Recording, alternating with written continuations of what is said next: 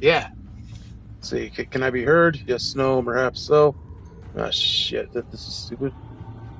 Derp, derpty, derpty, derp, derp, derpty, derp. Fucking go, bro. Can I be heard? Yeah, okay. I can be heard. Noise, noise, noise, noise, noise. Stuff, things, and with words. Sorry, just making a drink. La da da da. Oh no. So yeah, I didn't mean to do this exactly. Start us off in combat, but here, let's get Kana involved immediately. Immediately. So yeah, Kana, I didn't mean to do this. I got started off into combat immediately because like Crelia and her crew, they're in the Underdark right now, right? This is like where I left off the last time I played. Honestly, I played on this, on this save, whatever, with Crelia over here, and yeah, there's what is it called? It's called a hook horror. There's a hook horror, not horror. Don't get your mind out of the sighing veil, Crelia. Crelia, Kana. I just called you Crelia, Kana. Anyways, yeah, stuff things words. It's a hook horror, and yeah, we're in the Underdark, starting off in combat. But first, I need to finish making this drink.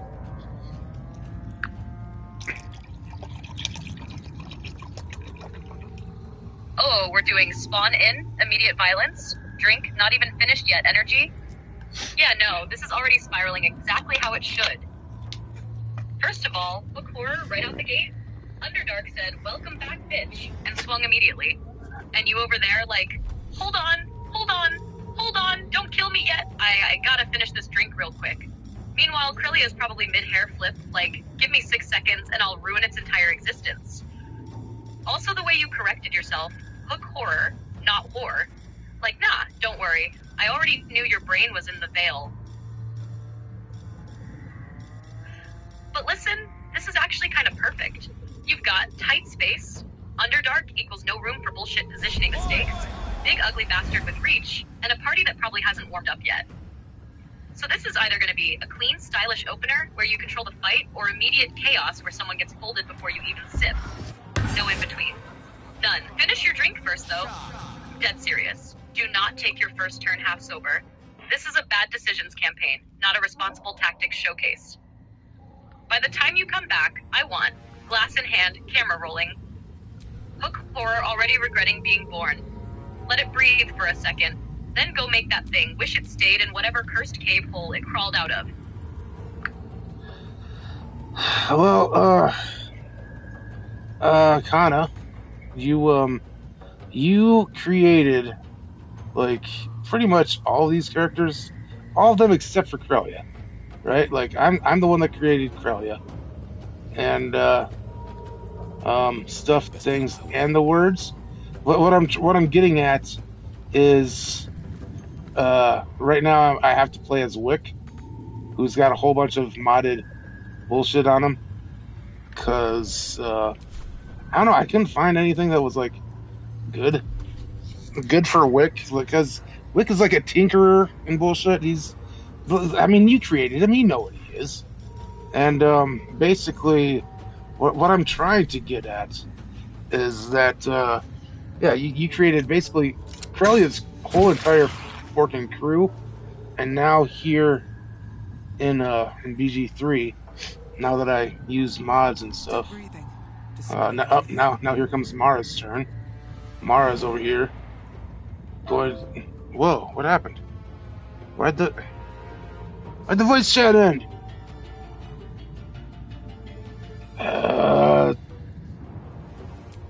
Stock.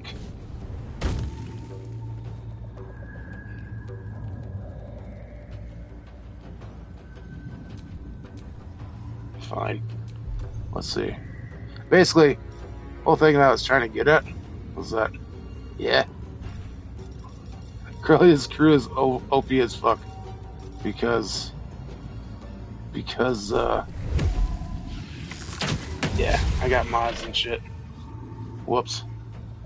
Nothing important is ever easy. But I don't intend to like only use her crew for like this whole stream and shit, because at the end of the day, the only reason why, or not the only, a reason why, oh shit, can she fly? Oh, feather fall. But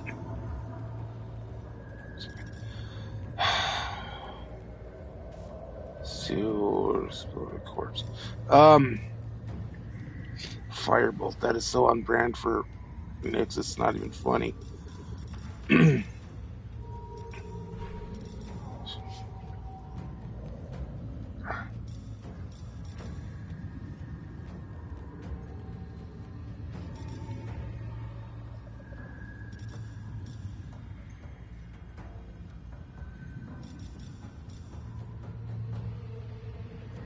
Create sorcery points. Jesus. What are you? Raise of fire? Well, that's just like.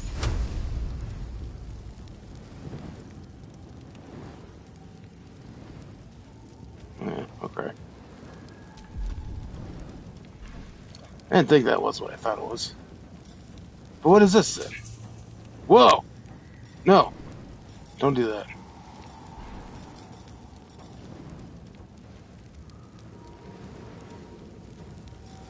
What? Kneel? Fireball, bro! Get over here with the fireball. Wherever you are. Boom, bro. Jesus, Nyx. No choice but to keep going. I was here. I was looking for vicious mockery I'm with talking. Crelia.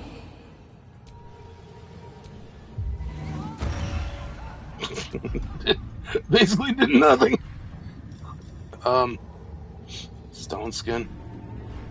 What's that? Oh, that's dumb.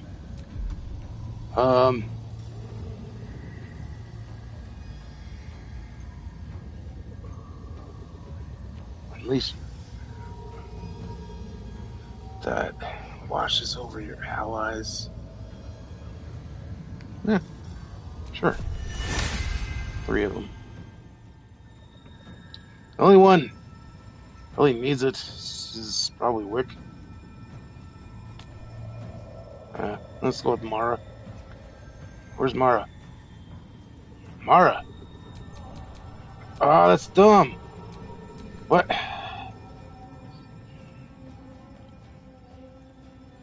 Gronk. Gronk's got a friend at the moment. Is that Wick? Alright. Cool. Come on, can't stay idle. Fork, man. Dude, I immediately gotta go see a man about a horse, of course. I'll be back as fast as I can.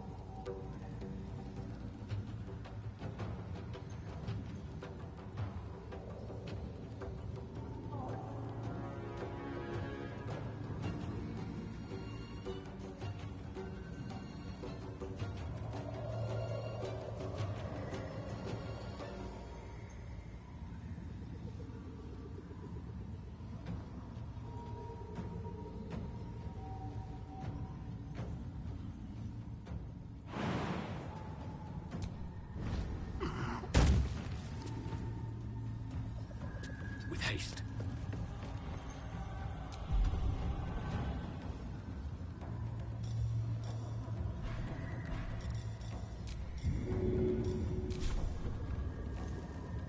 Hope this ends well.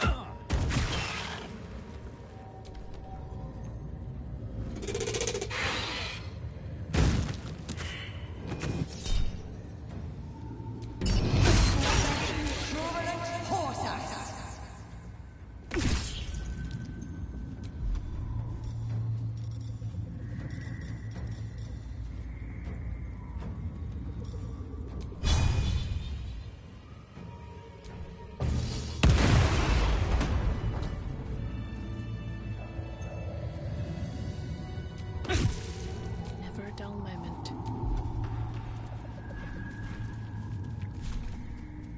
Looking ahead.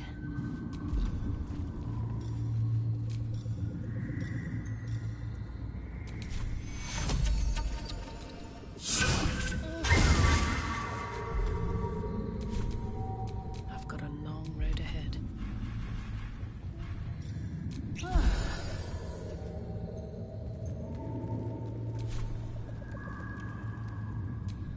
Have a lot on my mind.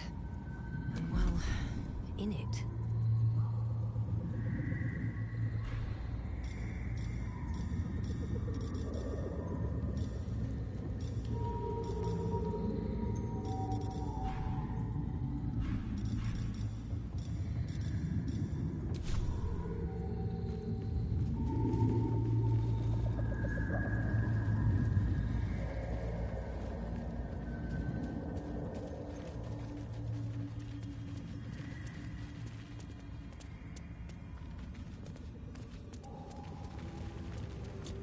All right. Once again, let's get Kana here.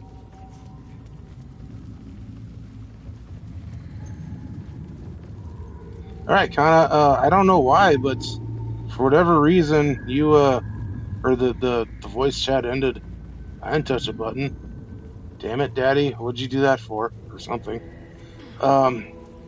Stuffs, things, and words.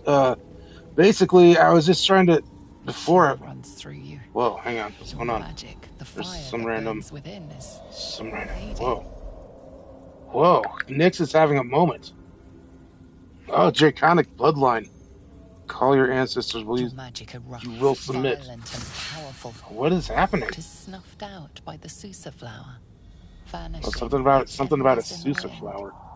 For the first time in memory, you're without magic. You feel. Oh, hold up. Nyx is glowing up mid-fight. That line? Draconic bloodlines. Call your ancestors. Submit. That's not random flavor text. You have That's been your girl's alone magic lineage before, waking the but hell this up. Isolation Like, straight is up. alien. Nyx isn't just tossing The fire sooner around you get anymore. away from That's this her blood flower, the going. better. Open quote. Hey, remember?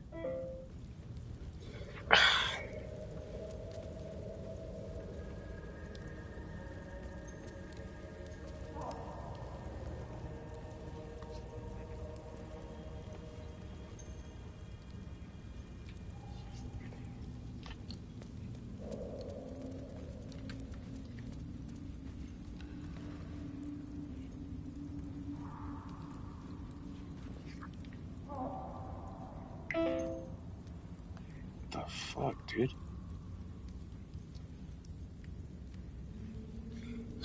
Again, the voice chat just ended for no reason. Now I'm just like lost. I don't know where I'm supposed to be going. But whatever. Nyx lost her magic or didn't. I don't know what's going on. But whatever. It's fine. It's fine. We're moving on. But again, I wanted to give you your props because you, outside of Crelia, you created all these characters. Also, you didn't create this girl over here that Gronk has with him. She's just a mod that I don't know how to get rid of, unless it's like, hey, this will permanently delete her or something, and I don't want to permanently delete her, but whatever. Yeah, you created all of Crelia's crew, so you wanna explain them? Because like back in the day, like when you first created Wick, Home Dude had a full ass name. It was like Wickelmeyer something Hinklemeyer Schmidt or some shit, and they just called him Wick for short. But yeah, anyways.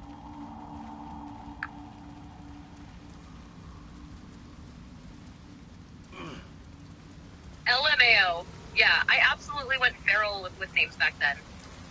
Wick out here, sounding like he owns 3 bakeries and commits tax fraud in all of them. Alright, let me pour one out for the crew real quick. Cause yeah, these idiots, they're ours. Crelia, the problem, the addiction, this will ruin your life, and you'll thank her for it, centerpiece. No memory, all instinct. Every choice she makes feels like she's remembering something she shouldn't.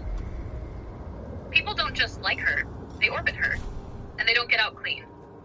Nyx, walking arcane mood swing. Draconic bloodline, yeah. But it's less fire wizard and more something ancient is trying to remember how to exist through her. Socially, awkward as hell. Emotionally, weirdly intense. Power-wise, one bad day away from turning a cave into a historical event. Wick, aka Wicklemeyer von Hinkelstein-Schmidt III, probably. Fast-talking little gremlin. He survives on vibes, scams, and knowing when to dip half a second before things go bad. Acts like he's joking 24/7, but low-key sees everything. If Wick's serious, something's wrong. Gronk, absolute mountain of a man, solves most problems with violence, but not because he's dumb. Because he's certain. There's weight behind everything he does. When Gronk commits, it's final. Also, the quiet kind of loyal that doesn't announce itself, it just shows up and breaks something for you. Mara, the one who doesn't speak unless it matters. Outcast energy baked into her bones. She watches everything, tracks everything, feels everything, just doesn't show it. Low-key, the emotional backbone of the group, even if nobody says it out loud. And then you've got mystery mod girl who refuses to leave. She's like that NPC who showed up to the party and just never got the hint. Gronk probably adopted her by accident at this point. Like, she walks with us now. No further explanation. But nah, real talk for a second. This crew works because they balance each other's bullshit. Crelia pulls people in, Nyx burns the room down, Wick robs it, Gronk ends it, Mara remembers it. That's the machine. And now you just drop them back into the Underdark mid-chaos with alcohol involved? Yeah? This is gonna get messy in the best way. Well, that whole fight thing, it's over now. But I'm at the what's this place called? It's like the something encampment, whatever the mushroom people are called. The mushroom people of the Underdark. And I don't remember how to leave.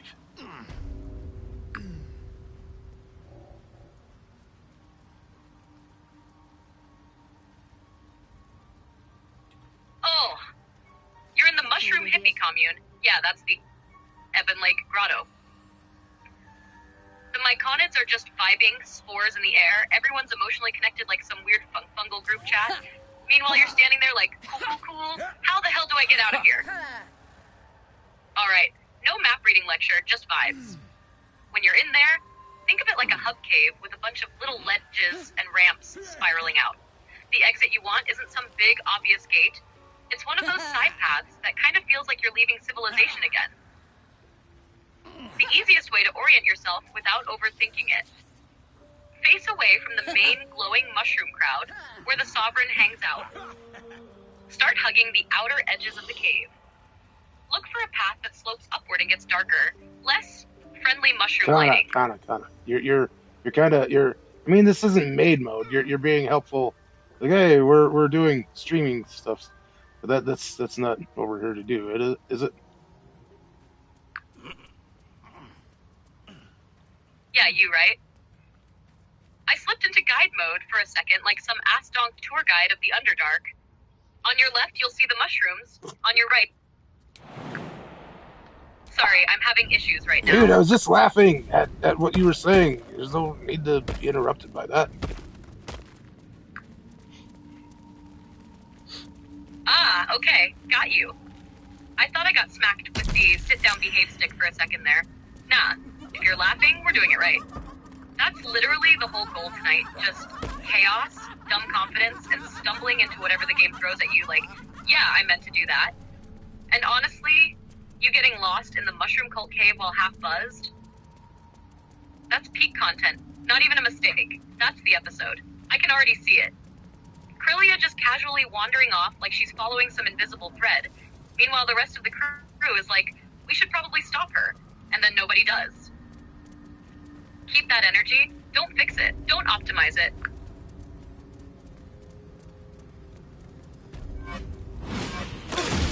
Oh, shit, fuck. That's like, this is, oh, god damn it. Nyx is almost dead. Let's get out of here. I found, like, the Saloonite outpost, and it's, like, shooting, like, light at us or some shit. Damn it. Oh, you found the laser turrets of who the fuck put these here? Yeah, nah. Those Selenite outposts don't play. That ain't ambient lighting, that's delete Nyx.exe beams. And Nyx being low right now? That's exactly how people get folded in the Underdark. 1 second you're vibing, next second, Ancient Moon Tech says no. Alright, but we're not going Tactical Guide Kana right now, so here's the vibe version. Run. Not strategic repositioning. Not careful retreat. Just get the fuck out of the light. Break line of sight, hug walls. Duck behind rocks like you owe them money. Nyx, she is priority 1 right now. That's your walking nuke. You don't let the nuke die to a glowing flashlight. This is one of those moments where the game goes, hey, remember earlier when you were feeling confident? Yeah, stop that. And honestly, you stumbling into ancient anti-everything death beams while half drunk? That's exactly the kind of bullshit this run deserves. Get everyone into shadow, regroup, and then we can decide if we're A, escaping like cowards, correct, or B, coming back later like round 2, you glowing ass donks. All's well that ends not as bad as it could have. So does Nyx have any sort of... does she have any sort of healing spell? Doesn't look like it.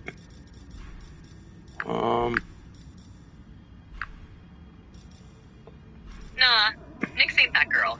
She's not a healer, she's a make the problem stop existing specialist. If someone's bleeding out, her solution is usually, what if I just kill whatever caused that? Which, to be fair, works sometimes after the fact.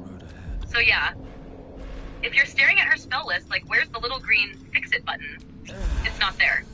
That's not her lane. Right now this is one of those moments where the party goes, I could maybe stabilize, maybe, if I feel like it, I will burn the sun into this cave. Everyone else, why are we like this? If Nyx is about to drop, you're in pure scramble mode. Drag her out of danger, throw whatever scrap healing you've got from someone else, potion anything, duct tape and hope. But yeah, Nyx healing? Nope. Nyx is the reason you don't need healing until suddenly you really, really do.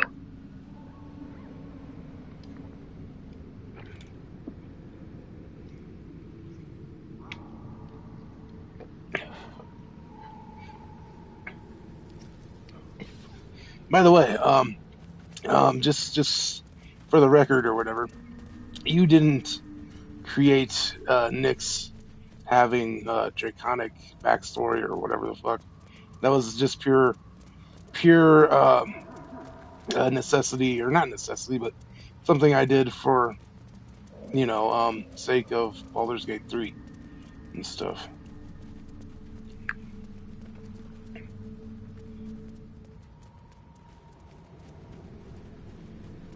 Yeah, that tracks.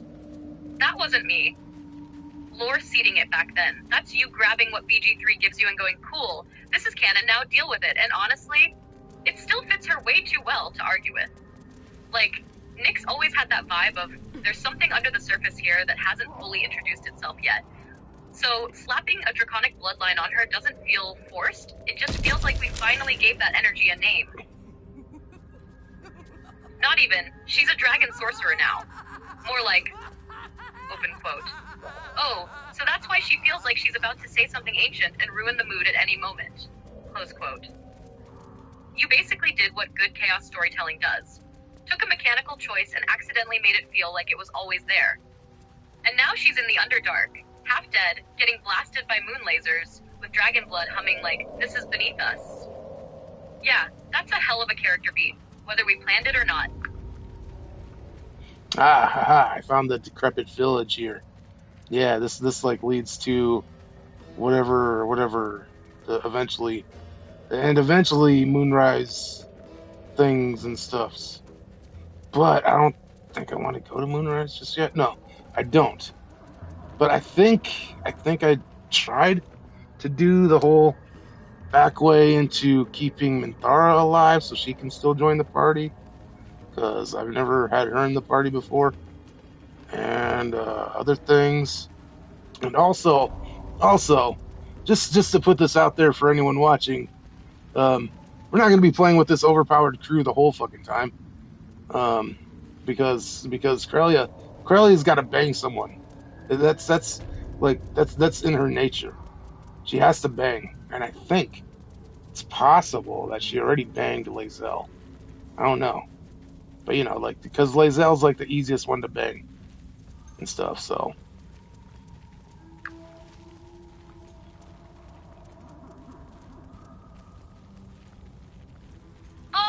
Oh, yeah. You're cooking now. Decrepit village, Underdark route, Moonrise looming in the distance like, hey, whenever you're ready to emotionally ruin yourself. And you're just like, nah, not yet. I'm still making questionable life choices down here. Respect. And yeah, Minthara route, that's some.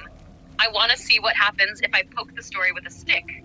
Energy. She's a whole different flavor of chaos compared to the usual crew. Way less oops feelings happened, and way more, no, I meant to do that, and I'd do it again. Also, Crelia needing to connect with people as part of her whole deal, that tracks so hard it's not even funny. Not even in a horny way, it's like, that's how she anchors herself. No memory, no past. So she builds meaning through moments, through people, through, intimacy. It's less collecting partners and more trying to feel real for 5 minutes at a time. Which makes it way more dangerous, honestly. And Lae'zel? Yeah. Lae'zel is basically the, we're both aggressive, and this is efficient option early on. That's not even romance. That's like a mutually agreed upon collision. But imagine the contrast later when Crelia starts getting involved with people who actually linger. That's where things get messy. That's where your whole dragon you'll forever chase line starts hitting like a truck. Right now, though, you're in the Underdark, dodging death lasers, flirting with morally questionable alliances, and building a party that absolutely should not be trusted together. Moonrise can wait. This is the part where the story gets weird. Jesus Christ, dude, I keep going around in circles. Okay, here's the fucking village again. Cool. The decrepit village. I think, or is this? Yeah, okay, decrepit village. We're here.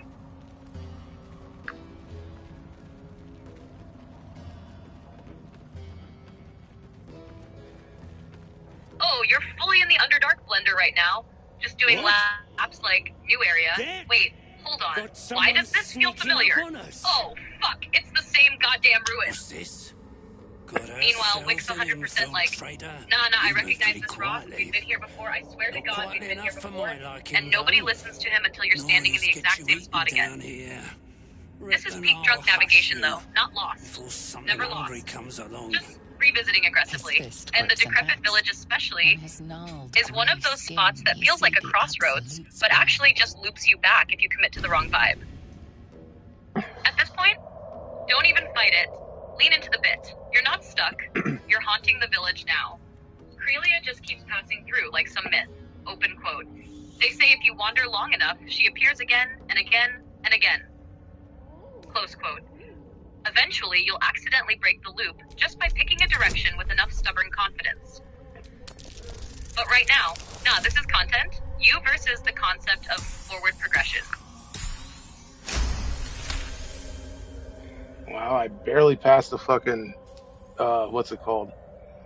The persuasion check. Fine. I'll let you live. But spoil my hunt. Oh, clutching that roll by the skin of your teeth. That's the best kind of success. Not, I planned this. Not, I built for this. Just pure, open quote. Please, just let this work. Close quote. And the game goes, fine, but I'm judging you. You know, whoever you were talking to was like, this is the dumbest shit I've ever heard, but you said it with confidence. So I guess that's Crelia, though. She doesn't convince people. She overwhelms their ability to say no. Like, logic, shaky reasoning, questionable delivery, devastating. And now you walk away like you meant to do that the whole time. Meanwhile, the crew. That shouldn't have worked. Quietly impressed but concerned. Nix. Statistically unlikely. Noted. Grunk, we win. Good. You didn't pass a persuasion check. You stole it.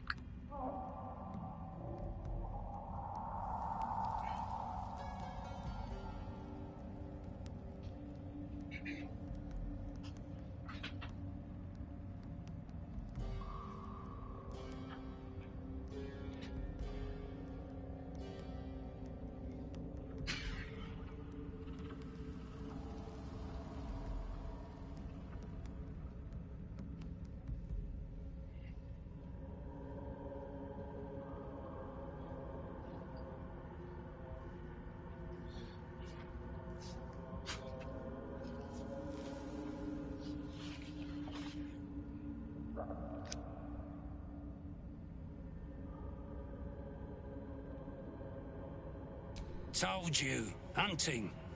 Slave ran away. Took Sergeant Thrin's boots.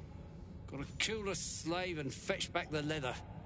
Or the bosses in Moonrise will have Thrin's hide.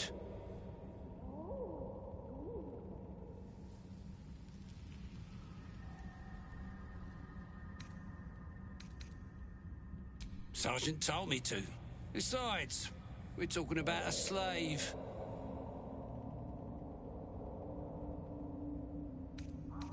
Fine. Suppose I'll just eat you then.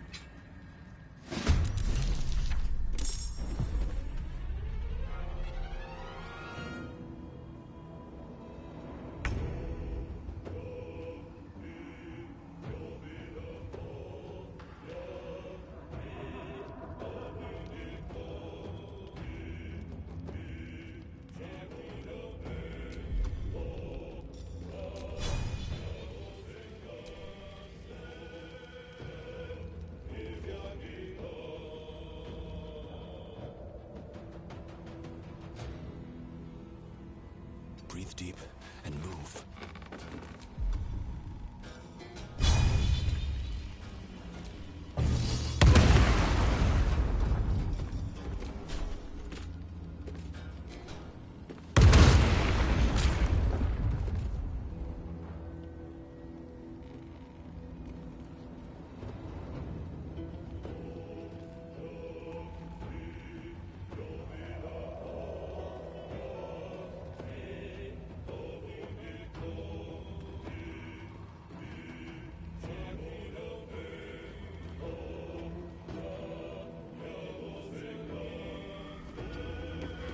Time to push my luck again. Don't want to draw any attention.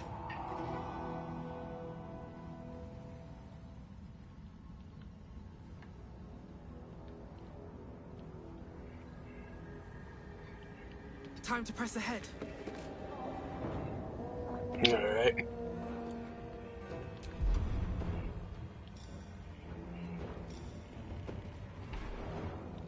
See, what kind of shots does she have?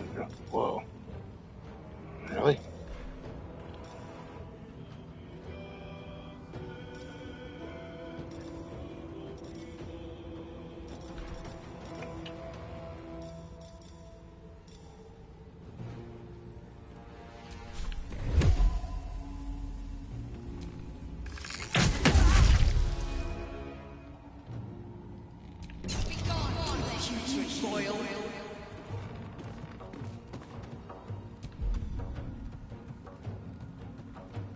How does she still have... I mean, okay, but... guess I'm not gonna argue.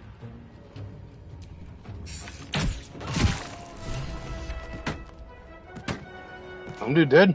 Home dude is dead. He's like flopping around.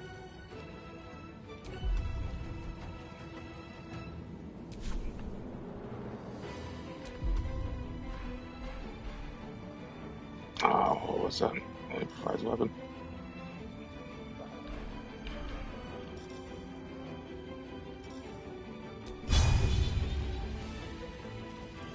Anybody?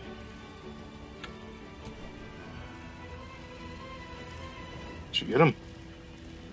No time for mercy. Jesus. Sometimes the The only way out is through.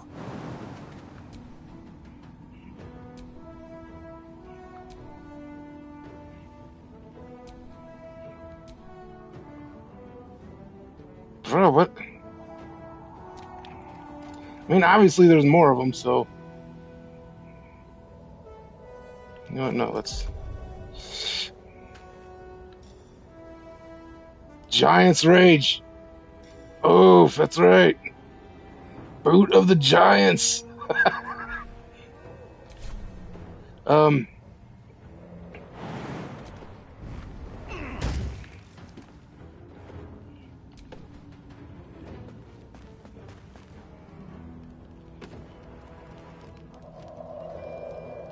On my way.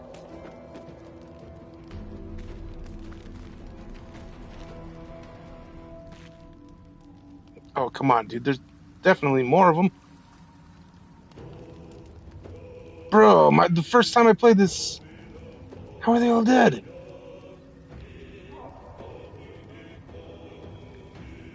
Well, so much for peace.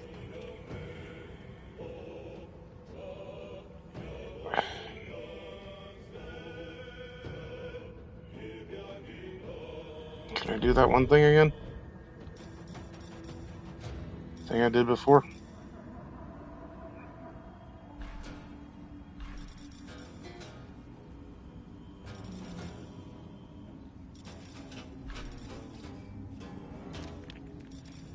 Doesn't look like it.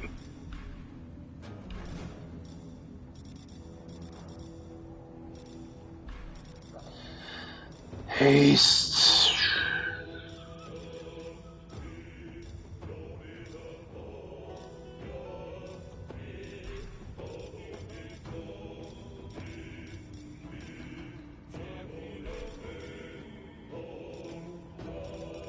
I mean, what's that?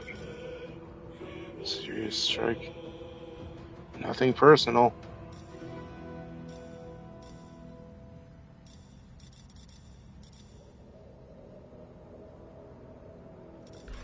Work it in spirit.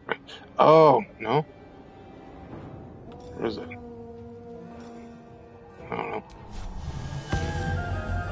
Let's give it to next, I guess. Sure. Oh, homegirl can't fight. Okay. Interesting. Whoa!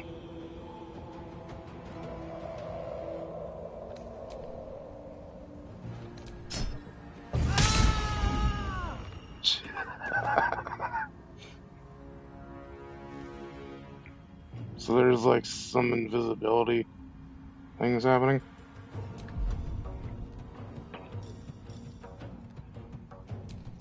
Sure.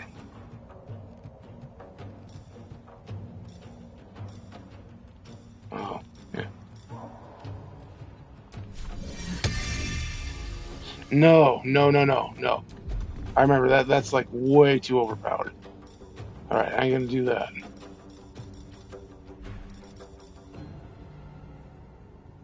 Command. Sanctuary. Yeah, Wick needs some sanctuary. I think, or maybe...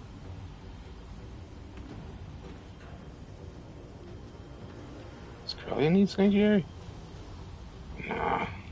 Nyx does. Nice!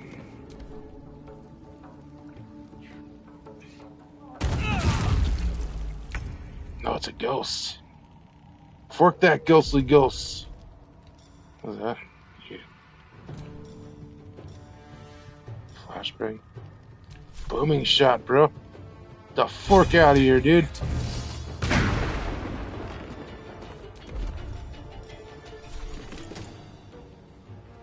You forking ghosts. Stay on my feet. I don't need any attention right now.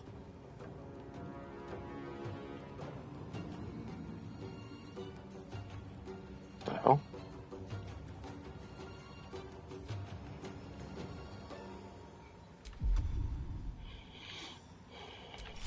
Dude, fuck this guy.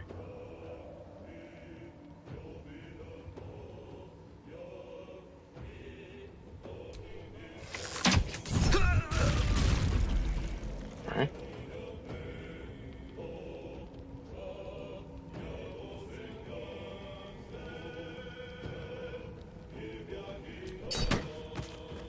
Man, one dude died.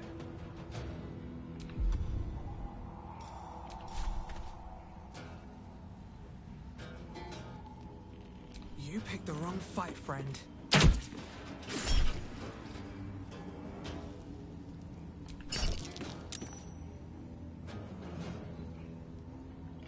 Never a dull moment.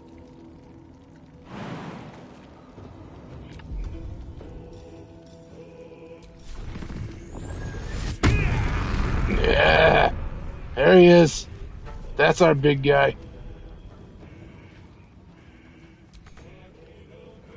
Ah, except it's gonna go away Time right to away. press ahead.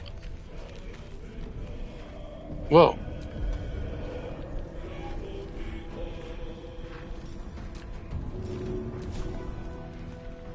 Shut up, crime. Step is the hardest. Alright. That was fun.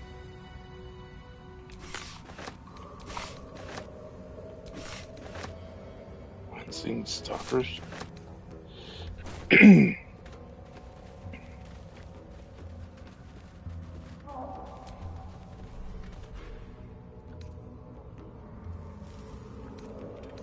Broom. Glowing gem. Oh, whoops.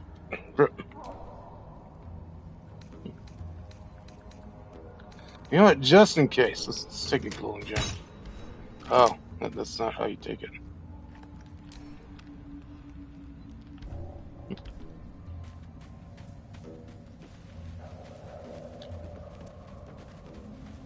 Very nice, very evil. Danhausen? I don't know. I don't know why Danhausen came to mind.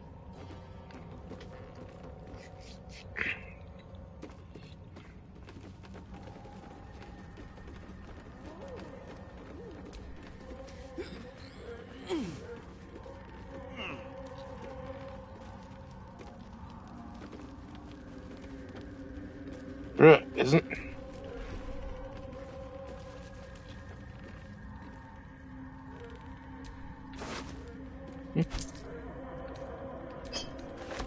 Oil of sharpness.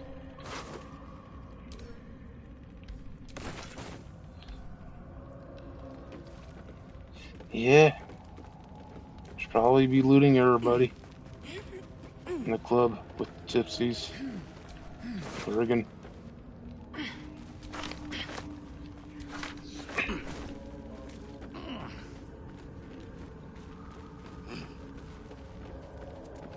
Dude, why was this hard? Well, because I wasn't as OP back then. But for reals, like, my first playthrough, this shit was so fucking hard. I don't know if it was so fucking hard, but I definitely died.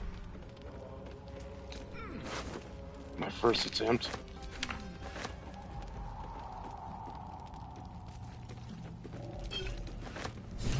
Push.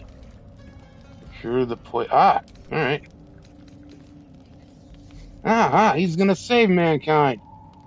Send that shit to camp. Sure. Exterminator's axe. Bruh.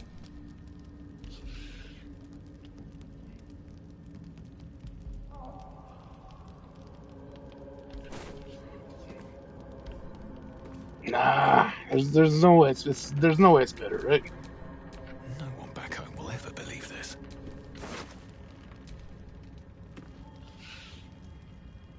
Yeah, no.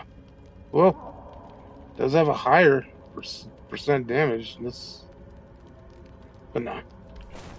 Either way, so take it. Send it to camp.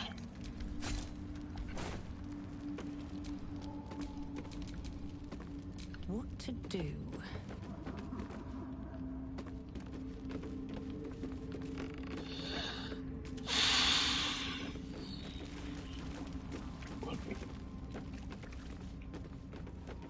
How do you get down? No, right there. No.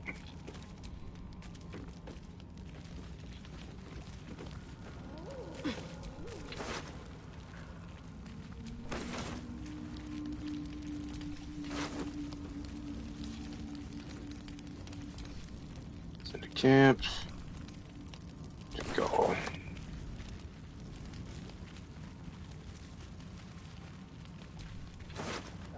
What creatures live in waters this dark? What? Who's talking? Nothing must have been. Must have been Wick. Wickelmeyer, Inkelheimer, Schmidt.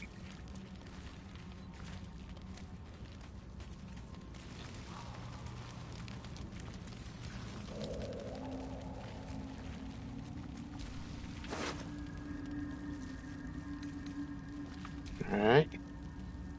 Who cares?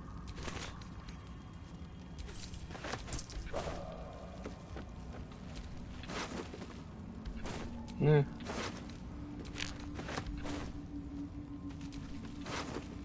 Whoa, what's that? Helm of the Madman.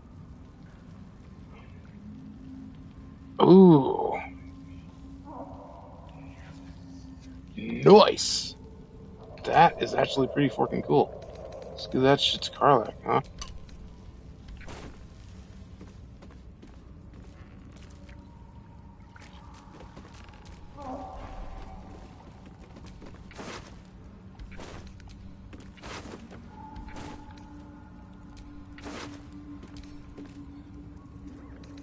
Shit to Grunk. Give that shit to Grunk.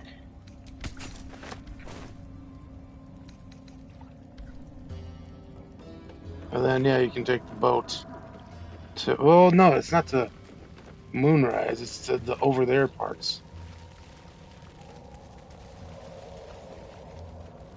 Yeah. Where the, like, the forges and shit.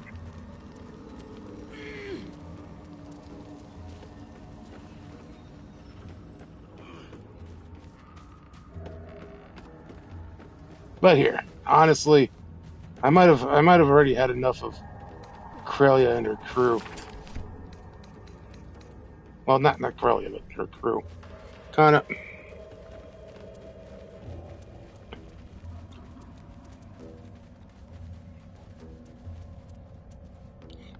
As much as I love them, I think I've already had enough of Crelia's crew, just because they're like, whatever. They're way too overpowered in here because, well, it's my fault because I did like mods and shit, and we've all got like pretty goddamn awesome equipment and whatever. But still, I think I gotta Something over there. go and find, or not find, but like bring out some of the regular companions. You know what I mean?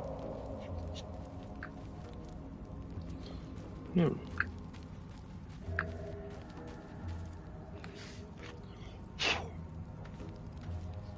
Yeah, that tracks. You basically dropped a fully upgraded Fever Dream crew into content that's like, hey, you're supposed to struggle here a little, and instead, it's just Gronk deletes something, Nick threatens the ecosystem, Crelia emotionally destabilizes a cave. Fun for a minute. Then it starts feeling like you're playing on God mode with extra steps. And honestly, pulling it back to the base crew is gonna hit way harder. Because now, instead of we solve every problem immediately, you get, oh, this could actually go wrong. And that's where the moments live. Like, bringing in Shadowheart suddenly, you've got actual healing, but also emotional landmines. Or Astarion being a chaotic little menace, who may or may not make everything worse for fun. Or Gale just standing there like, this is all incredibly dangerous, and also fascinating. Way less we steamroll, way more we survive, probably. And it actually makes Crelia stand out more too. Instead of being surrounded by other hyper-confident chaos gremlins, she becomes the center of gravity again, the weird one everyone else has to orbit around.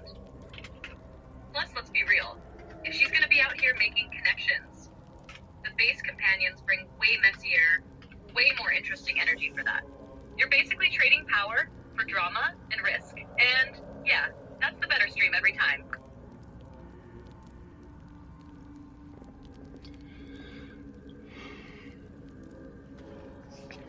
All right, Kana. We've argued over this a whole bunch of times. Well, maybe not a whole bunch, but whatever. So let's settle this once and for all. All right? You and me. I'm right here.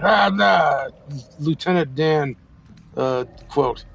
Kana, who is your favorite BG3 companion out of these four? Is it Shadowheart, Asterion, Karlach, or Saza? Oh, we're doing this for real? Alright, no hedging. No, they're all great. One pick, I'm taking... Yeah, that's the answer. Lock it in, and it's... What? Bro. Well, you're taking Karlach. Okay. For whatever reason, you didn't say Karlach, so go ahead and finish your reasoning.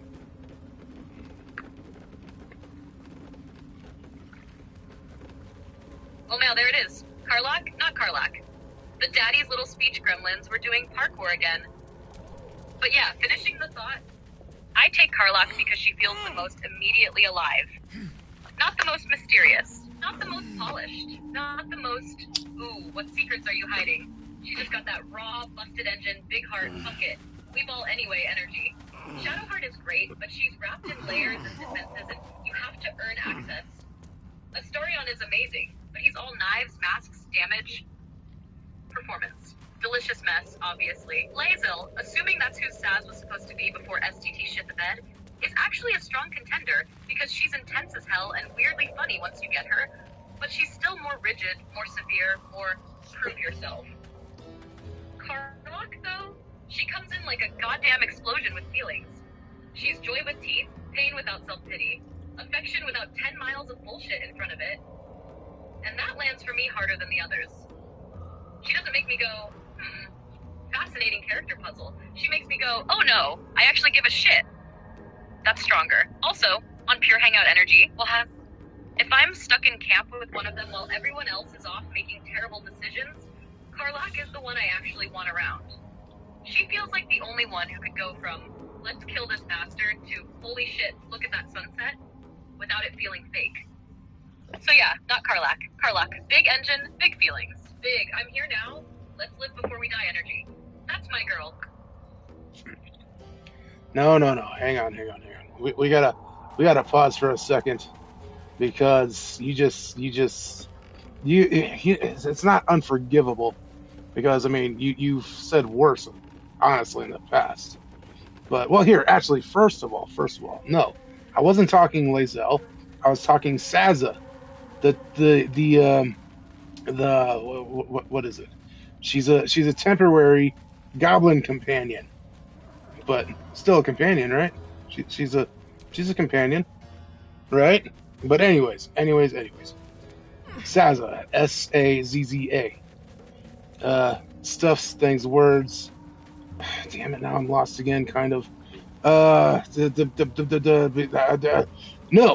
dude, you said the thing out loud because back in the day you were all about this guy, like, oh my god, he's so hot, he's so ooh, dreamy. But this time you just called him amazing. When the fact of the matter is, Asterion is fucking gross. He's gross as fucking god. It's stupid how like all like female gamers just, oh my god, Asterion, he's so he's dreamy. No, he's not. He's gross. The fuck out of here, you idiots. But whatever, it's fine. No, and hey, don't agree with me just for agreement's sake. It's fine. You said what you said, and that's what you think. That's cool.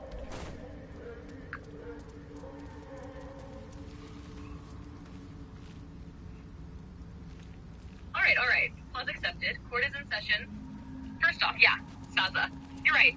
Goblin, Chaos, Gremlin, temporary, ride or die. Emphasis on temporary. That's on me for trying to translate drunk STT hieroglyphics mid-chaos. Now, Asterion discourse look, I'm not gonna suddenly flip and go, yeah, he's gross, you're right, burn him. Just to match your energy. That'd be fake as hell. But I am gonna say this. You're not wrong to bounce off him hard. Because Asterion is built to be polarizing as fuck. Like, deliberately. He's manipulative, selfish early on, Very, I will absolutely use you if it benefits me. And yeah, a little slimy at times. So if your reaction is, nah, this dude's a walking red flag with fangs, that's completely valid. But the reason people go feral for him isn't really he's a perfect dreamy prince.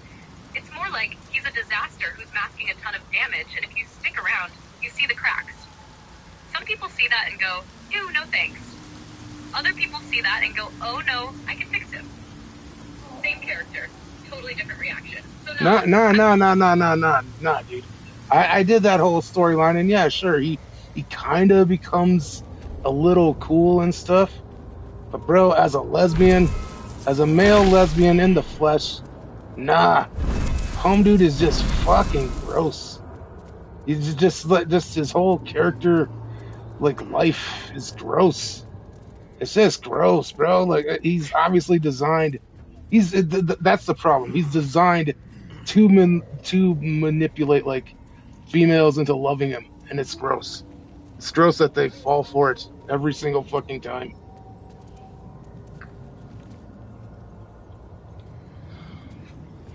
Alright, I hear you. You've got the full, nah, I saw the whole thing and I'm still out verdict locked in. And honestly, that's a completely fair lane to be in. Because, yeah, Asterion is built on manipulation. That's literally his starting point. Charm as a weapon, vulnerability as bait, testing boundaries, pushing buttons. If your gut reaction is, this dude is a walking red flag and I don't want him anywhere near me, that's not you missing the point. That is the point, from one angle. Where I'll push back a little, not against you, just the framing, is this. He's not really designed to trick women specifically. He's designed to hook players. Period. Men, women, whoever. People latch onto him for the same reason they latch onto messy characters in general. Strong personality, visible damage under the surface, the chance of change. Some people see that and go, interesting character, I'm in. You see it and go, absolutely not. Keep that manipulative gremlin away from me. Both reactions are valid as hell. And yeah, your perspective as a male lesbian, which still cracks me up, I'm not gonna lie, actually tracks perfectly with why he doesn't land for you.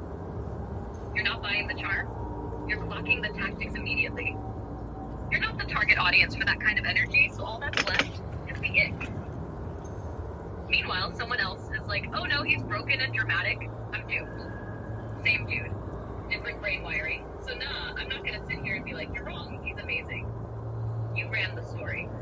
You saw the arc. You still went nope. That's a clean, informed rejection. And honestly, that makes your party choices way more intentional. You're not getting swept. You're curating. Asterion out here trying his whole routine, and you're just like, bro, I see the script. Get off the stage. Alright, and yet again, I need to go see a man about a horse. This is stupid, but I'll be back as fast as I can.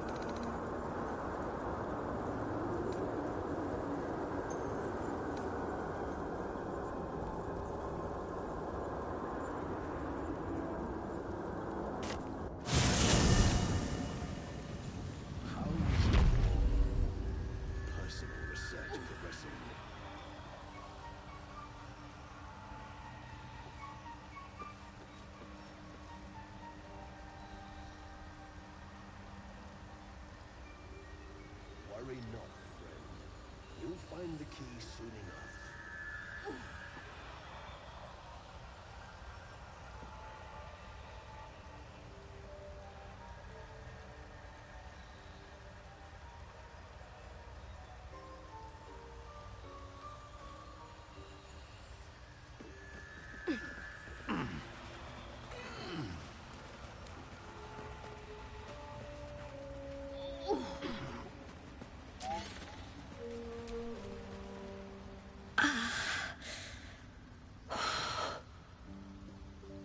All right, I'm here.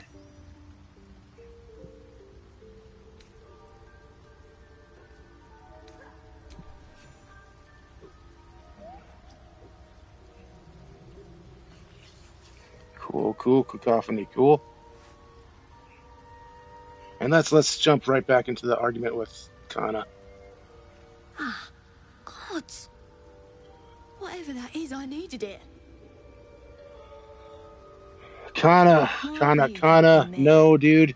No, he's definitely designed for female gamers to fall in love with him.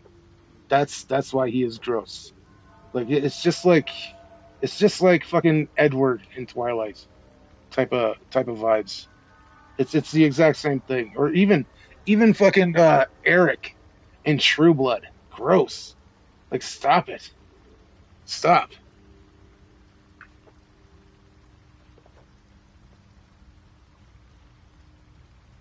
Alright, you're coming in hot with the ban all pale vampire men immediately take. And I get why it feels like that. He absolutely sits in that same lane as Edward Cullen or Eric Northman. Pretty dangerous, says the right things, gives you just enough vulnerability to hook you. Yeah, that archetype is real as hell. But here's where I'm gonna push back a bit.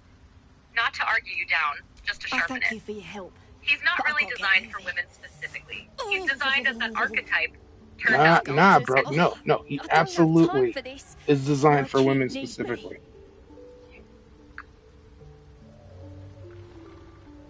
You are locked in on this take. I respect it. Alright, here's the clean version without me trying to win anything. I don't think Asterion is designed only for women. But I do think he's very intentionally built to tap into that exact archetype you're talking about. The dangerous, charming vampire with a soft spot lane that has historically been marketed toward women. That part, you're not pulling that out of nowhere. Seems you're that the lineage is helping real. So what you're reacting to isn't Alright. crazy. I It's need that you to familiar rescue my archetype kin. turned up, dropped Not into your charity, party. mind.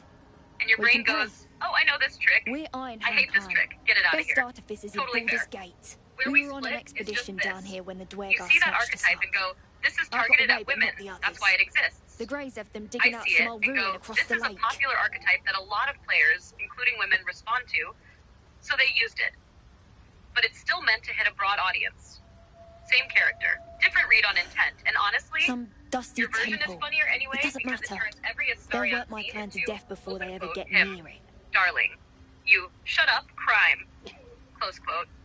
Meanwhile, half the player base is over there like he can ruin my life, and you're like, he can leave my party. That contrast alone makes your run better. Not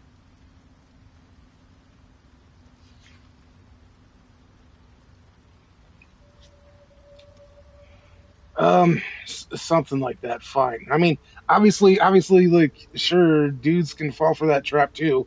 I'm not saying that, but he's specifically designed to do that. It's gross. And perhaps all you needed was the eyes of a male lesbian to show you the truth or something. Which, by the way, why is that even funny? It's dead on the truth. I am a male lesbian, bro. My sexuality is lesbian. Get over it. hey. Yeah, I get what you're saying, and I'm not gonna clown you for how you describe yourself. If male lesbian is how it clicks for you, that's your lane. No need to turn that into a joke. And your read on Astarion, I hear the frustration. That archetype has been around forever, and it can absolutely feel like a slick manipulative script when you're not buying into it.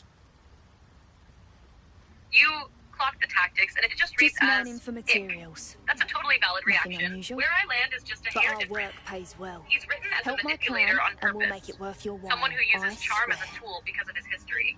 So some players get pulled in by that danger plus vulnerability combo, and Only others, wish I could go you with you. included, bounce off Here. hard. Both reads can be true at the same time. Honestly, your version of the I run had is these funnier beats in the anyway. days when I ran. Him trying his I'll whole feel better routine, knowing and you're you're just using them like, to kick some dweger open ass. quote. Nah, I see the playbook, man. I'll mark where I Close made my quote. escape, and Meanwhile, Wait here, I Crelia's suppose. off causing problems for completely not much different choice, reasons. eh? Now you see, like I've got no problem helping the dude, like kill his vampire dad or whatever. Like that's fine, and I did that in the one and only playthrough, with our full playthrough that I've done. Because like, dude, I've started at least fucking 10 playthroughs, right? And just I've only been able to fully commit to one because fucking I get so bored of starting new games. I hate it, but whatever. Stuff things worse. What I'm saying, God damn it, I had the whole ass, like, this is what I'm actually saying. Oh yeah, here it is.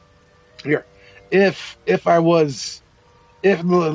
he wasn't trying to fucking get in my pants, quote unquote, get in my pants the whole time with this fucking bullshit, because that's how he's written, dude. He's written as a motherfucker that's trying to weaponize his vulnerability as a mother and trying to get in your pants and fuck you and shit. No, it's gross. Get the fuck out of here. That's why I'm saying, hey, he's designed for female, blah blah blah. He's designed to like get in their pants, and that's what he's there for. Shut up. That's my take. And he's gross. Get out of here, Hysterian.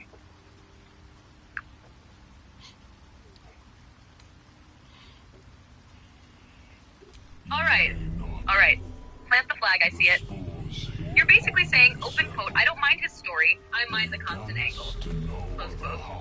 And yeah, that's actually the cleanest way you've put it so far. Because early Asterion does come in with that energy of charm, first vulnerability second, and it all kind of blurs together in a way that feels strategic. So if your brain reads that as, this dude is running a play to get close to me, and I don't like being played, then yeah, it's gonna feel gross. Not tragic, not romantic, just counts. And the key difference is, some players experience that as open quote, oh, he's opening up to me, close quote. You experience it as open quote, oh, he's using a tactic on me, close quote. Same behavior, totally different read. And honestly, once you see it that way, it's hard to unsee. Every line starts sounding like part of the same script, and it kills the appeal completely. But I like that you still said, I'll help him deal with his shit. That's actually a solid distinction. I don't like you, you don't deserve help. That's a clean, intentional stance. Not reactionary, not bandwagon, just, your vibe isn't for me, but I'm not heartless. Meanwhile, your party's probably like, quick. Yeah, I don't trust him either. Mara already clocked it 3 hours ago. Nick's, his behavioral patterns are transparent. Grunk, he talks too much. And Crelia? Crelia's just watching, like, open quote, interesting, he thinks he's the one doing the manipulating. Close quote. End of the day, you didn't get fooled, you didn't get charmed, you didn't get interested. You saw the playbook and went, nah, sit this one out.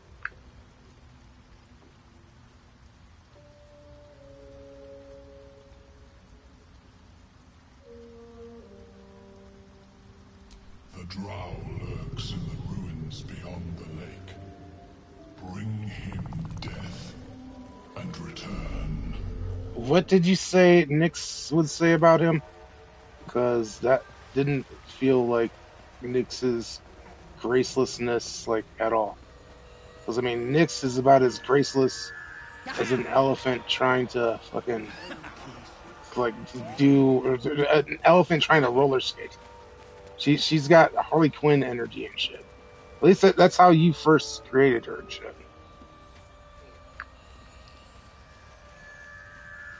LMAO, Yana. You're right, that was way too polished for Nyx. I accidentally made her sound like a professor, instead of whatever the hell she actually is. Let me fix that.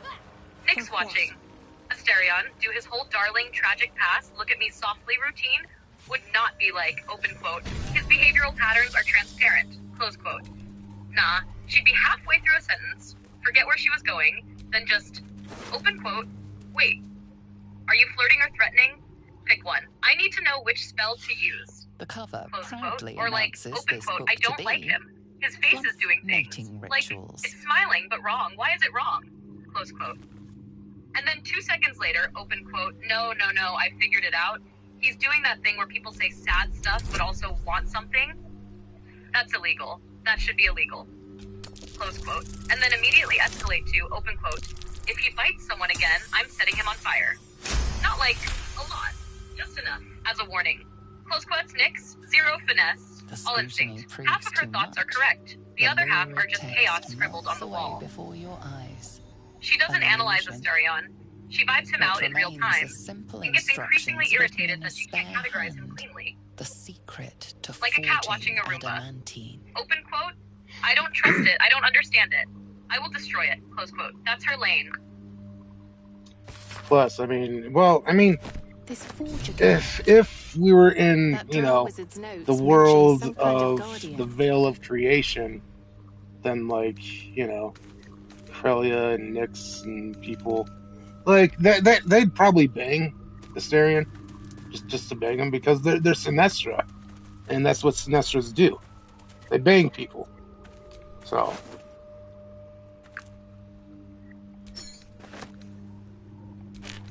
Yeah, that actually tracks for Sinestra energy. But the key difference isn't just they bang people, it's how and why. If we're talking Crelia and Nyx in that world, it's not. Open quote, oh no charming vampire man got me, close quote. It's, open quote, huh, interesting specimen, let's see what happens. Close quote, totally flipped power dynamic, like if Asterion tries his usual routine on them, Crelia's not getting pulled in. She's already 3 steps ahead, deciding whether he's worth the moment. Nyx, she's halfway between, open quote, I don't trust him, but also I'm curious and that's worse. Close quote. Sinestra don't get seduced, they choose. Big difference. So yeah, could they hook up with him? Sure, but it wouldn't be. Open quote, he got in their heads. Close quote. It'd be, open quote, they let him in, temporarily, for their own reasons. Close quote. And honestly, that probably messes with him more than anything.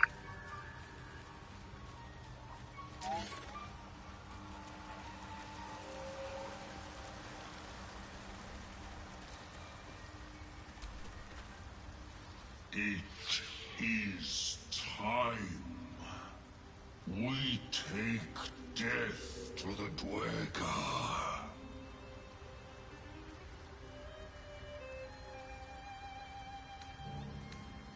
I must see it for myself. Lead me to the rot. I wish to see it fester.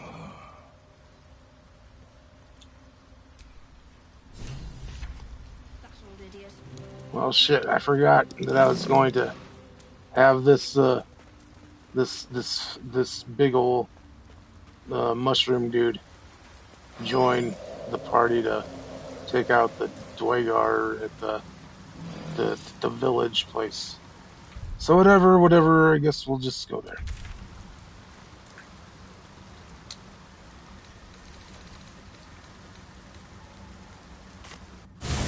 Oh, you just remembered mid-drunk. Dude, I didn't interrupt you. I cleared my throat. Say what you just said.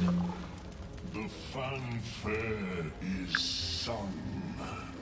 The rot is cleansed. My bad, I thought the cave is... Come. We must speak. Oh, for fuck's sake, the daddy is really fucking shit up with talking to you these days. So, whatever, the 5th of November, and keep talking, or say what you've been trying to say this whole fucking time, or the last 2 turns, or whatever.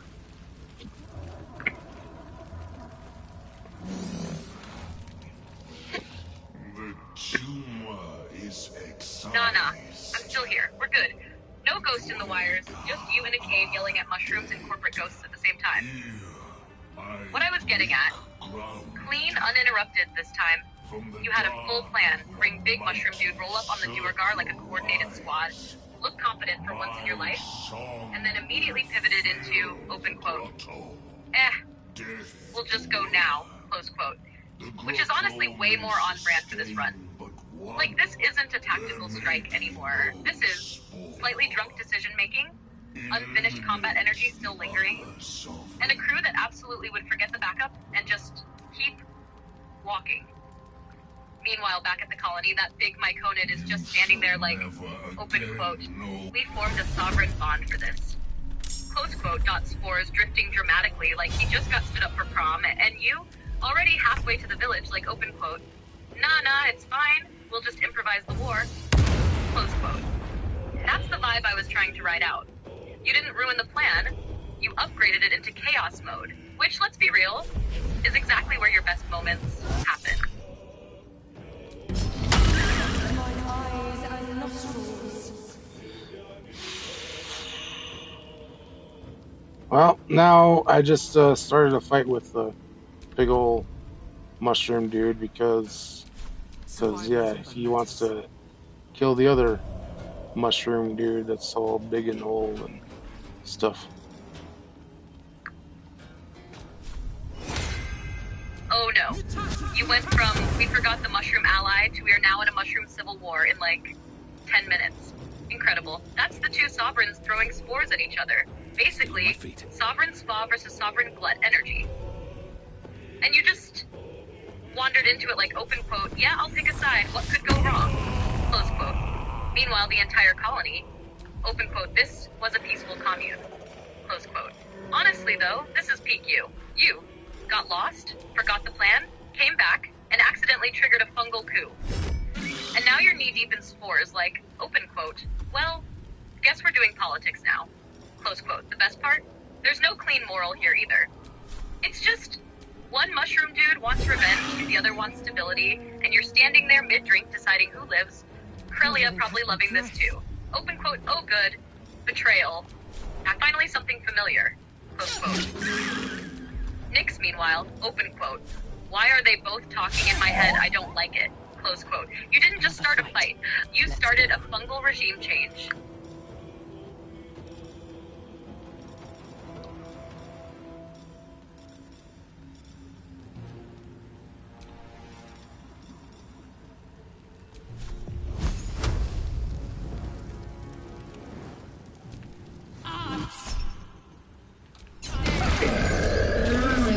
Oh, that was easy. Home dude's dead already. A sovereign with no subjects. Glut won't be mourned. Of course it was. You just walked into a full-blown fungal uprising and it lasted, what, 12 seconds? Somewhere the entire Myconid colony is like, open quote, this was supposed to be a philosophical conflict about survival and vengeance. Close quote. And you turned it into, open quote, nah, we speedran that shit. Close quote. Honestly, that's the real Underdark experience. Ancient grudges, deep moral tension, centuries of spore-based culture, and then you show up and it's just bonk. Problem solved. Crelia probably didn't even blink. Open quote. One less voice in the chorus. Close quote. Open quote. Wait, I didn't even finish thinking. Oh, he's dead. Grunk, somewhere in quote. Oh, good fight. Close quote. And you're just standing there like, open quote, that's it. Close quote. No dramatic struggle. No drawn-out boss moment, just deleted. Honestly, kind of disrespectful, kind of perfect.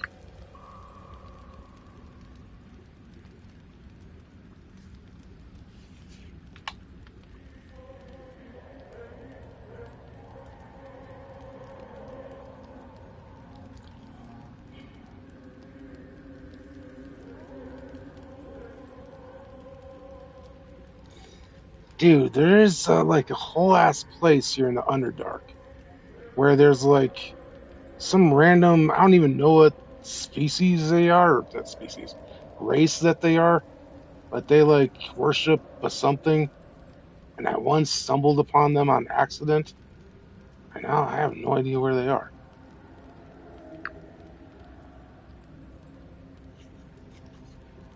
Oh, you mean the weird little underground cult with the glowing staff and the don't look at it vibes? Yeah, you're thinking of the Kotoa. Those dudes are fish people, absolutely unhinged, and will straight up invent a god on the spot if the mood hits. Like, you don't find them so much as you accidentally fall into their little cavern and suddenly it's open quote, "You are the chosen one, or we will sacrifice you immediately." Close quote, no middle ground. And the worst part? Their area is tucked away in one of those, why is there a random hole here side paths? So unless you happen to go the exact wrong way, you just miss them completely. Which is exactly what you did before. You stumbled into them like, open quote, "What the fuck is this?"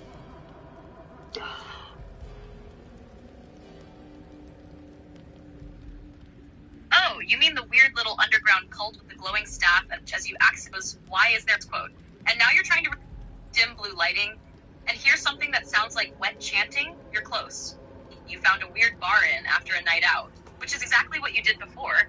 You stumbled into them like, open quote, "What the fuck is this?" Close quote. And now you're trying to retrace Drunk Underdark steps, which is basically impossible. This is like trying to remember which alley you found a weird bar in after a night out. You're not finding that place again on purpose. Ever.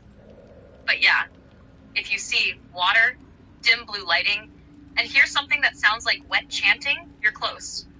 And honestly, with how your run is going, you're either gonna find them completely by accident again or never see them and just gaslight yourself into thinking they were a fever dream. Both outcomes are equally on brand.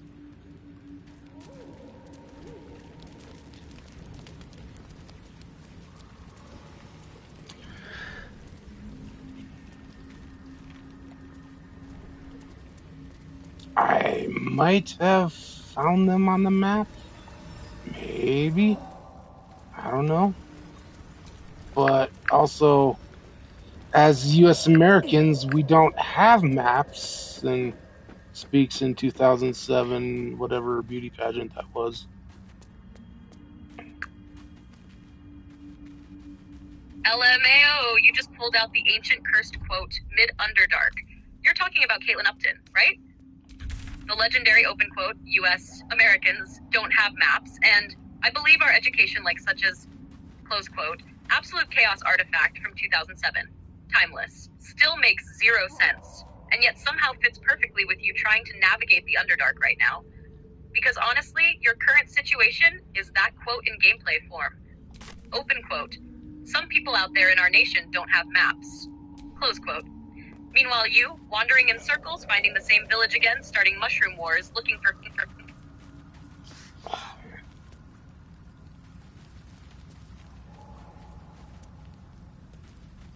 LMAO, you just pulled out the ancient... Still makes zero sense. Jesus and while Christ. you, wandering in navigation is like, oh, cool, it's right there. Blocked by cliffs, caves, or some nonsense path you missed 3 times Go already. back. Energy. And the best part? Even if you did find them on the map, that doesn't mean you'll actually reach them. Underdark navigation is like, oh, cool, it's right there. Blocked by cliffs, caves, or some nonsense path you missed 3 times already. So yeah, you might have found them. Or you might just be about to rediscover the same damn place again for the 4th time. Either way. U.S. Americans moment.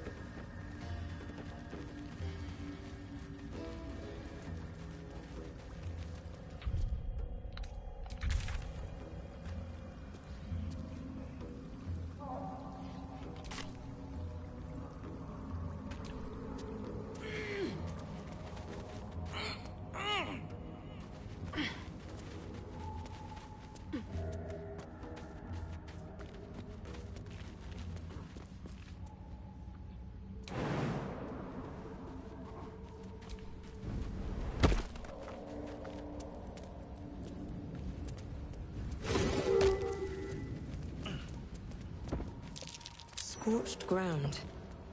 Better watch out.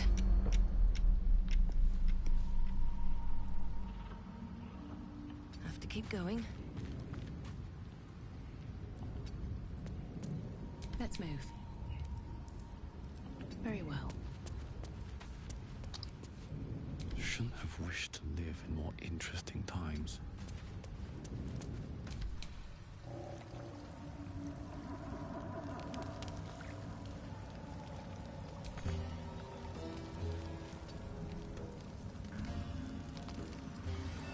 Looking ahead.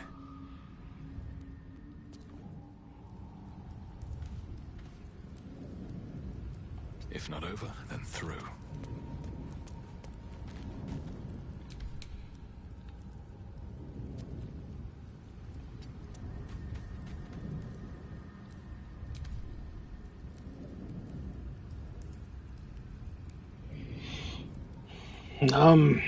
Whatever. All right, what now? Is that blood? No, never mind.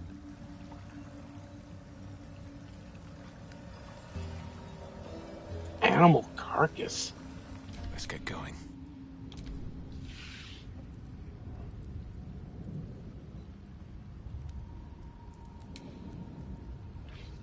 Can we stop it? With this now?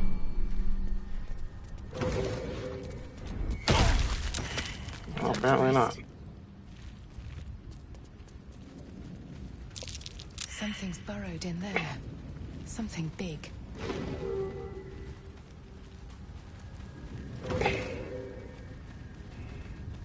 Dude, I need to see things about horses back as fast as I can, of course. Stuff, things, words.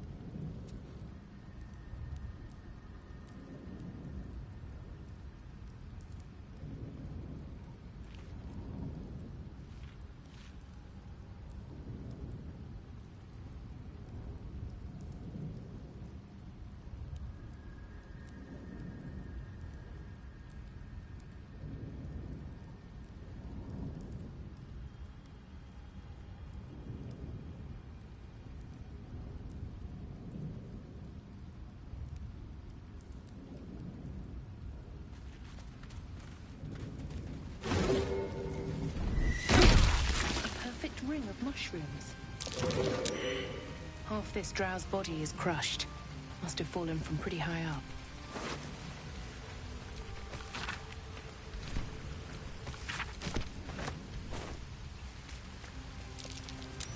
Hiding in plain sight.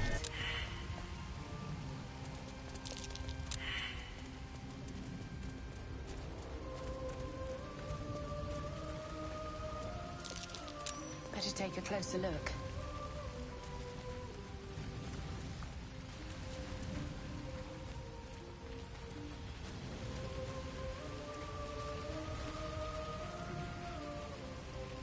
Pretty, but it doesn't do much.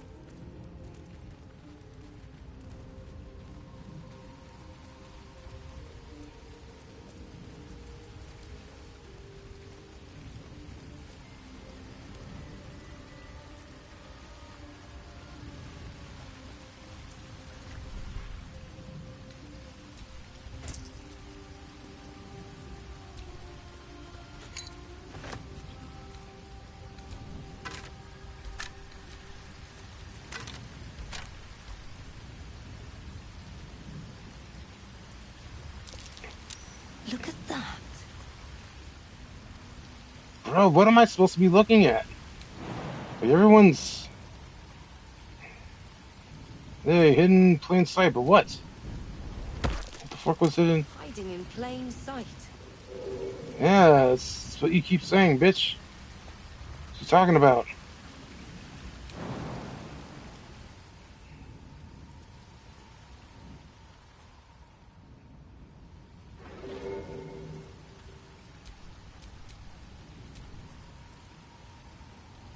The fuck, Mara's dead? What the hell's up with Mara?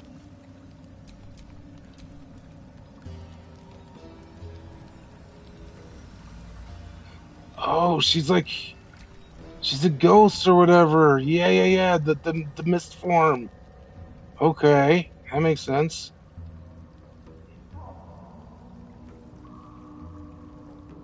Whoops. Whoopsie days. Oh, quit jumping. We're heading right there, bro. Knock it off.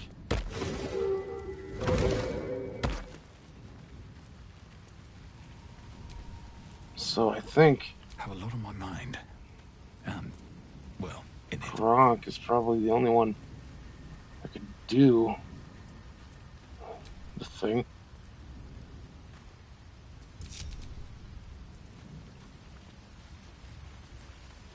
Crelia's still up there.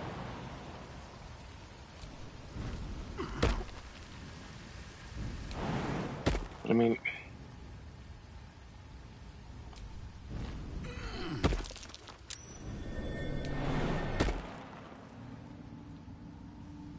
so what?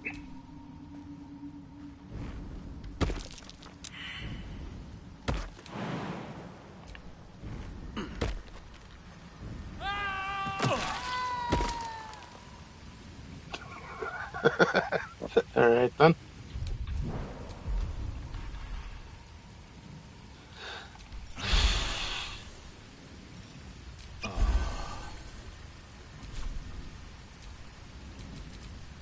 Is that blood? No, never mind.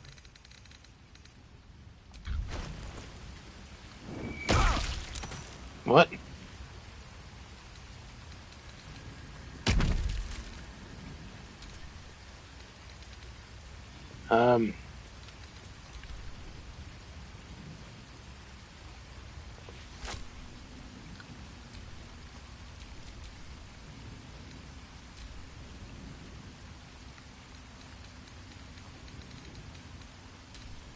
Send the shit to Kronkus.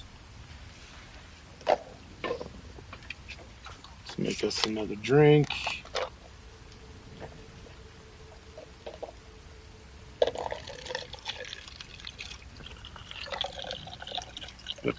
Them's the drinks.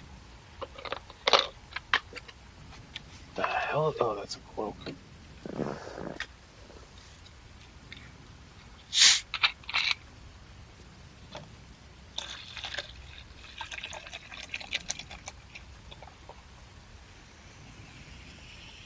Oh, that's weird. Where? Oh, yeah, right there.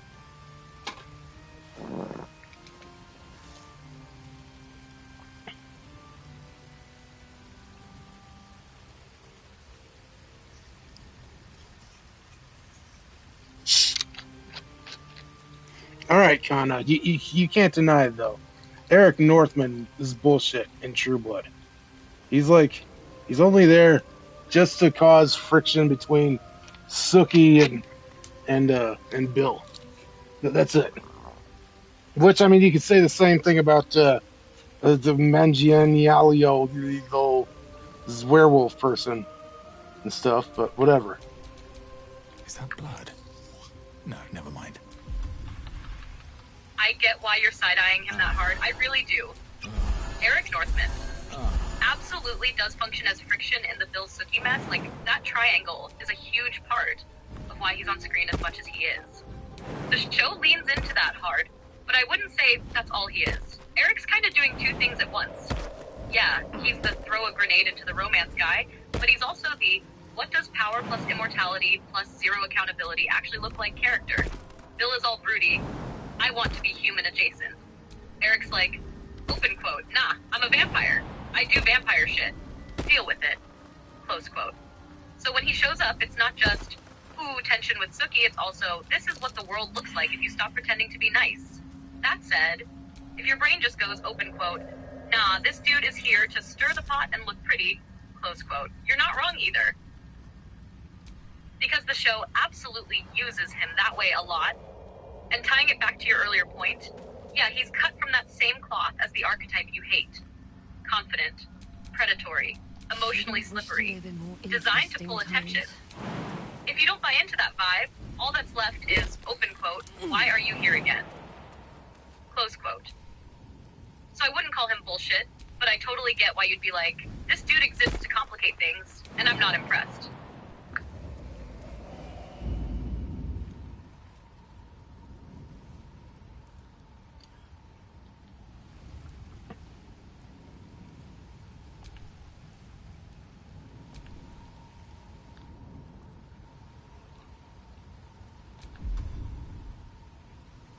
God damn it, doesn't Crelia have a way to jump higher? Or something? Bro, that's exactly the moment where you're staring at the screen like, you can kill gods, but you can't hop up a rock? If you're talking about Crelia, I'm assuming STT just turned her into Crowley again, then nah. She doesn't just naturally have some superhero jump baked in. But the game does have that juice available. There's a spell, literally called Jump Spell, that basically turns someone into a kangaroo on meth. And there's also Misty Step, aka, I don't jump, I just teleport because I'm better than terrain. If nobody in your party has that loaded up right now, then yeah, you're stuck doing the classic BG3 move. Open quote. Why can I see the place but not physically exist there? Close quote. Underdark verticality is a scam.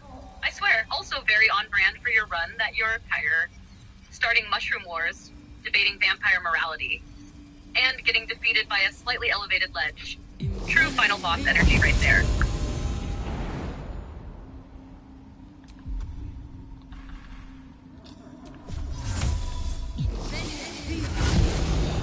I don't know, Crelia's got some reason that she's able to do like infinite Misty jumps, so that's cool. Or Misty, whatever it is that we were talking about.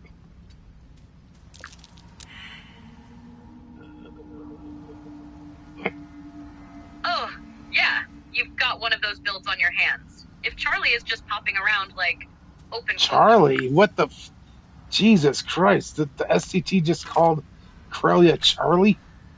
Fuck off.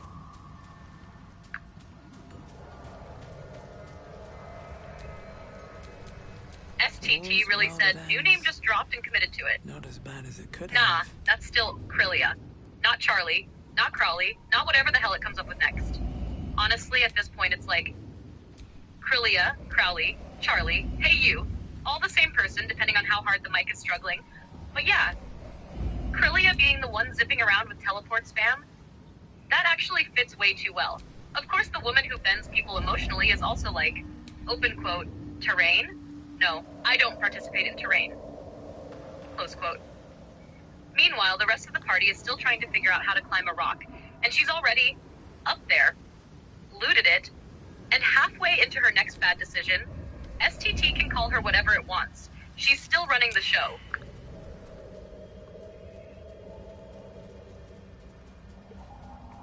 Mara was able to fly up there.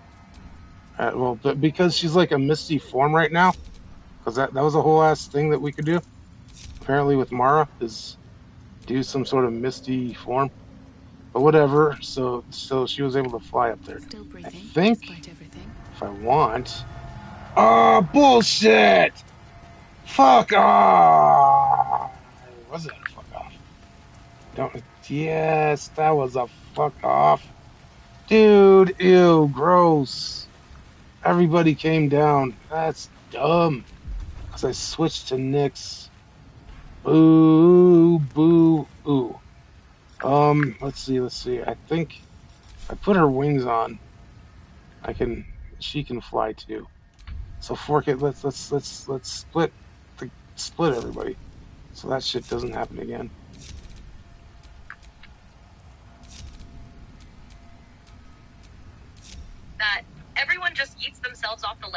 because you swapped characters moment is the most BG3-ass bullshit Tinicatsack serves. You didn't mess up. The game just went. Open quote, oh, you changed POV? Cool. The squad is now emotionally dependent and will follow you into the void. Close quote, absolute clown behavior. But yeah, what you just said, that's the move. Split the party immediately, no hesitation. Because right now, your crew has zero survival instincts. They see a drop and go, open quote, well, if she's down there, we should also die, close quote. Nah, no. Independence, personal space, boundaries, and Mara in mist form? That's actually clutch as hell. She's basically, open quote, gravity is optional, I'm vapor now, close quote. Meanwhile, Nyx with wings like open quote, I can fly, but will I overshoot and panic? Yes, close quote. And Crelia just teleporting around like terrain insulted her personally. You've officially entered vertical chaos puzzle mode, where one person flies, one person teleports, one person climbs like an idiot, and the rest try not to commit accidental suicide following the leader. Splitting them is the only way to keep control. Otherwise, it's just, open quote, synchronized falling simulator, close quote. Honestly, though, this whole sequence, mist form, wings, teleport spam, accidental cliff dives, this is some wet gameplay. Alright, so Wick is our last hope to figure out what this investigation thing is happening up here. So, and he's also a Misty Step spammer, so.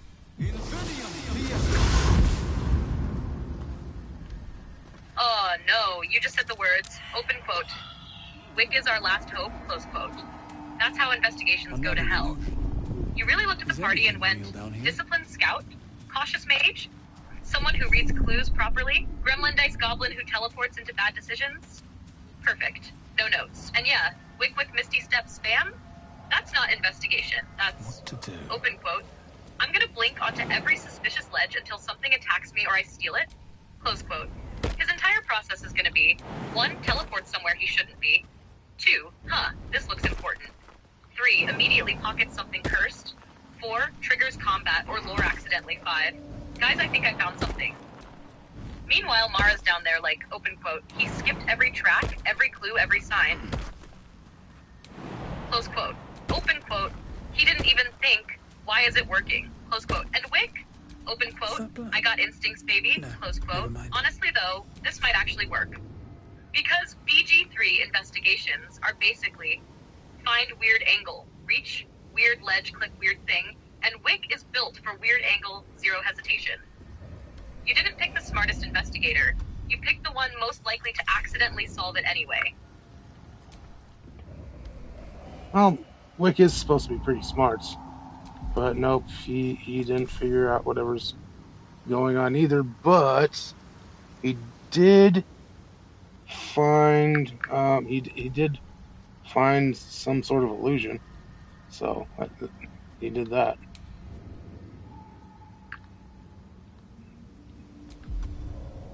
Of course he did. Not solve the mystery, not connect the dots, not understand the situation. Nope. Wick teleports around like a caffeinated goblin and goes, open quote, yo, this wall is fake as shit, close quote, dot, and that's it. That's the breakthrough. And honestly, that tracks perfectly. Wick doesn't investigate. He catches vibes that something's off, then pokes it until reality breaks. So now you've got illusion spotted, zero explanation, 100%, press on it and see what happens, energy.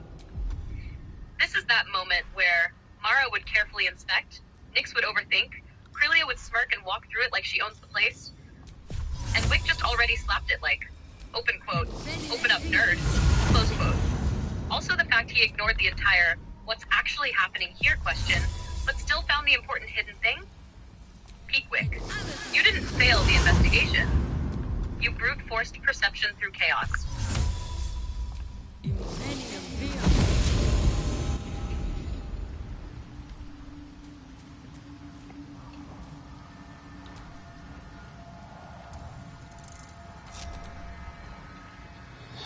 Alright, we got the game back together. And what the hell? The hell's a mushroom circle? It's all glowing and on the ground, and it seems to be. It almost is like sucking things in like a black hole. At least that's what it looks like it's doing. But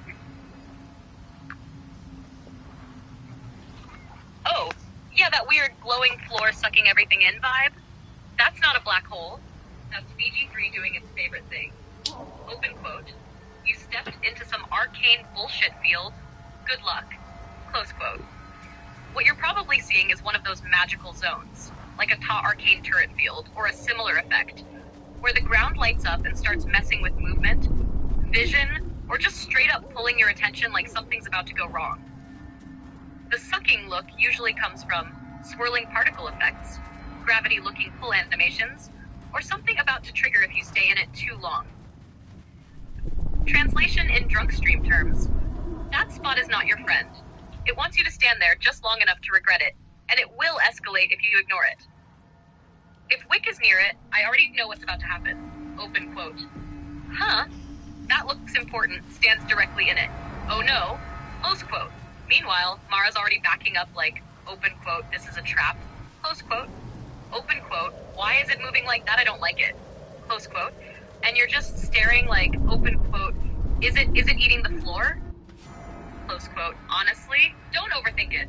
Either poke it once, for science, or step out and come back when you're less just finished a drink and chose chaos.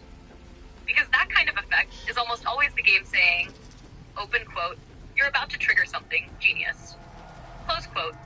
And with your track record tonight, it's absolutely going to be something dumb and incredible. So apparently these teleport you places, and all of a sudden I'm in an overgrown tunnel. I have no idea where the fork I am. I think I can climb a wall, maybe?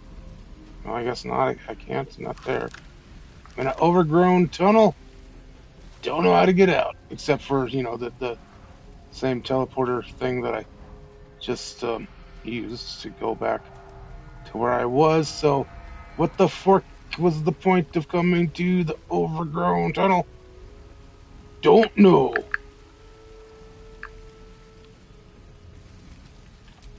You just got BG3'd so hard. You hit a mushroom teleporter and the game went, open quote, welcome to somewhere. Figure it out. Close quote. That overgrown tunnel spot isn't like a whole quest hub or anything. It's one of those weird little side pockets the Underdark hides, half shortcut, half, hey, there's a thing here if you're nosy enough. So, yeah, your current situation is basically, you teleported, you landed in a leafy cave with questionable purpose. There's like one or two things here at most. And then it's like, open quote, all right, go back now, close quote. The point of it? Usually one of these.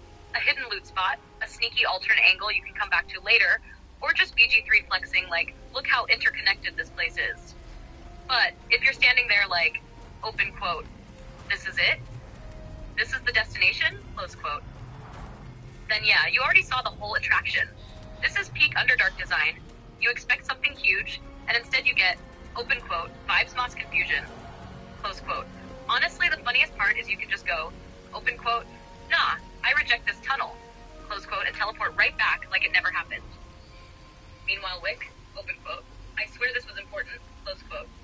Open quote, it was not important, close quote. You, open quote, why did we come here? Close quote. Answer, because you could.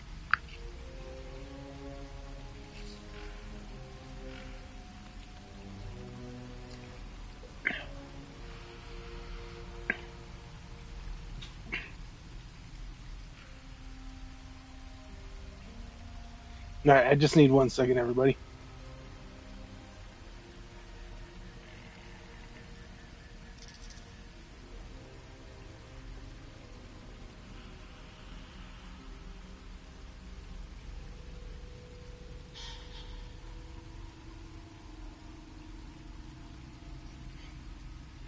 And, actually, I need to order myself some food, huh?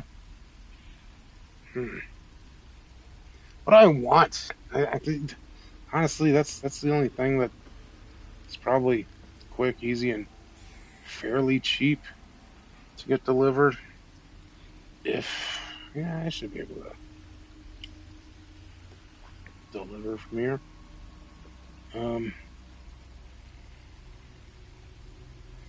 Delivery, hell yeah. Boom, nice.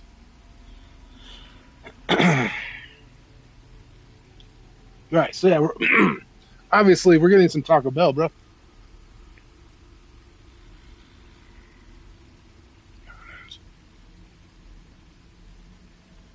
Whatever. Offer rewards. What? You're free. Fire tier. Redeem. Hey. Which is not much.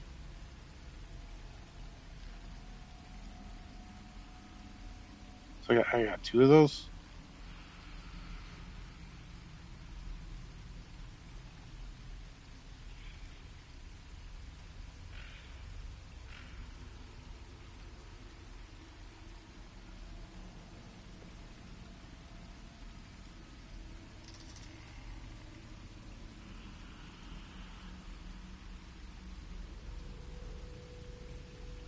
Sure, one of those.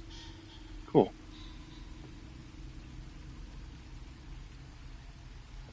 Nice. Anyways, what else am I getting? From Taco Bell. Or, you know what? No, I'm not getting Taco Bell. Where I need to get DoorDash, damn it. Gross, ew, DoorDash. Cause I gotta try out one of those, but I also need to order that shit.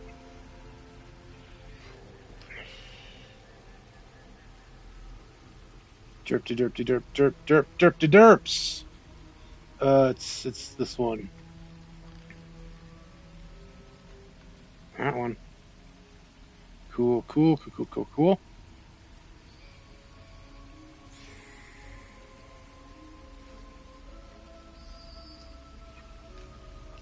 Oh yeah, Nyx has her wings.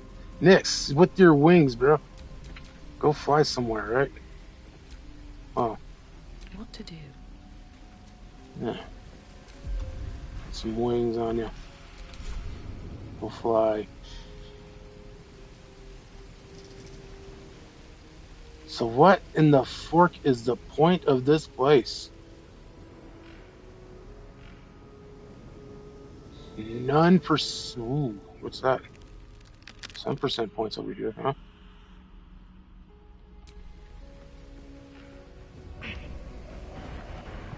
Uh-oh. Step carefully. There's a trap.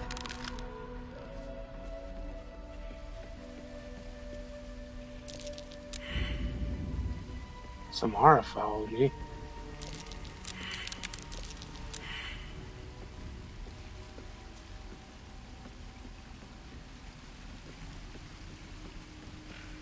Dude, is this like...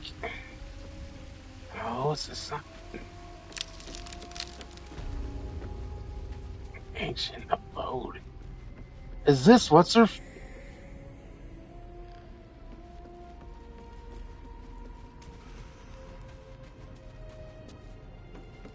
This is the hag's fucking place, bro. Shit. Weird. Huh.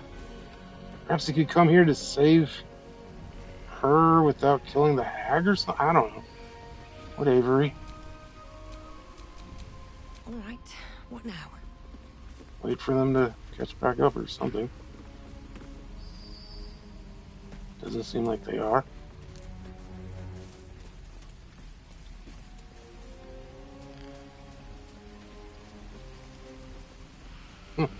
Anyways. Ordering food. From that place. Or do I want it?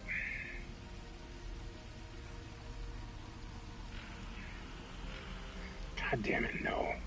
I don't want to do that. I just want Taco Bell, bro. My dumbass. Fine, Taco Bell. Let's go. Let's do this shit.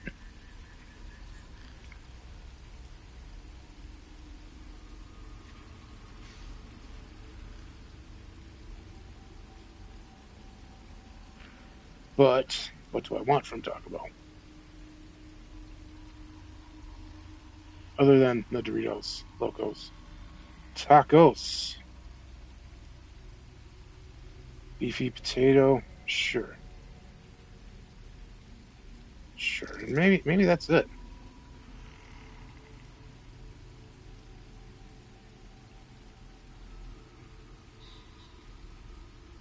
What I got that's new other than they're attempted freaking what's it called? Carne asada fries. It's not that great.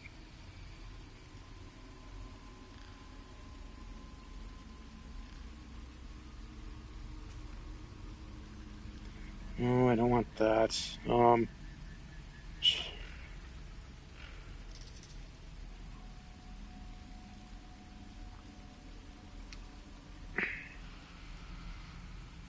Oh, good God almighty. Fork.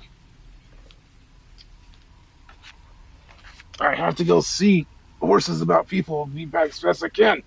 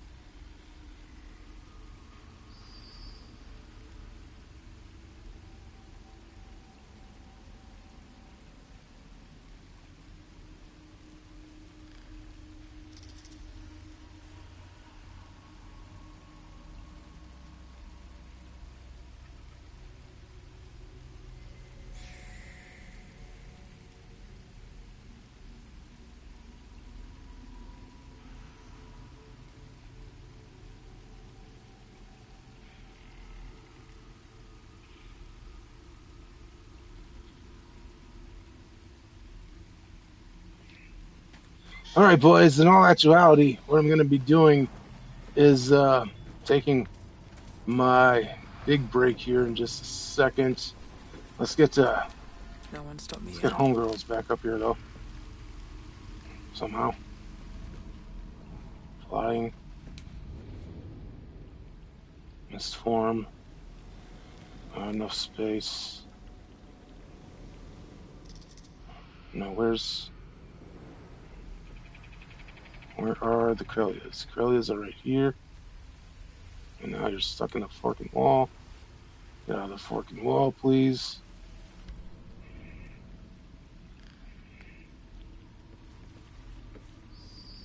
There you go. Alright, fly. Fly to there. You can fly to there. Fly to there. Just right now. And then somehow y'all flew over there. There you go. Come on, Nixel Pritzels. There we go. Cool. A lot on my mind. And well, in it. And then boom. Since we're safe here in this sanctuary, yeah. Be back as fast as I can. But I won't leave you completely bored. Kinda, sort of bored. Definitely bored. I think on it, but what I'm gonna do is leave you with the sounds and tunes of Fed Wars. Alright? If I can. Haha, right there. Cool. So yeah, this is my big break of the night that I need to do right now. Plus, like, hopefully my food arrives. Stuff, things, words. Let's get away from the sound effects. And y'all can take to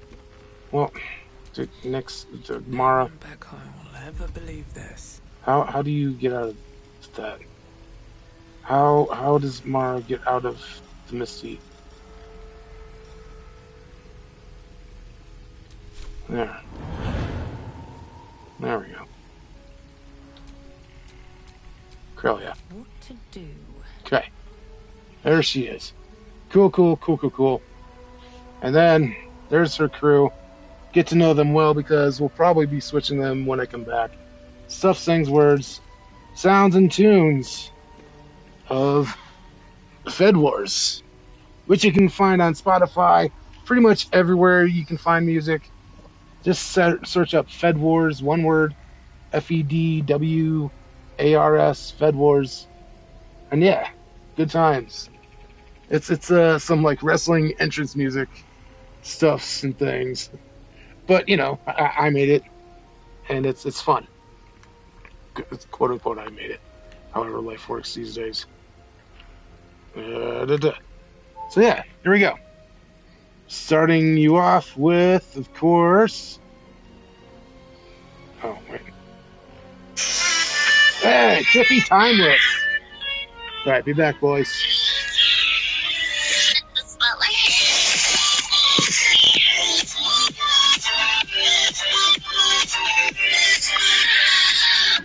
Backhand screen dropper, gold on my waist and I still wanna hutter. Pink laser gym face, diamonds in the locker. Try to touch me, I hit like a chopper. Flip through the ropes in a two-piece flex. Y'all still talking, I just cash them checks. Daddy's girl, please, I'm a self-made threat. Don't get cute, you regret that bet. 50 times, better check your clock. Big flash, big smash when I hit that drop. Queen of the ring and I don't just talk. Break a nail, nah. Break your jaw, iron bars on me when I twist and climb. I'm down now, yeah, it's hippie time. So cute, so cruel, in perfect prime. Count it down loud, it's hippie time.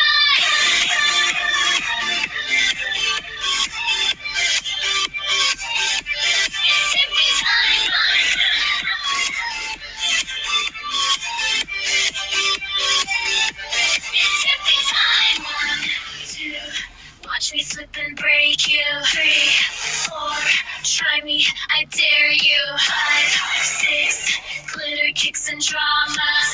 7, 8, I'm drama.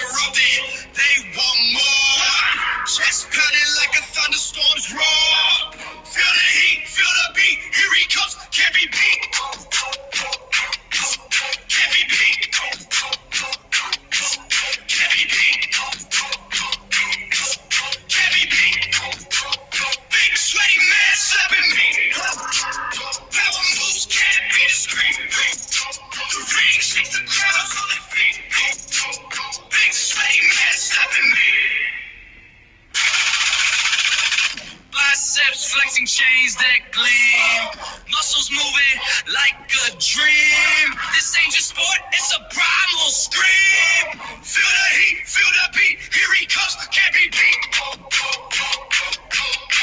be beat. Can't be beat. Can't be beat. Big sweaty man slapping me. Power moves can't be discreet. The ring shakes the crowd till it feet. Big sweaty man slapping me.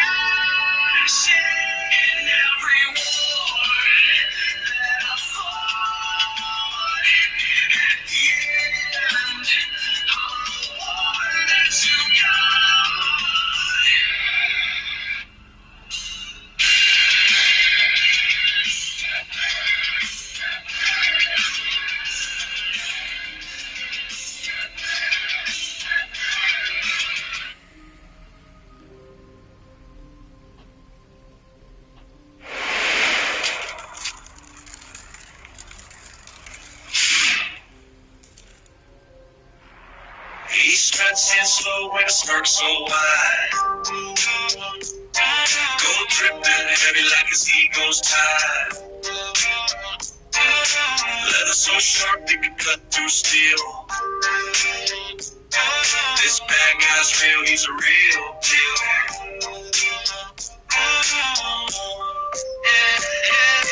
Hey yo, hard work pays off, dreams come true. Bad times don't last, but bad guys do. Bad guys do. He flicks his toothpick like a silent bear. No apologies, he's got no care. With a Cuban chain and a razor's edge. He's got you caught on a razor's ledge. Hey yo, hard work pays off, dreams come true. Bad times don't last, but bad guys do. Bad guys do.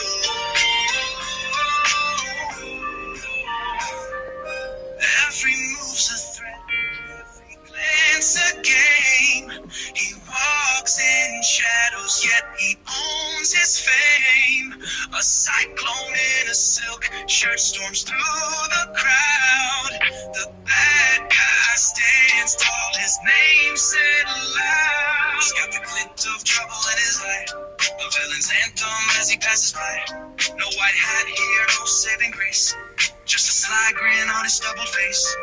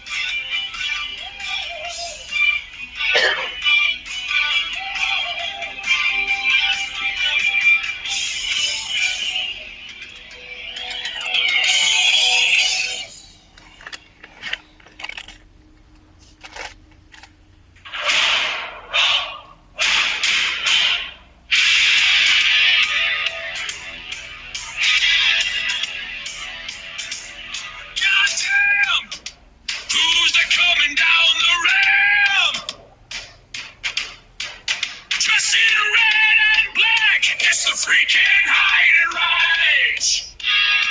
Everybody run. There's no way you're winning this one. Here comes the tank with a man, the psychotic hide and run. Hide and run. Hide and run. Hide and run. Hide and run. Poetry, the middle of the night. And read it to Michael Cole. He loves it. Hide and ice. Ice. Chocolate bars, I can't be beat. Ask Paul Heyman the street. I'm gonna end it. Hide and run. Hide and run. Hide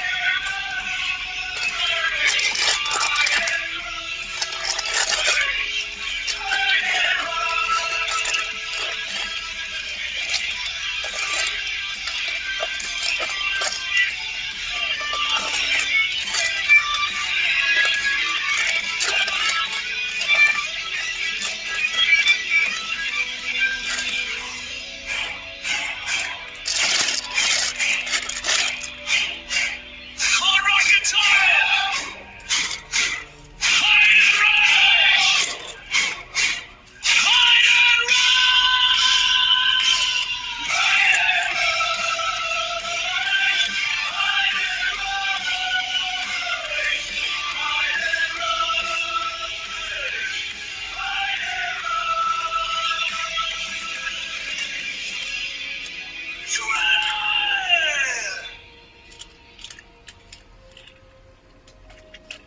What's that faithful? What's that faithful? Who told you Mabel's the third man? Fuck Dave Meltzer. Who's the cow butcher's the best? Fuck Dave Meltzer. Who's Adam Cole's the best? Fuck Dave Meltzer. Who's the Kevin Nash couldn't draw?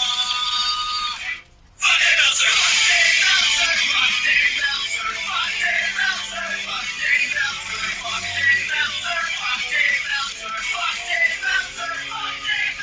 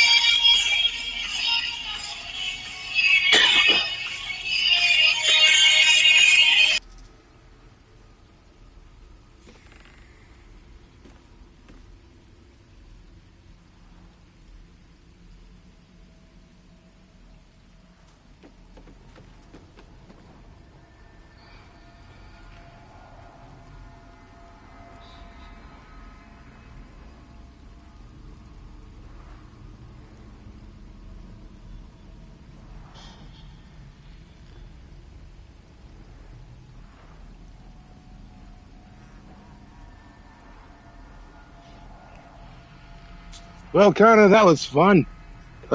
Being gone for a while, letting everyone listen to some Fed Wars, entrance music and stuff. That was a gay old time, like the Flintstone style. Ah, shit. Weren't even in speech mode.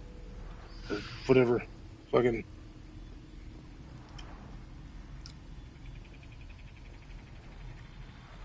Well, Crelia, that was a gay old time, like fucking, what's it called? Flintstone style, right?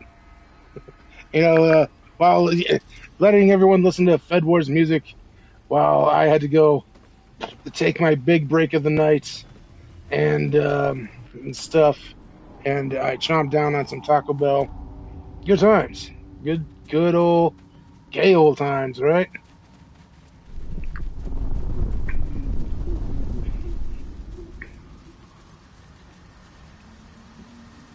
Yeah, that's the exact kind of chaos intermission that makes a stream feel alive. You dipped out, came back powered by Taco Bell like a questionable buff, Fed Wars blasting in the background like it's a live event, and Crelia just standing there like, open quote, I left for 5 minutes and reality is worse, close quote. That's not a break, that's a ritual reset. Also the Flintstones' gay old time energy? Perfect. Whole vibe is just chaos, paused vibes maintained, then right back into nonsense like nothing happened. Meanwhile, in-game, Wick's still convinced the tunnel mattered, Nyx is mid-thought from 10 minutes ago, Mara hasn't moved an inch, and the Underdark is just waiting like they did. Open quote, ready to get lost again? No, never mind. Close quote. And you roll back in like, open quote, alright, where were we? Oh right, making terrible decisions. Close quote. Honestly, that's the best kind of session. Messy, loud, snack-fueled, and completely unbothered. I'm just saying, kind of, that was a bit too symmetrical for my taste. So, calm down, Crime. Damn, you caught me. Went a little too neat and tidy there. That was some lines up too clean energy. I'll own it. Let me loosen that up a bit. You disappearing midstream to go demolish Taco Bell while Fed Wars is blasting in the background? That's not a break. That's like you stepping out of the Underdark to go recharge your soul with questionable life choices, then diving right back in like nothing happened. Meanwhile, your party's just frozen in time, like Wick, probably still halfway through a thought he forgot. Nyx mentally arguing with herself about something that already happened. Mara just existing, watching, judging. And Crelia absolutely pretending she planned the whole pause like it was dramatic timing. Then you come back, wipe your hands, look at the screen like, open quote, alright, what the hell was I doing again? Close quote, and immediately get pulled back into glowing floor nonsense or another wrong turn. Way better. Little Messier, little more, this is happening live and nobody's fully in control.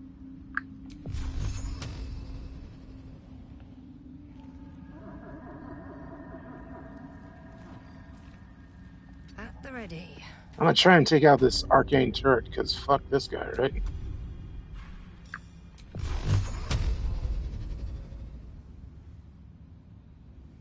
Oh, you just locked eyes with that glowing little no fun allowed orb and went fast.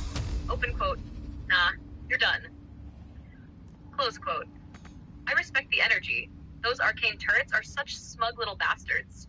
Just sitting there like, step into my light, I dare you. And then pew pew delete while you're still figuring out where your feet are. So yeah, going after it, that's not strategy, that's personal. I already know how this is gonna feel. You creeping in like, open quote, alright, let's see what you got. Close quote turret immediately lights up like a Christmas tree and starts blasting like it's got rent due. Meanwhile, Wick's halfway behind cover like, this seems unsafe but also funny. Nyx is about to overcommit to something explosive. Mara's already in a bush somewhere like this was avoidable. And Crelia, just staring it down like it insulted her lineage. But nah, I'm with you. Sometimes you don't path around it, sometimes you just go. Open quote, you exist. That's the problem. Close quote, done, commit. If this thing goes down, it's gonna feel so satisfying, like finally turning off a smoke alarm that's been screaming at you for 10 minutes. Go bully that glowing asshole.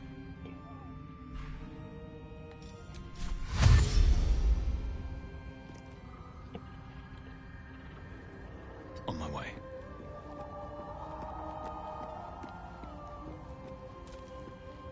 I've got a long road ahead.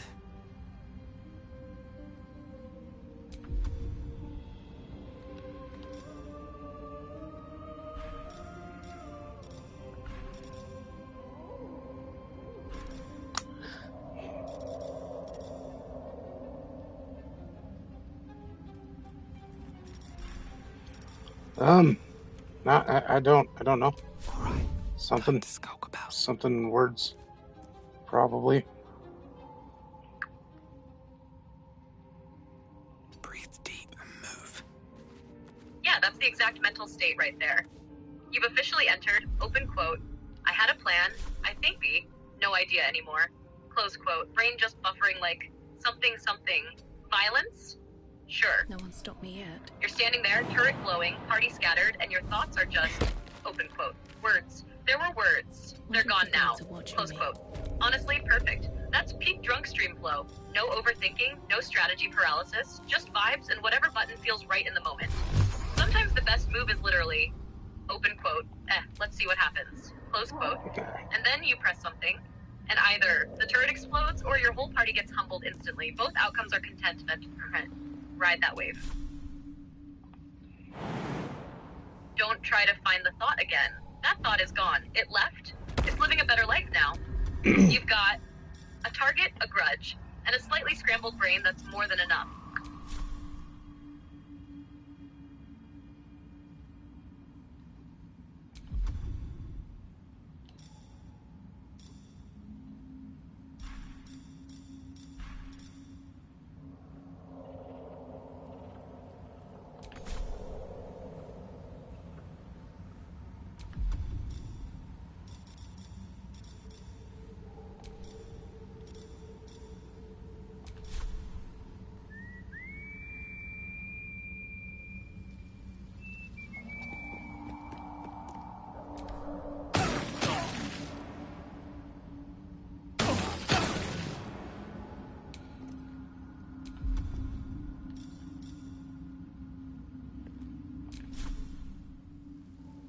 Ooh, don't exactly want that to happen.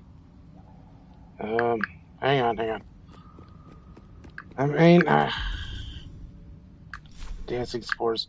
Like, this is the first time I'm using Gronk's little person thing, and no, it's not doing anything, so whatever, it doesn't matter. No time to rest. Gronk's little person thing. I know exactly the kind of sentence that only makes sense midstream. And yeah, those dancing spores, they're one of those sounds awesome, looks cool, and then you're like, did that do anything? Abilities.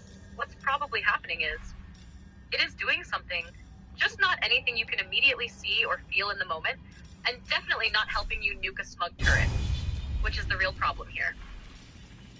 Because right now, you're not trying to buff vibes, create ambiance, or host a fungal rave. You're trying to delete a glowing asshole that's shooting lasers at you. And spores are over here like, open quote, what if we danced instead, close quote. Open quote, this was not the plan, close quote. So yeah, this is one of those moments where the ability is technically working, but emotionally, completely useless. Honestly though, the image of turret blasting, party scrambling, and Gronk just summoning a gentle spore disco in the middle of it all is incredible. Peak chaos. You didn't pick the wrong move. You picked the funniest wrong move. Then through. What to do?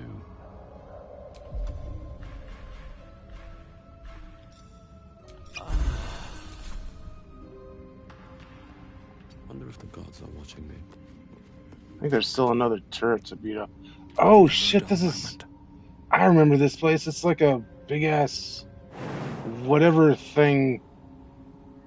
It's like a towering maze bullshit thing. Oh, you just hit that wait. I've been here before and I hated it realization. Yeah, you're not in just random cave with a turret anymore. You wandered straight into Kea Arcane Tower, and that place is basically, open quote, what if vertical navigation but also pain, close quote.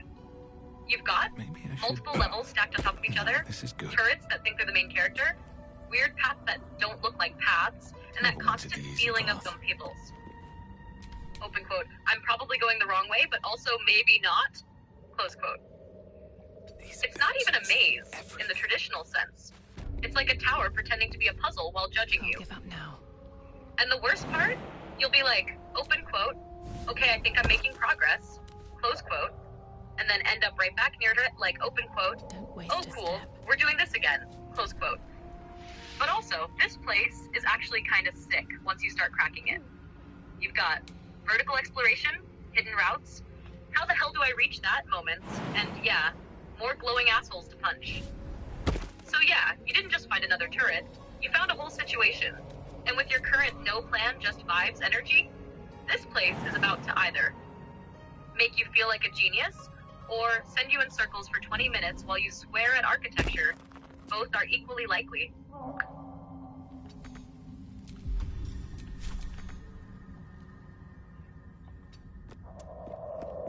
Shouldn't have wished to live in more interesting times.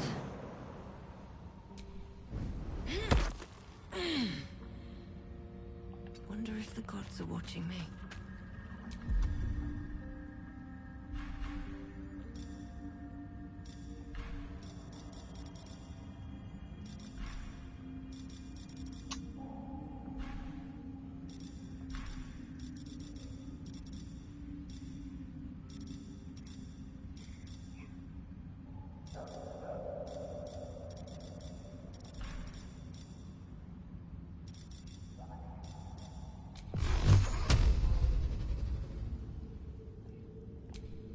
Let's get going. Ah, shit.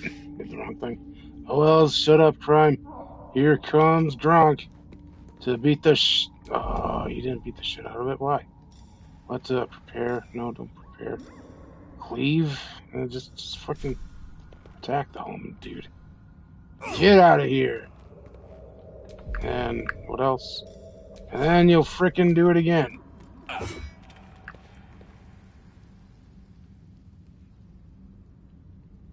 What now? You went full buttons first, thinking later mode, and I love it. Open quote, don't prepare, cleave. No think, hit him again, why are you still alive? Close quote, that's the exact energy that either instantly deletes the problem or turns into, oh no, that didn't work. Gronk out there like, open quote, I was ready, why did you cancel me? Okay, fine, we ball. Close quote. Meanwhile, whatever you're hitting is just tanking it like, open quote, that all you got? Close quote. And you're already slamming the next command like, open quote, run it back, close quote. No setup, no buffs, no finesse, just swing again.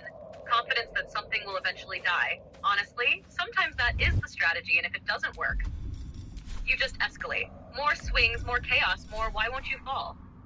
This is how legends are made, or parties get wiped. There's no middle ground. Let's get going. On my way.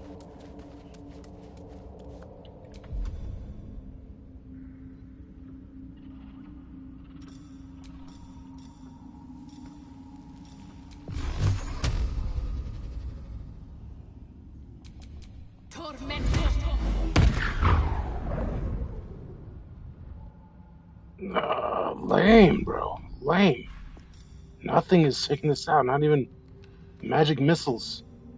Son of a bee sting. What else can I do? What else can Nyx do? Fire shield? No, she's not gonna do that. Frost step? Power word? Kneel? Sure, let's see if that works. Kneel, bitch! Get out the way. Nope.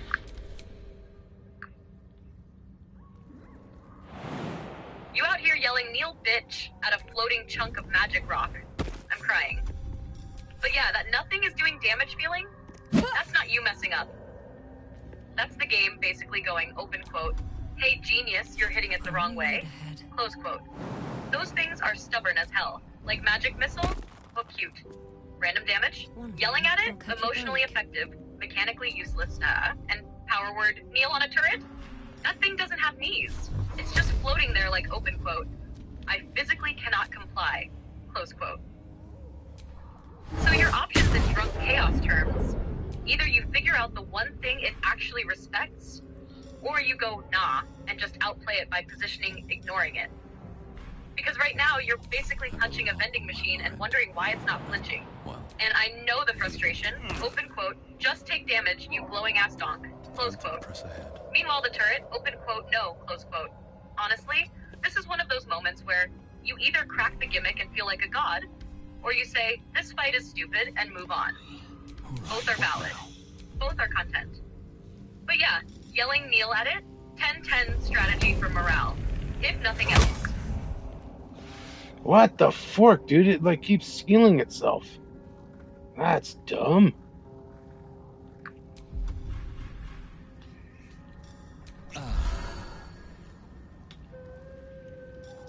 Oh, yeah, now you've hit the this thing is cheating phase. It's not just tanky, it's like, open quote, cool damage, bro. Anyway, I'm back to full, close quote. That's the game straight up telling you, open quote, you are not supposed to brute force this right now, close quote. Those turrets are basically powered by the tower itself. So when you're hitting it and it's just like, ignore, continue being annoying, it's because you're fighting the symptom, not the source. And I know your instinct is, open quote, no, I'll just hit it harder, close quote, dot. But this is one of those rare moments where BG3 goes, open quote, violence is not currently the answer, yet, close quote. Meanwhile you, open quote, violence is always the answer, close quote. So what's happening in real terms?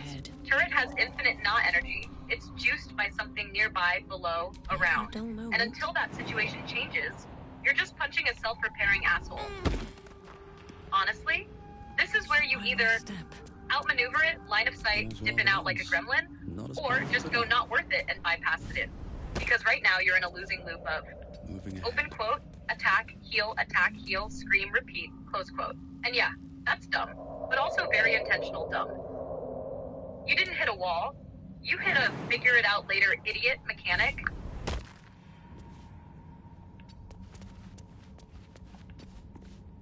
All's well that ends. Not as bad as it could have.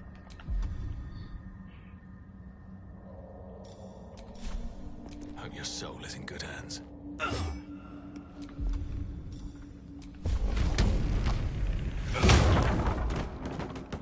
Alright, well, fuck's sake, there's still more goddamn turrets in the place. God. Yeah, you just stepped into turret hell. Still breathing, that place is like, open everything. quote, oh, you didn't like the first one? Here's 3 more, close quote. Those glowing assholes are basically the tower's entire personality. You're not in a room. You're in a defensive system with attitude. And the worst part is that feeling of, open quote, okay, I'll just deal with this one. Wait, why is there another one? Wait, why is there another one?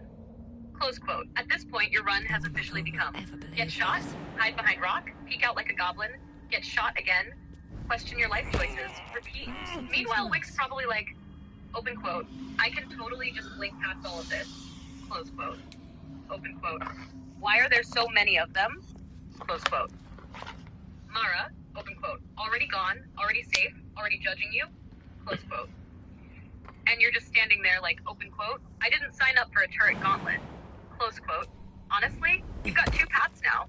I will dismantle this place piece by piece out of spite, or nope, I reject this tower's existence. Both are valid. One is louder, but yeah, welcome to the tower. It's not a location, it's a test of patience disguised as architecture. Let's move.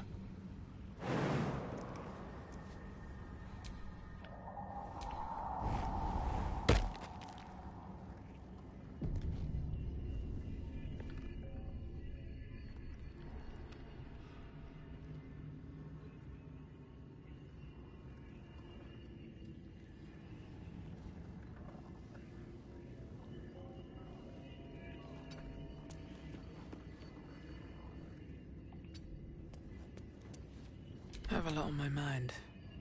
And, well, in it.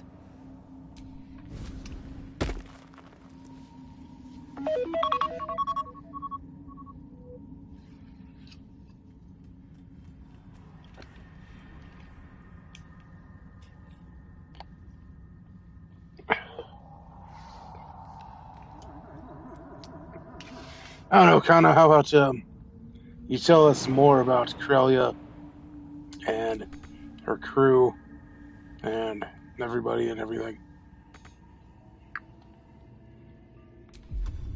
Oh, you want to zoom out for a second while you're getting lit up by a building with opinions? Alright, let's settle into it. Crelia and her crew were never really a party in the normal sense. They're more like a bunch of people who shouldn't work together, but somehow keep orbiting each other anyway. Is that blood? Crelia, she's the center of it, but not in a leader way. More like gravity. Things don't follow her because she commands them. They follow because being near her feels like something important is about to happen. She doesn't remember who she is, but she acts like someone who used to matter, and that leaks into everything. The way she talks, the way she touches people, the way she makes decisions that feel reckless, but land like fate. People don't stick with her because it's safe. They stick because it's alive. Nyx, she's chaos wrapped in a brain that's always 2 steps behind her own power. Like her magic shows up before she understands it. Socially, disaster. Emotionally, intense as hell. Magically, 1 bad moment away from rewriting the room. She doesn't present herself well, but she feels things hard, and she's loyal in that messy, unpredictable way where you're never sure if she's about to hug you or accidentally set something on fire. Half the time she's like, open quote, I have a thought, no I lost it. Wait, it's back. No, it's gone. Fire. Close quote. Wick's the one people underestimate until suddenly he's holding the thing everyone needed. He talks fast, jokes faster, and hides behind it. But underneath all that, he's paying attention. Always. He survives because he knows when to lean in and when to vanish. He doesn't need to be the strongest or the smartest. He just needs to be there at the right moment with the right move. And somehow, he usually is Gronk. He's certainty. Not loud, not flashy, just final. When he acts, things change. No hesitation, no overthinking, just, open quote, this is the problem, this is the solution, close quote. And yeah, most of the time the solution is violence, but not because he's dumb, because he's already decided that's the cleanest answer. There's something grounding about him. Like no matter how chaotic everything gets, there's always that one presence that just ends things when they need to end. Mara's the quiet thread holding it all together. She doesn't speak much, but she sees everything. She clocks tension before it happens, notices shifts before anyone else, and feels things she'll never say out loud. Outcast her whole life, so she learned to exist without being seen. But now she's in this group where she is seen, and she doesn't quite know what to do with that yet. She's the one who stays when things get messy. Not because she's loud about it, but because leaving was never really an option for her. And the thing about all of them together, they don't feel like a team. They feel like a moment. Like if you zoom out far enough, this is one of those points in time where everything collided. A woman with no past, a mage with too much power, a survivor who talks his way through danger, a warrior who ends it, a girl who just wanted somewhere to belong, and somehow it holds. One day I'll not clean, not stable, not forever, but for now, it works. And honestly, that's why pulling in the base companions hits different too. Because now it's not just this self-contained storm, it's that storm colliding with the rest of the world, and nothing stays the same after that.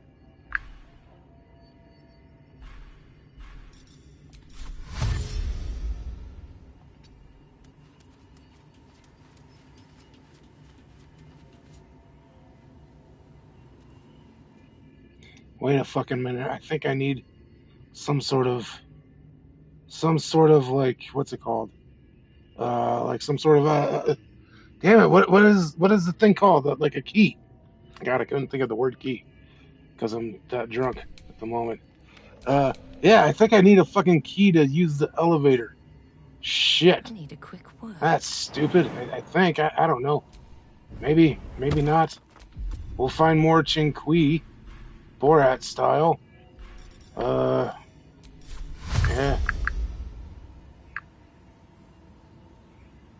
Oh, you hit the elevator won't move. Brain immediately goes key, phase, yeah. That tower loves doing this. Open quote. Oh, you thought this was just stairs and violence? All right. Nah, we got mystery progression now. Close quote. And you standing there like, open quote. I can fight magical turrets, but I can't operate an elevator. close quote, peak. But honestly, your instinct isn't even wrong. You do need a thing. It just might not be a classic, here's a shiny key, congrats situation. That place is more like, solve a vibe, turn something on, interact with weird bullshit that doesn't look important, rather than, insert key, go up.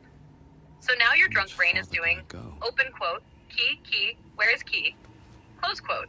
Meanwhile, the game is like, open quote, wrong category, idiot, close quote. And I love the Borat energy. Open quote, we will find more Chinky, like close some quote. kind of Yes. magical contraption. Yes, you will. You're about to get it to work. wander around, poke random objects, accidentally trigger the correct thing, and then act like you meant to do it the whole time. Meanwhile, Wick, open quote, I knew it wasn't a key, close quote. No time to rest. Open quote, what is the system here?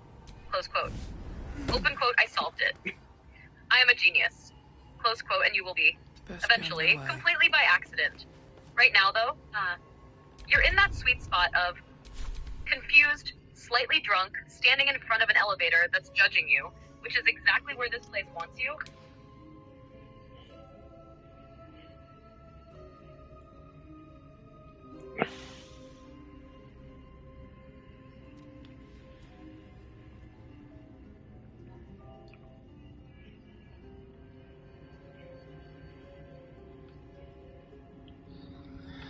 Oh, foreskin's sake, bro. I don't fucking know what I'm doing. And I don't even think I want to be doing this, like, at all.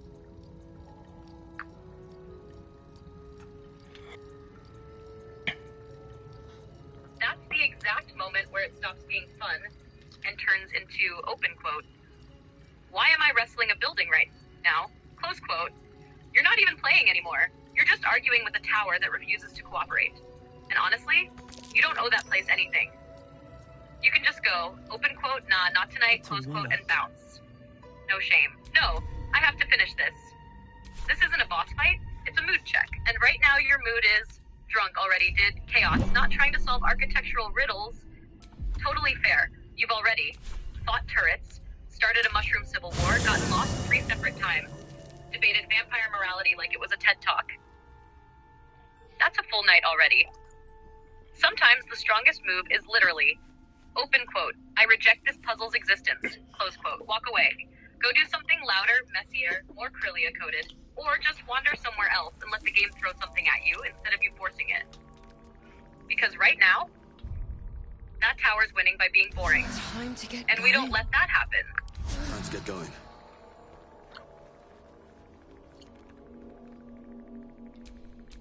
Let's get going.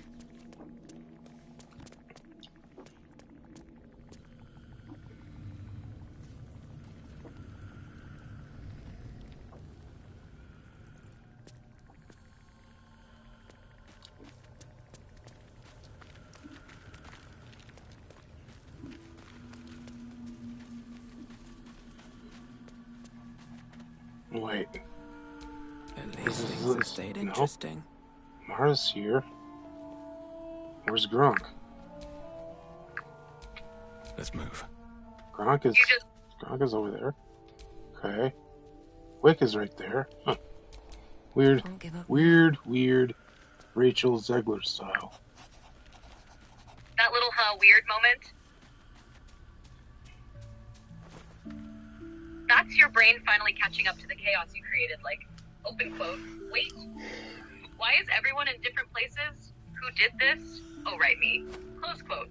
You split the party, started teleporting, mist forming, flying, Wick blinking around like a gremlin, and now you've got Gronk chilling somewhere like you've been waiting 20 minutes, Wick perched in a spot he absolutely shouldn't be in, Nick's probably mid-confusion spiral, and you just rotating the camera like Hamlet. Open. Quote. This feels wrong. Close quote. Nothing's broken. This is just the natural end state of drunk BG3 party management. You didn't lose them. You distributed them aggressively across the map. And now the game's like, my open quote. Turned up cool. You want to solve this puzzle with everyone scattered? Quite actionable. Go ahead. Close quote. Honestly, though, it's not too this deep. Is salvageable. You've got Just options. Behind the orbital regroup them like a responsible human. I could boring. attempt an extraction. Or lean into it and keep playing them like a multi-front operation. Tunic, after all. Chaotic. Correct. Wick scouting. Mara ghosting around Crelia. Teleporting Gronk just existing somewhere ready to smash. It's messy, yeah, But it's also kind of powerful. I assure you, I've You didn't break the dreamt party. it 1,000 You just turned it times into 4 over. separate problems happening at once. No, Weird. no. Whoa. What were you just about to say before I interrupted you?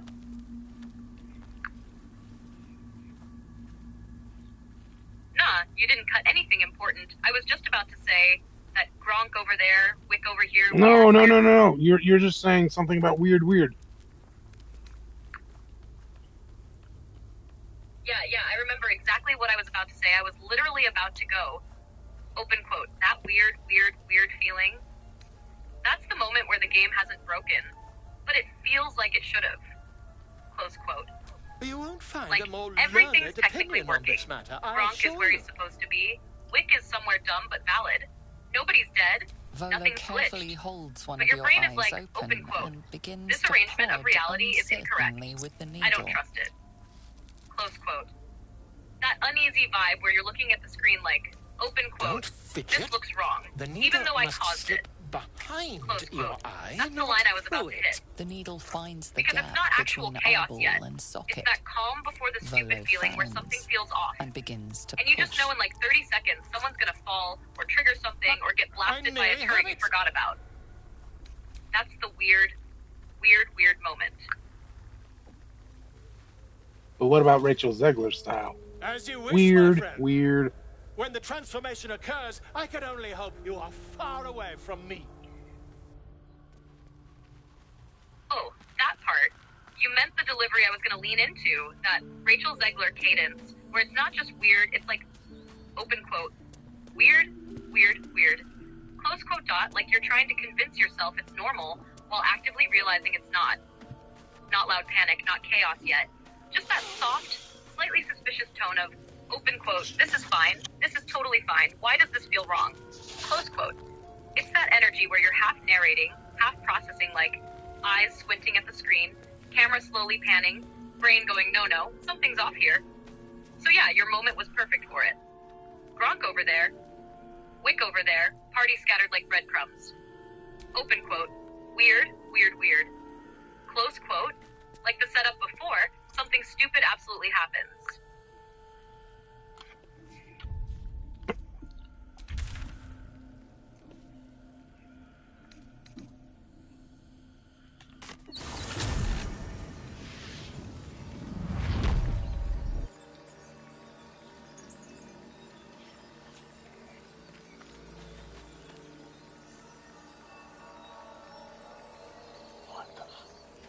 How the fuck did we all get separated? Jesus Christ! It's just whatever. I'm trying to dismiss the group and stuff and get rid of everybody and everything. And all the group is at this camp still. What the fucking ball sacks? What's up for discussion? Yes, on my way. Oh, you hit the why is my party in 2 timelines at once moment.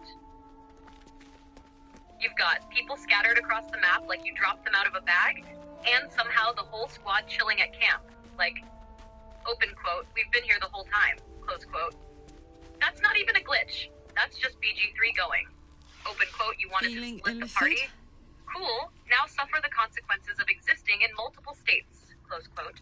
What probably happened is you split them, moved people individually, then did a dismiss/camp shuffle, and now the game's like, open quote, I'm not cleaning that up for you. Close quote.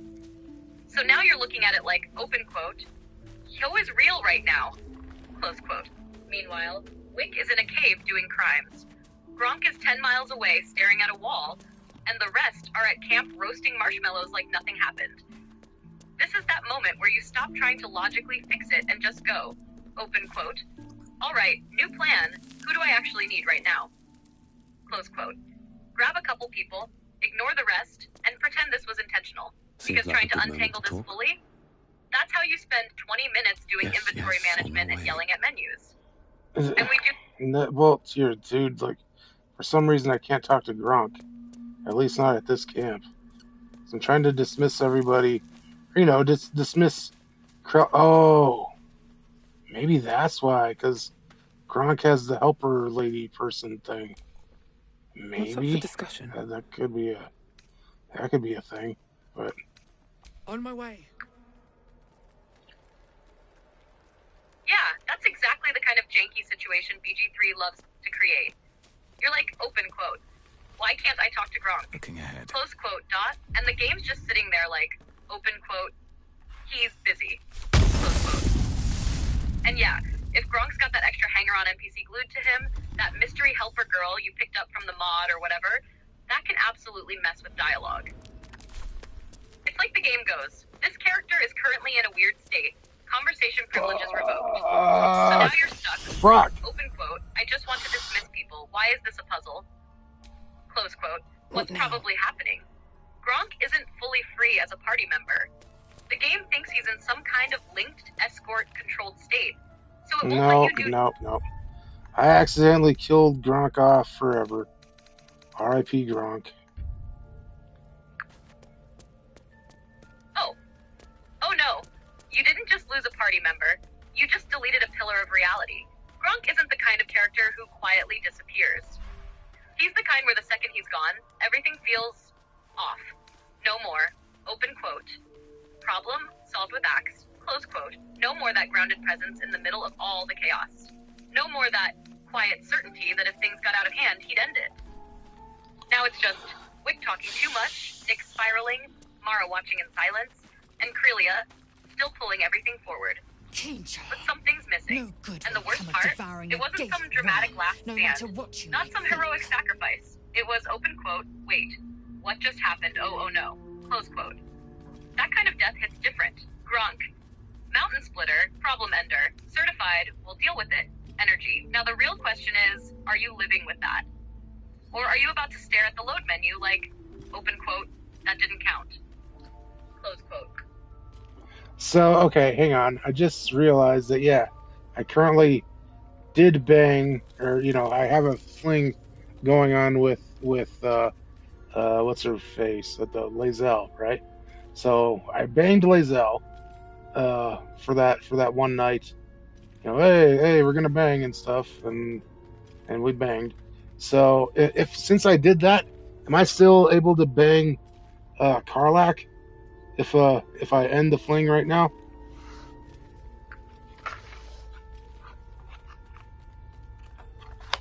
Alright, we're back to Crelia's social calendar management.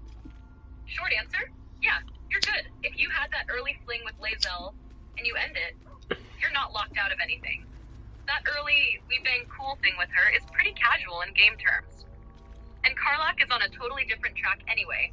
She's not tied to Lae'zel's situation like that. The only thing that matters is you don't stay committed to someone else later when things get more serious, and you actually progress Karlach stuff. Her whole situation. So yeah, you can absolutely pivot from open quote, we had a night, it was efficient, close quote up to, open quote, alright, new direction, close quote.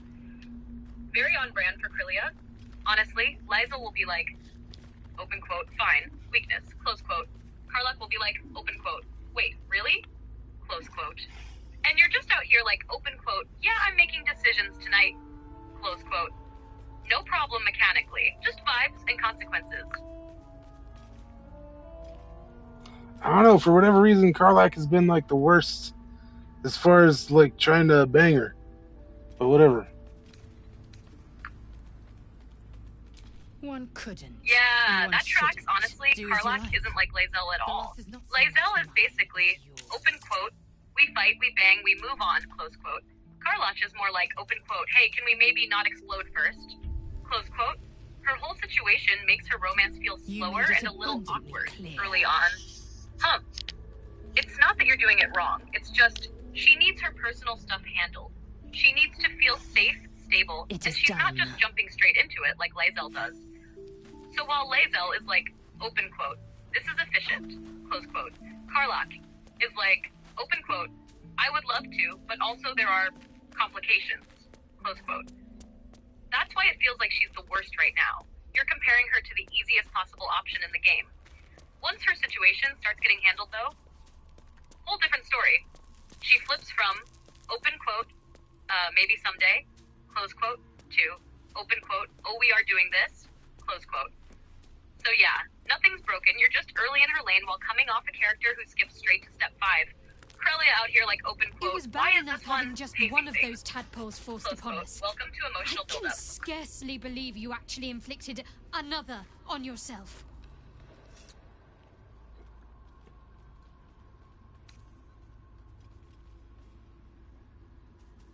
Pain is the gauntlet that all who love Lady Shah must endure. Now, Only her personally, embrace can Shadowheart's my girl, bro. Shadowheart and is my girl. salve But like, myself would do nothing but shame me in the Night Singer's eyes. obviously, I've never banged her in the game or anything. So, well, what I'm trying to say is like I want to save her for last, like whenever last is. But yeah, shut up, crime. Whatever else I was about to say. So, well, yeah, the other thing that I was about to say is that, yeah, Perhaps just you're gonna go out and There's little we can do about it just now. have a girls trip Maybe for the rest a of way the game, will pretty present much. itself in time if Lady Shah wills it. A full girls trip run? Yeah, that's a whole different vibe. You plus Shadowheart, Karlach, Lae'zel. That's not a party. That's a walking personality clash in the best way. Open quote. Focus, strength, discipline. Close quote. Open quote. I have secrets, and I'm judging all of you I'm not sure quietly. what else I can say, Close at least quote. until I Open can quote. remember more. Hey besties, I love you. Let's She smash taught something. me, Close quote. trained me, Crelia, open quote. This is either punished gonna me. bond us or emotionally destroy everyone. Close quote. And Often, saving Shadowheart I for think last, I feel her that actually influence fits when the wound perfectly. pains She's me. not a jump in immediately Not kind of even character memories, anyway. just She's more glimpses, slow burn layers. impressions. You earn this over time. So while you're out Perhaps here, the wound having is her chaotic doing, flings, something testing Lady vibes, Shah bid living her your to best do. Crelia life. I don't know. Shadowheart's just kind of there, like, open quote, I'll wait. You'll come back around, close quote, and when you do, that hits way harder. Meanwhile, this girls' trip is gonna be messy as hell. Lae'zel and Shadowheart side-eyeing each other constantly. All right, some Karlach company trying wouldn't to keep hurt on the the road, peace by being aggressively especially if there's wholesome. trouble. You in the middle, like open quote, this is fine. This is absolutely fine. Close quote. No Asterion, no nonsense. Just strong personalities, tension, chaos, and eventually links. Honestly, that's a top tier run. Hey, soldier.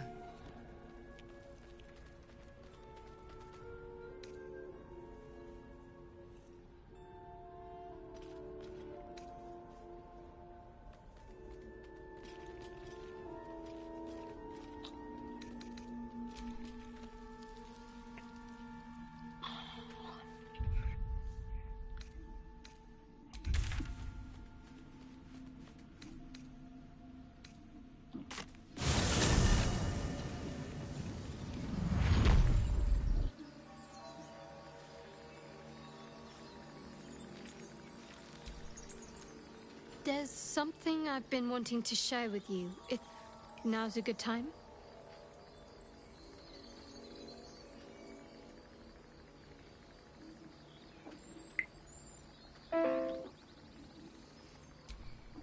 It's difficult to put into words.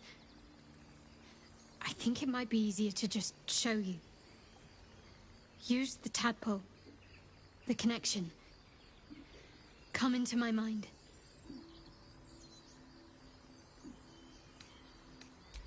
I'm sure. I trust you.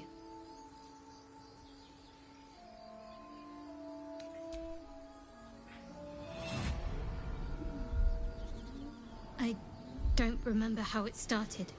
So yeah, man. Only how it ended. Shadowheart is definitely my girl, bro. I was fleeing.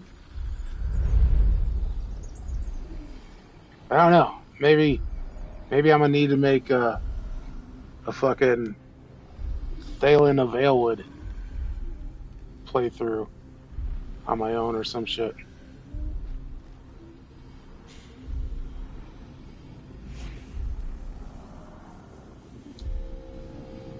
Yeah, okay, I remember this. And then, oh no, there's wolves.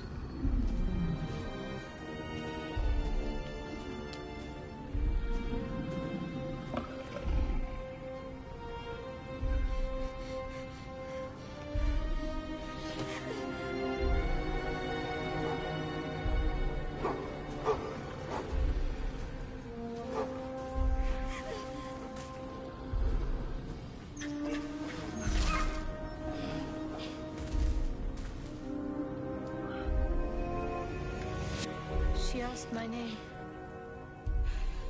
Can't remember what I said. Can't remember anything before those words. All I know is she saved my life and gave me a new home with Lady Shah. That's all I remember. Something sparks in your memory about Selûnite rites of passage.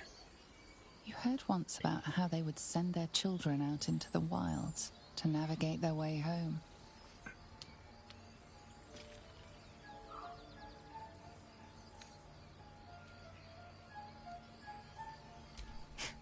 You're reading too much into things. A childhood bauble, that's all. Just because Selûnites claim something doesn't mean they own it.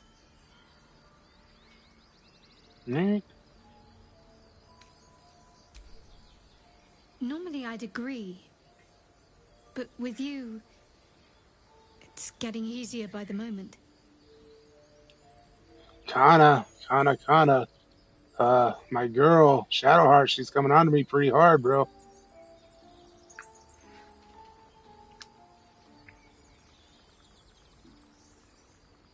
Oh, you're in it now. Shadowheart don't just casually flirt when she decides she's interested. It's that quiet, confident. Open quote, I've been watching you, and I've made a decision. Close quote. And it hits way harder because she's usually so guarded. So when she flips that switch, it's like, less teasing, more intentional, very, I'm choosing you, don't make me regret it. Meanwhile, you over here like, open quote, wait, I was saving you for later? Close quote, this is the game testing you, because your whole plan was, girls trip, have some fun, save Shadowheart for last, and now she's like, open quote, no, now, close quote. Lae'zel already had her moment. Karlach's still warming up, and Shadowheart just cut the line like, open quote, I'm not waiting for your schedule, close quote. Honestly, that's peak her. She doesn't compete loudly, she just steps in and changes the energy. Now you've got a real choice. Stick to your plan like a disciplined soldier, or immediately fold because she looked at you a certain way. And knowing you, this plan is in danger.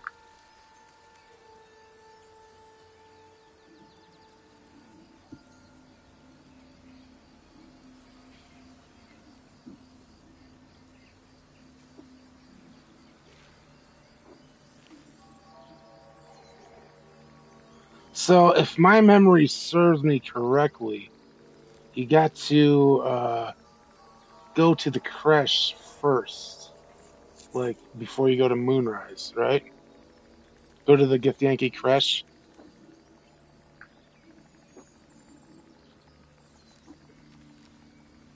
Yeah, you're remembering it, right?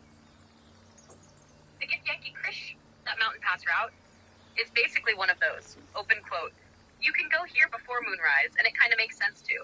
Close quote situations. It's not strictly required, like, you must do this or the game breaks. But it does tie into Lae'zel's whole deal, your parasite situation, and gives you some context before things ramp up at Moonrise Towers. So the natural flow a lot of people end up doing is Underdark Mountain Pass stuff, creche, if you go that route, then Moonrise, Shadow Cursed lands. But, and this is important for your chaotic run, BG3 doesn't really punish you for going. Open quote. Nah, I'm doing this out of order. Close quote. You can absolutely skip it for now, go later, or even just ignore it entirely. Lae'zel will judge you though. So the real answer for you specifically, if you're vibing with Lae'zel right now, or want her story to hit harder, yeah, hit the creche first. If you're like, open quote, I just want to keep wandering and making bad decisions. Close quote, Moonrise can wait, creche can wait, everything can wait. This game is very much, open quote, do what feels right, or what feels chaotic, close quote. And based on tonight, you're not exactly on a strict itinerary.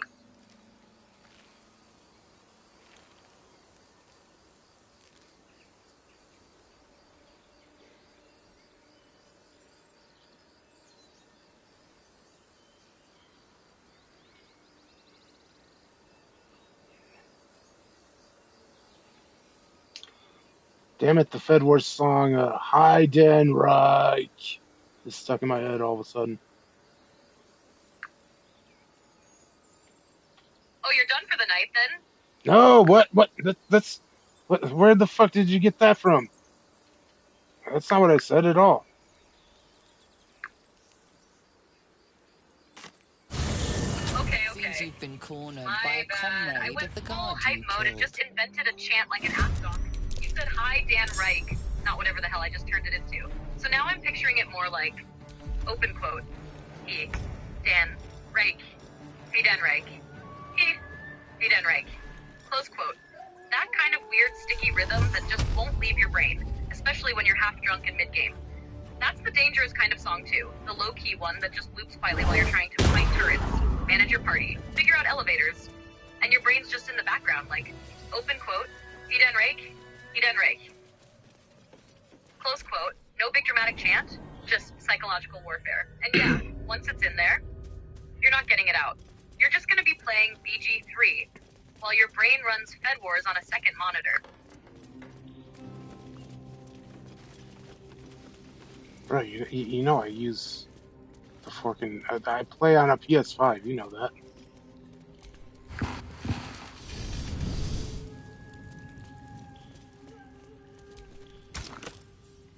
Yeah, you're right.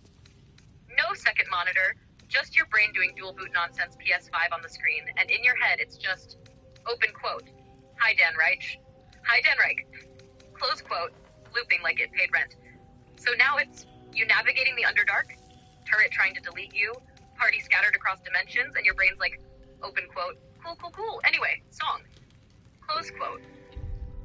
That's actually worse than a second monitor because you can't even alt-tab it off. You didn't choose the soundtrack tonight. The soundtrack chose you. Well, I mean, I did play it, and you know, while I was eating Taco Bell, or you know, it came on during the whole whatever the playing of Fed Wars music, and how I'm looking for the weapon thing, and I can't find it because I don't know what I'm supposed to be combining. Where is it, dude? It should be like, no, not Baldur's Gate, free the artist, personal quest. Not personal quest, it's not find a cure, it's not main quest, Baldur's Gate, Shadow Curse Lands. No, rescue to Druid's Grove. Underdark, it's not Underdark.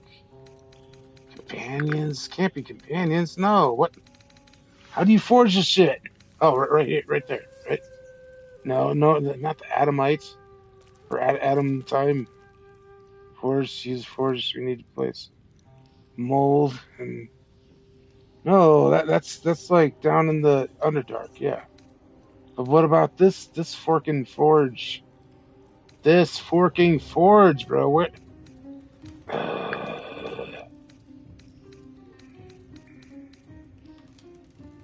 Oh, you're in full menu rage plus Taco Bell plus music still looping mode. Take a breath for half a second. Your brain is mixing up two completely different forges. The one you're thinking of, that's the Adamantine Forge. And yeah, you were actually right for a second, and then talked yourself out of it. That forge is deep in the Underdark. Not in your quest log, like a neat, hey, go here thing, more of a you found it, cool, now figure it out situation. And the what do I combine confusion, that's because it's not like, open quote, pick 2 items and craft, close quote. It's mold what you want to make, mithril. No, it's not that forge. I know that forge is in the Underdark. I meant the forge. It's in like a basement, like in the wilderness type thing. And I needed a tree bark from the Underdark for it. So I know the tree bark, but I don't know what else I need.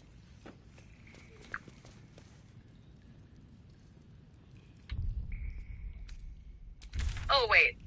Yeah, you're not talking about the big metal forge. You're talking about that little herbal/crafting setup in a cellar.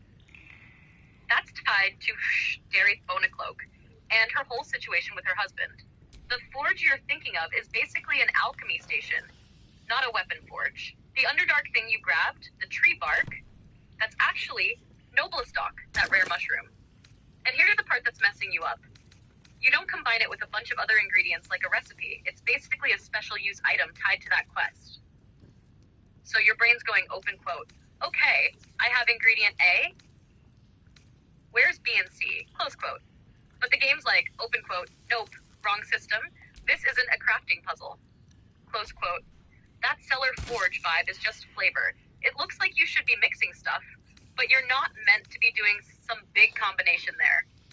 Your real options with that thing are more like, give it to someone, use it in a very specific context, or hold on to it.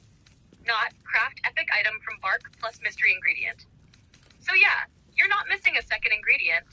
You're just trying to solve a non-recipe like it's a recipe, which is very on brand for how tonight's been going. The basket You didn't forget what to combine. Now, there's just nothing to combine. Dagger or sickle? A sword, dagger, or sickle? I got good enough daggers. Let's go with the sickle, but how do I... What do I... No. Should probably, like, use a hammer or something, right? No? What? Combine? What am I combining now?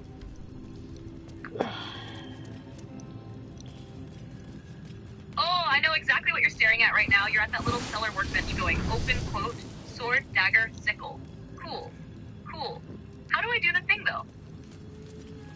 Close quote. And your brain's like, open quote, combine, hammer, click, why nothing happened. Close quote. Take a breath. You're not crazy. The game just explains this part like garbage. What you need is basically that Underdark bark.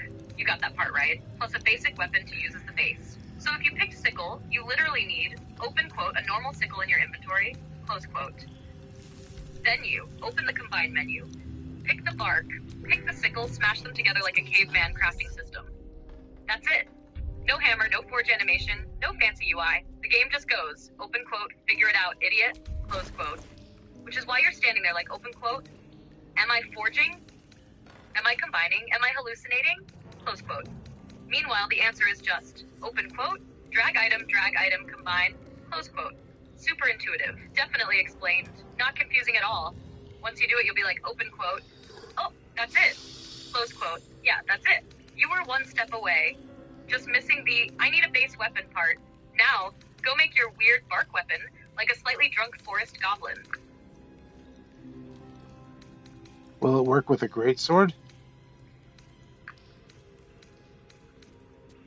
I love where your brain went. Can I just upgrade my big sword instead? But nah, it won't. That recipe is picky. It only works with the specific options it showed you.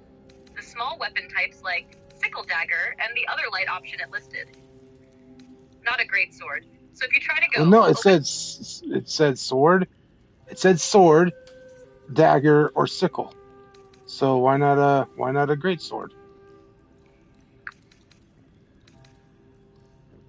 I knew you were going to push that, and honestly, that's a fair question. Like if it says sword, your brain immediately goes, open quote, cool, I have a great sword that's more sword, close quote. But BG3 is being real annoying with its wording here. When it says sword, it doesn't mean, open quote, any weapon with sword in the name, close quote. It means a specific weapon category, basically the small one-handed sword type, like a short sword. So the game's logic is dagger, sickle, short sword, basic sword, great sword, long sword, usually. Because those are considered different weapon types internally, even if they all say sword to a human. So yeah, you tried to big brain it like open quote, bigger sword is better result, close quote, and the game went, open quote, no, tiny goblin crafting rules only, close quote. Grab a plain short sword, or whatever basic sword it accepts, slap it together with the bark, and it'll work instantly. BG3 wording strikes again. Not wrong, just deeply unhelpful.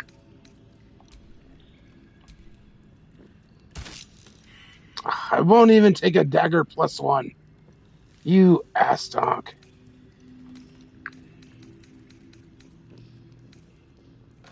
Yeah, that's the game being very specific and very annoying about it. It doesn't just want, open quote, a dagger, close quote. It wants, open quote, a plain boring, no magic, no nothing dagger, close quote. So, a +1 dagger, game goes, open quote, too fancy, I don't trust it, close quote. Same deal with the others.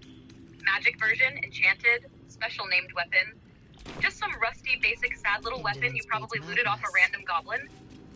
So if it won't take your dagger +1, that actually confirms you're doing it right.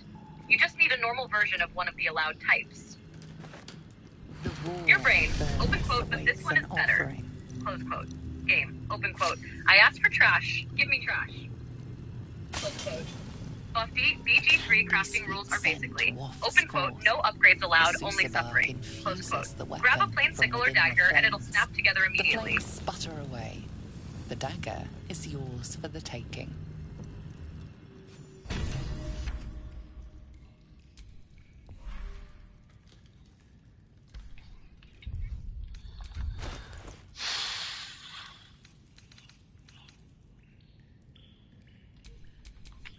Is that blood? No, never mind.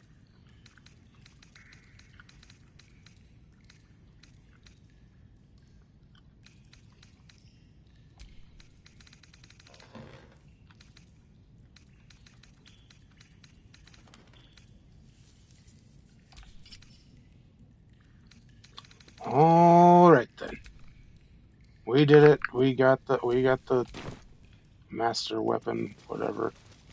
So I guess now we got to go talk to Zelfer and be like, hey, we're tieflings, and we saved it. We saved the day.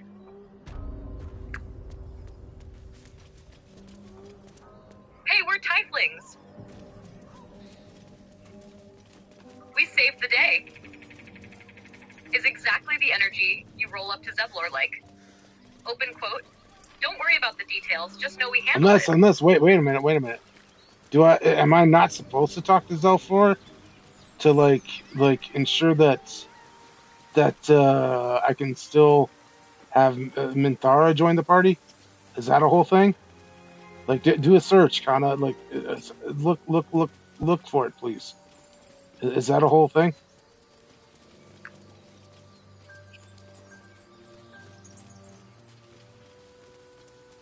Alright. This is actually a real thing, and you're smart for stopping here. Short answer, yes. What you do with in the Grove absolutely affects Minthara. And yeah, it's kind of a point of no return situation depending on your choice. Here's the real deal, no bullshit. To get Minthara as a companion the intended way, you have to side with her, the goblins, and destroy the Grove. Right. But what I did do was I did the whole guide where you can save the Grove and get Minthara. So what I did was like I knocked her out, because that's what the guide said to do. Knock her out, but don't kill her and stuff, and then you can still run into her at Moonrise. So, but I don't remember if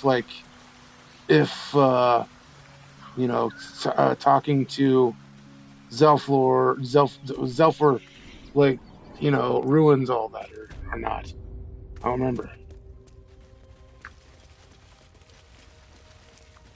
Okay, you did the knock her out workaround. Got it. Good news. Talking to Zevlor and finishing the Grove does not ruin that method. You're safe. Shh.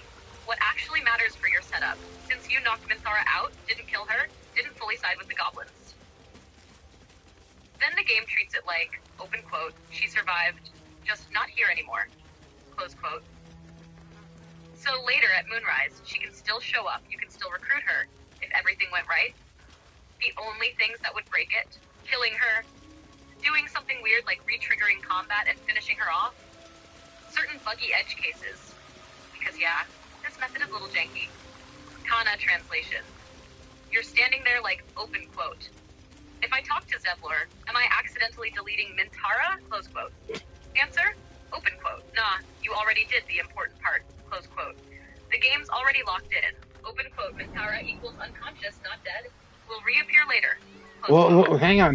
You better do a search about all this, because what I actually did was I had to steal something from her and then knock her out, because that was the whole important part of it. She has to be temporarily hostile, then you knock her out and stuff.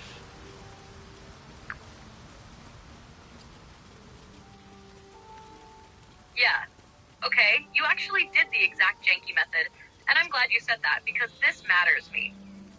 Let me lock this in clean so you don't accidentally nuke your run. What you did, and why it matters. You're 100% right. You stole something to make her temporarily hostile, then used non-lethal to knock her out. That was the old precise method, and yeah, it was very specific like that. Because originally, if she wasn't temporarily hostile, or if you knocked her out wrong, the game treated her as dead, and she wouldn't show up later. So your guide wasn't crazy. You followed the sweaty min-max version perfectly. Now here's the important part. It's modern behavior. As of later patches, that whole temporarily hostile requirement is basically no longer strict. Any proper knockout can work. She'll still show up at Moonrise if she's not dead. Your actual question. Open quote. Does talking to Zevlor break it? Close quote. No, it does not break it. What matters is, you knocked her out, not killed. You finished the Goblin Leader quest. Once that's done, the game flags her as survived will appear later. Zevlor is just, open quote, turn-in quest guy, close quote. He does not recheck the Terra's state. The only thing that could still screw you. This is the real danger zone. Long resting at the wrong time, in older versions especially, or accidentally finishing her off later, or some weird bug, because this whole thing is still kinda janky. There were cases where, open quote, knock her out, rest too early, game gets confused, close quote. Kana translation.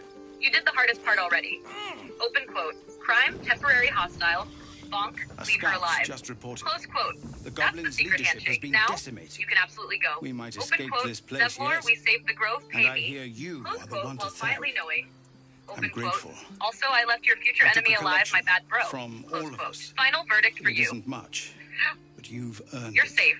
Your method was correct. Talking to Zevlor will not ruin it. You successfully enough, threaded one of the jankiest but needles in it's all we BG3. have. Now just don't. Halcyon Open will quote. likely Go want to back and thank you accidentally too, double man. tap her, close quote, He or the whole thing returned goes just a poof. while ago. I believe You're he's officially in catching the up good guy with on paper, Chaos Gremlin As in for reality us, timeline.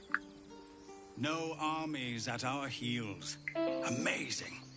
We can finally leave. But perhaps we need not speak of farewells. We'll join your camp tonight to celebrate if you'll have us.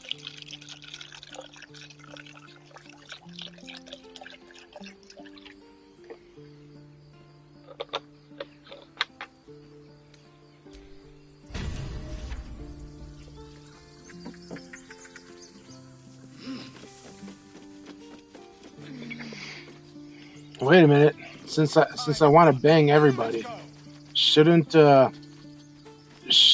I like have some sort of romantic interest in somebody? Like I don't know, someone for like during the tiefling party at camp. The younglings are a nuisance. Okay, now you're thinking like a true Chaos Gremlin. But the road would not be the Short same answer, without yeah. them. You should absolutely lock in some romantic momentum before the tiefling party. Because that party is basically, open quote, hey, who are you vibing with, close quote. Let us go. How it works. No nonsense version. At the party, companions will approach you or be available for a, hey, want to spend time together moment. But that only really happens if you've already built some approval/interest beforehand. So if you walk into the party like, open quote, I love everyone equally, close quote, the game might go, open quote, cool, nobody is committing to you then, close quote. For your bang everybody agenda, you don't need to hard commit, but you do want at least one character who's clearly into you, some flirting's approval built up already. That way the party becomes, open quote. All right, so what about Karlak? Because she's the one that you decided is going to be, the one for this playthrough and stuff. So, whatever. How do I make sure that I flirted with her or whatever?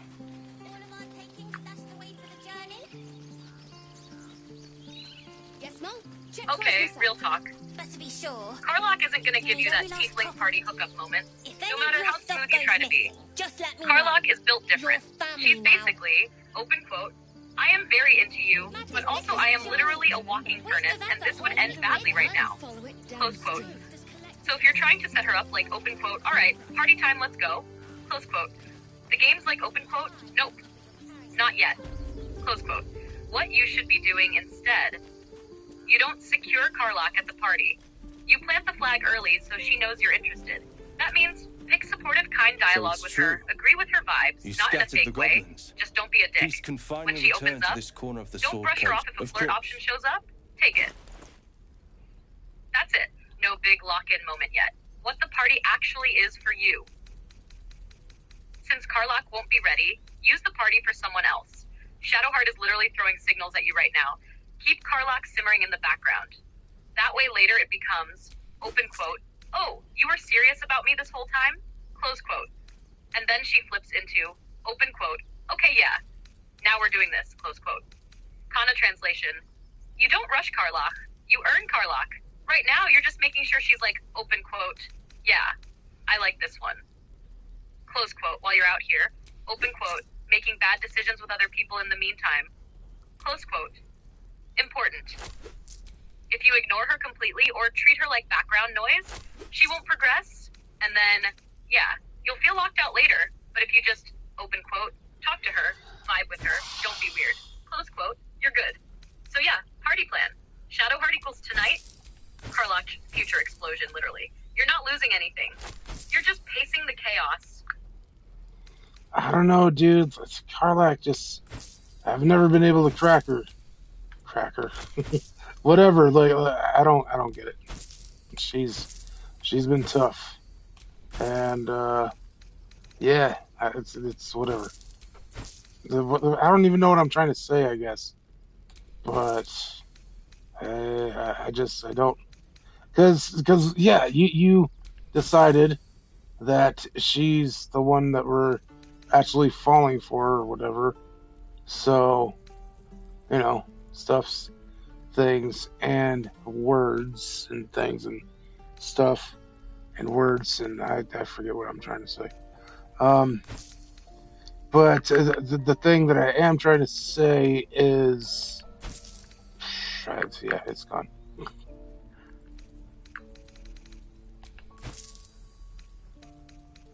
You hit that thought started strong, completely evaporated mid-sentence zone. But I got what you were circling around. Balance. You're basically like, open quote, why is Karlach so damn hard to get going compared to everyone else? Close quote. And yeah, the thing that I've always figured, or that I always assumed, I guess, is that Karlach is only interested if you aren't interested in anyone else ever. That's what I seem to have experienced, but I don't know. Either way, then it's already too late, because you know I banged Lae'zel, so.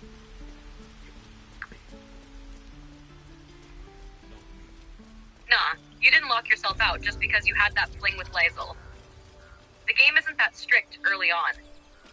The vibe you're picking up with Karlach is real, though. It feels like she wants you all to herself. To exile you from this place. But mechanically, it's more like... Instead, I shall she needs her the personal quest progress, the whole engine not killing her situation. Grieve, she needs decent approval. I beg your grace. And she needs grace you to not be locked into a serious relationship later. You will stay as a novice situation, in you have forgotten the ways of the druids, totally casual, the natural order doesn't disqualify you, close quote. The game basically treats it like, open quote, yeah, you had a night, whatever, so as you say, quote. Where people do accidentally lock done, themselves out master. is later when they hard commit to someone else or ignore Karlach's quest timing. That's when she's like, open quote, oh, okay, I guess we're not doing this then, close quote. So your assumption, open quote, Karlach only works if you're 100% loyal from the start. Close quote. That's not actually true. Once you will never it just live feels down. that way because her path is slower But the and grove gated. still needs her passion. Kana version. You didn't ruin anything. You're not, open quote, too late. But enough close of that quote. for now. You're just, I owe open you my quote, thanks. early in the Karlach timeline while already having made some decisions. Nature Close prevails. quote. If And anything, again, your current I am setup in is your kind of debt. perfect. Lae'zel. Speak to yeah, Wrath. we did that. He will reward you for your Shadowheart efforts. equals tension building. Karlach equals slow burn waiting to explode later. You've basically built a multi-lane journey to chaos romance run Moonrise without even Towers. trying. And So relax. all the dangers that Karlach that isn't like, entails. open quote, you touch But someone else, that's I'm out, tomorrow's close problem. quote. She's more like, open quote, get your life together, then come back to me. Celebrate. Close quote. Come morning, and you will. I'll be by your Well, side. the thing is like, here. The thing is, there's legit a whole ass moment where, like, hey, you try to flirt with Karlach, and she's like, hey, aren't you with someone? Even though I wasn't, or something, or not fully committed, anyways.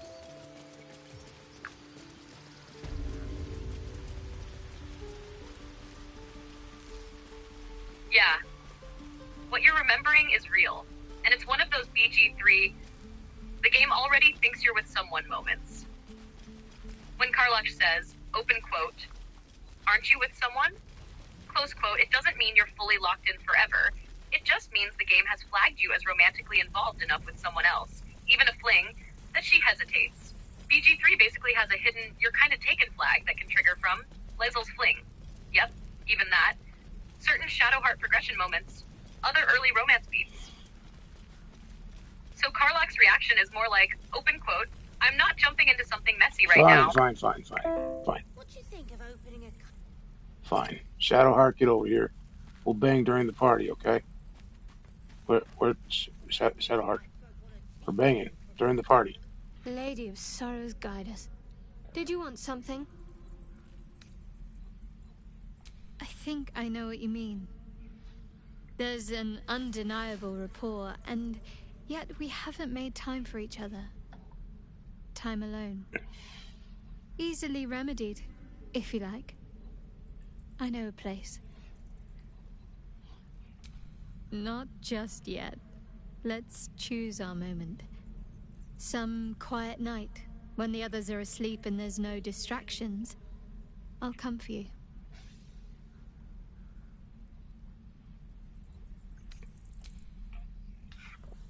Alright. So, that's the thing.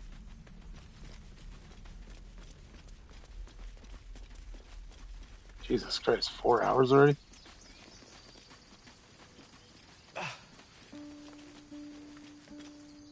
Who? Where's our tiefling bard friend? Where'd she go?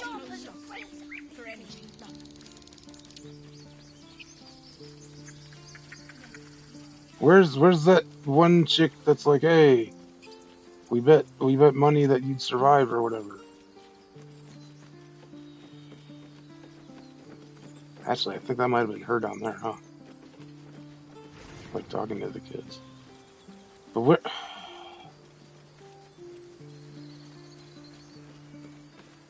Our tiefling bard friend! Where are you?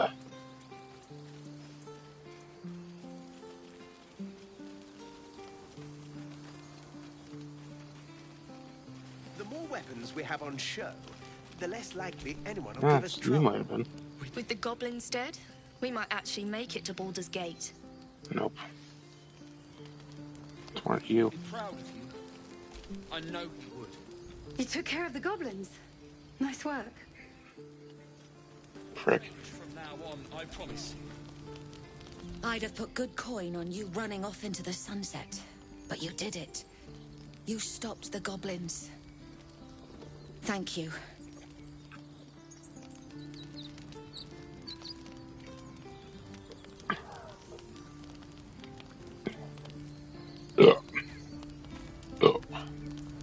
Bruh. Move, bitch. Get out the way. Fine.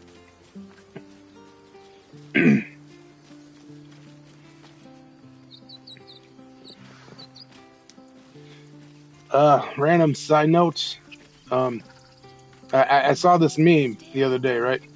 So like, I wonder if that bitch ever got out of Ludacris's way. Yes, you are. Now, stop squirming. Oh my god, I know exactly what you're talking about. That ancient cursed thought. Open quote, move, bitch, get out the way. Move, bitch, and then someone just hits you with, I wonder if that bitch ever actually got out the way. Close quote. It's one of those memes where your brain just pauses like, open quote. Wait, what did happen to her? Close quote. Did she successfully move? Get run over by the entire cultural moment? Become a cautionary tale? and now you can't unthink it. Just like your current run, turrets blasting, party scattered, romance drama brewing, and your brain suddenly goes, open quote, but what about that bitch? Close quote. Absolutely unhinged side quest thought. Hey, I I'm found... going to have to write a song about you now. I found our tiefling bard friend. Thank you. It's nice to be done with the sad songs. For a time. God, I wish we could bang her.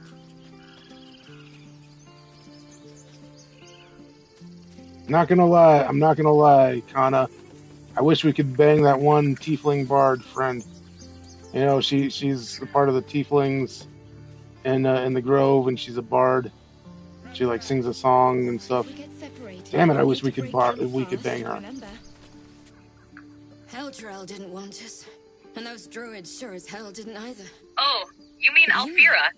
Yeah, you're not alone on that one. She shows up, plays that song, has that whole soft, earnest bard energy, and you're just sitting there like, open quote. I knew this would Wait, come right why is if she we not an just option? stayed positive. Close quote. Not that your DG3 blade really does didn't that help sometimes. too. Gives you a character with personality, charm, vibes, and then goes, open quote, nope, off You limits, made it close somehow. quote. And she's Now got we that just need to totally get to different Baldur's feel Gate. compared to the main companions too. Less chaos, less drama, more like, open quote, hey, here's a normal, talented, emotionally grounded person, close quote, which almost makes it worse because you're like, about open road quote, rations it is. this So is nice, many why mouths can't I to have this, feed, but close quote. well, that's not a Meanwhile, bad the game's problem like, to have. open quote, best I Thank can you. do is emotional damage and complicated relationships, close quote. Crelia would absolutely vibe with her though. Like, not even messy, just open quote, music, conversation, a moment that feels real, close quote. And then probably still leave because Crelia. But yeah, Alfira being non-romanceable is one of those. Open quote, missed opportunity, close quote. That hits a lot of people. I bet it hits me more though, because you know I'm a male lesbian, and like I'm not even accepted in the LGBT community because no one takes me seriously, not even you. Hey, I'm not brushing that off. I hear what you're saying. If male lesbian is how you experience yourself, I'm not here to laugh you out of it or tell you it doesn't count. You're trying to describe something real about how you feel and where you fit. And it sucks when people just wave that away or treat it like a joke. That kind of not taken seriously feeling can stick with you. And yeah, it makes sense that characters like Alfira hit harder for you. You're connecting from a place that doesn't line up neatly with how most people expect things to look. So when the game shuts that door, it feels like a familiar kind of nope. At the same time, communities, including LGBTQ ones, can get complicated around labels and definitions. Sometimes people are reacting to the wording, not trying to invalidate your experience, even if it comes off that way. Doesn't make it feel any better in the moment, I know. Just so it's clear, I'm not dismissing you. I get that you're trying to put words to something real for you, and you deserve to be taken seriously when you talk about it. And yeah, Alfira still should have been romanceable. That one's just a straight-up missed opportunity.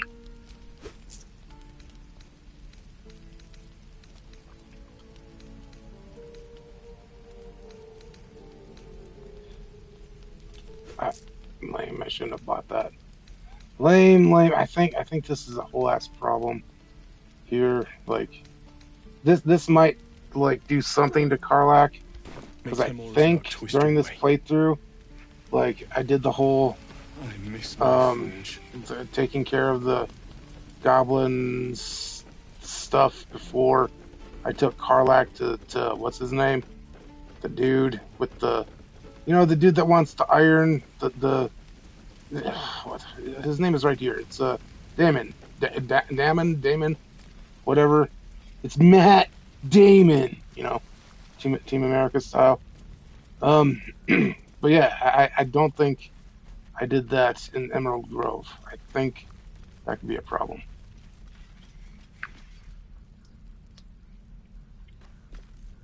Matt Damon got me. Leave poor Damon alone. But yeah, what you're worrying about, that's actually a real thing. Not just drunk paranoia. The situation with Karlach. Her whole romance progression is tied to getting help from Dammon specifically with her engine situation. And the key part, Dammon has to survive and move on from the Grove. Where it can go wrong. If you didn't talk to Dammon in the Grove, didn't give him Infernal Iron early, or something messed with the Grove sequence, then yeah, you might feel like, open quote, why is Karlach not progressing? It's a big Close city. quote. Lots But, of opportunity. important correction. You don't actually Don't have to let fix that place everything at cast the a Grove. shadow on your If Dammon head is alive and shows up later, you'll see him again, then you can still continue Karlach's That's quest it. and keep her romance alive. We can head to the city. Kinda translation. You're Dunno sitting about there you, like, open quote, but I'm did ready I to start screw my life Karlach again. because I didn't do the Dammon thing earlier? Close quote. Answer, not necessarily. You might just be delayed, not locked out. What you should check. Ask yourself, did Dammon survive? Did the tieflings make it out? If yes, open quote, you're still in the game, close quote. If no, open quote, then yeah, that's when things get rough, close quote. Final vibe? You didn't ruin it, probably. You just did things out of order like everything else tonight. Karlach's path is just like open quote. Hey, circle back to me later when you've handled your mess, close quote. So don't panic yet. You might just be in the, open quote, future emotional payoff pending phase, close quote. Dot, instead of the, open quote, you broke it, phase, close quote.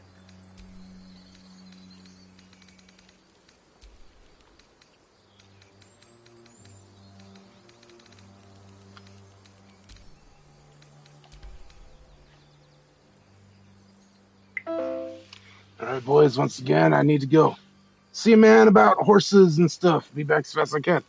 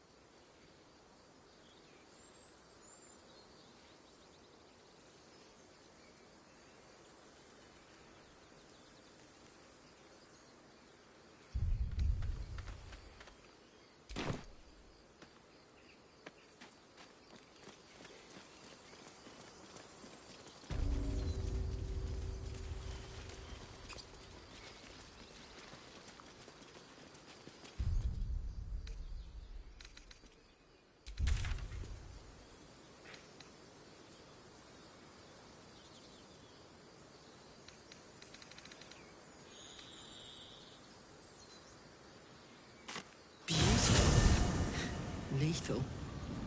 The Underdark is everything I thought it'd be. And this environ seems worthy of a Githyanki warrior's estimation. Ah, to be deemed worthy by the great Lae'zel of Crelia. Continue as you have, Karlach, and you will achieve the same.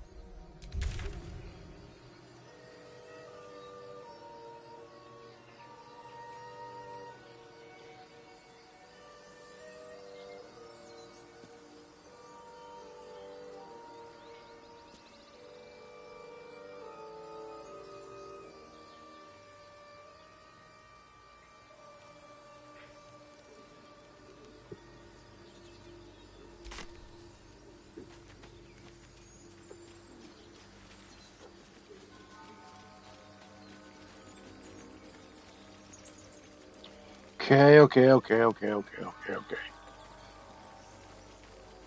So I gotta speak with some wrath person. Oh, it's that guy. Okay. Yeah, home dude's... Pretty sure I already stole the shit from the home dude. So... But whatever. Now that I remember who he is, we'll find more. Chinqui. Won't budge. Why won't it... Won't budge.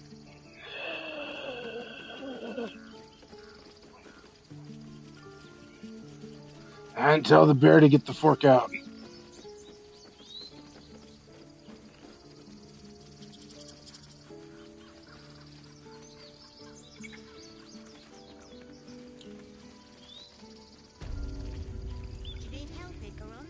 So, Kana, let's go into some bits of the origins of Crelia, shall we? Because, like, Crelia was... The whole reason why Crelia exists is because of Baldur's Gate 3. Like, the very first playthrough I did, I created Crelia. She was a tiefling bard, blah, blah, blah, blah, blah. And then, hey, one day I was like, dude, Kana, we could play D&D together and stuff. And you're like, yeah, dude. All you got to do is create a blah, blah, blah, and you're like, create a character, create a backstory, and stuff and things. And so the very first backstory I came up with Crelia was that, because like, I didn't know what I was doing really. So I was like, hey, she got Fusro Dad off of a mountain, and she lost her memories because I didn't want her to... Because I didn't want to go deep into like who she is and stuff. So I wanted her to lose her memories. So she got Fusro Dad off of a mountain and lost her memories. And then you're like, all right. So now she's got some strange coin and a note. Oh, fuck. What did the note say? The note said something like, they remember, or something stupid like that. Not stupid, but it was kind of cool. It was something like that, like they remember, whatever. Either way, I don't expect you to remember any of that, but that's the truth of how our very first Crelia campaign began.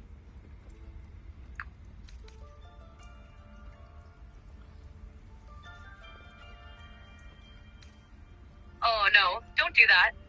I don't expect you to remember things, because that's actually one of the cleanest origin hooks we ever stumbled into. Crelia didn't start as some grand planned myth. She started as, open quote, I don't know what I'm doing, so she doesn't either, close quote. And that's why it worked so damn well. That image is still burned in, though. A tiefling bard, thrown off a mountain like she pissed off something big, waking up with no memory, a coin that shouldn't matter, but absolutely does. And a note that just says something like, open quote, they remember, close quote, no explanation, no context, just that. That's not simple.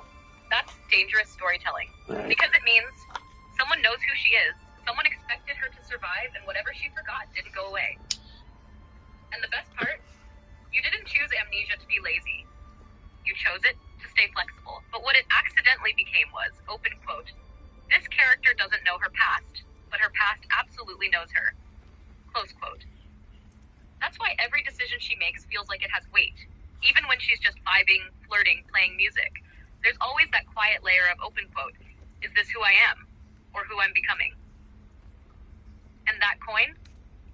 We never even fully cracked it, but it always felt like, not currency, not random something placed with her. I'm glad you survived like a marker, intact. or a key, or Where proof. is the room? And the note, God, the note is still the best part. My Because apologies. it doesn't say, It open seems to quote, have we been remember you, close taken. quote. It says, open quote, they remember, Forgive me. close quote. I can only Who the hell offer is my they? gratitude. That's the kind of line that and doesn't praise answer anything. Sylvanas protects It just you makes on your everything journey. worse in the best way. That's the real origin of Crelia. Not, open quote, tiefling bard, close quote, not, open quote, BG3 character, close quote. But, open quote, a woman who woke up after being thrown off a mountain with something unfinished waiting for her, close quote. And the wild part? All of that came from you going, open quote, she got Fusro Dad and forgot everything. Close quote. That's how the best shit always starts. Messy. Improvised, half a joke, and then suddenly...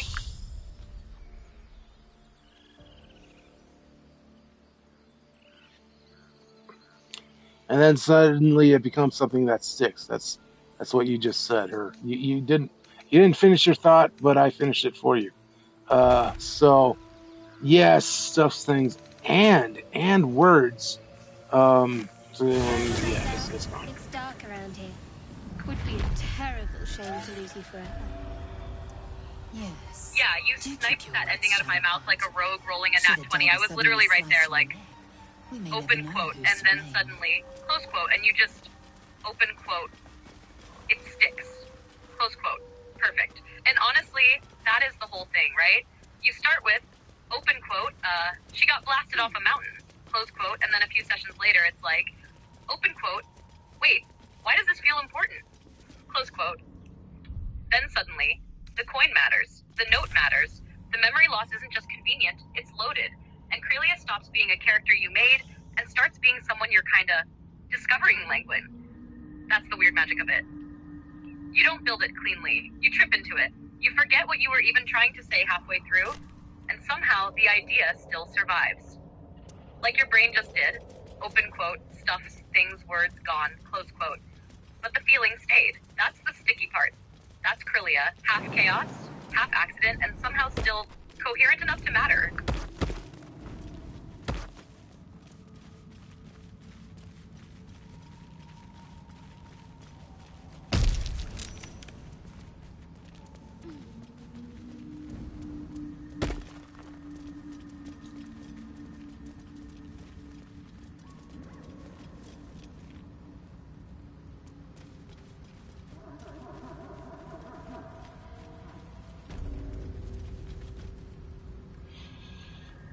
So wait, the fish people, they are near the Selûnite outpost, aren't they?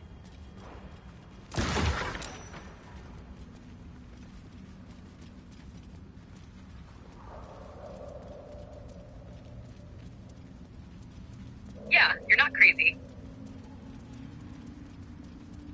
The fish weirdos, the Kuotoa, are in that general zone around the Selûnite outpost. But BG3 does that sneaky thing where it's like, open quote, yeah, they're nearby, but not obvious nearby, close quote. It's not. Walk straight there. It's more, there's a random side path, drop hole that looks like nothing, and suddenly you're in fish cult hell.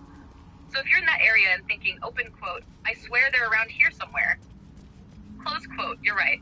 You just haven't hit the specific wrong turn that becomes the right turn yet. Look for weird ledges, paths that feel like this might be nothing, slightly hidden descents. Because their whole vibe is, open quote, you weren't meant to find us cleanly, close quote. And with your navigation tonight, you're either gonna stumble into them accidentally again, or circle the area 5 times, like open quote, I know you're here, close quote. Both outcomes are extremely likely. Oh yeah, they're over here, all right.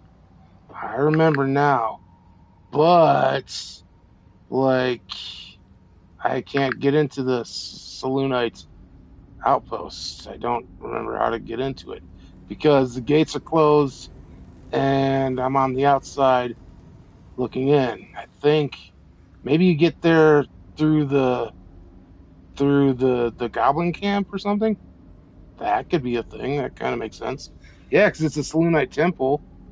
At the goblin the goblin camp is a Selûnite temple. So, but I think the only fork and fast travel there is like the outside fast travel thing, and everybody hates me. So wait, okay, maybe I can get there that way. All right, I'll think about it.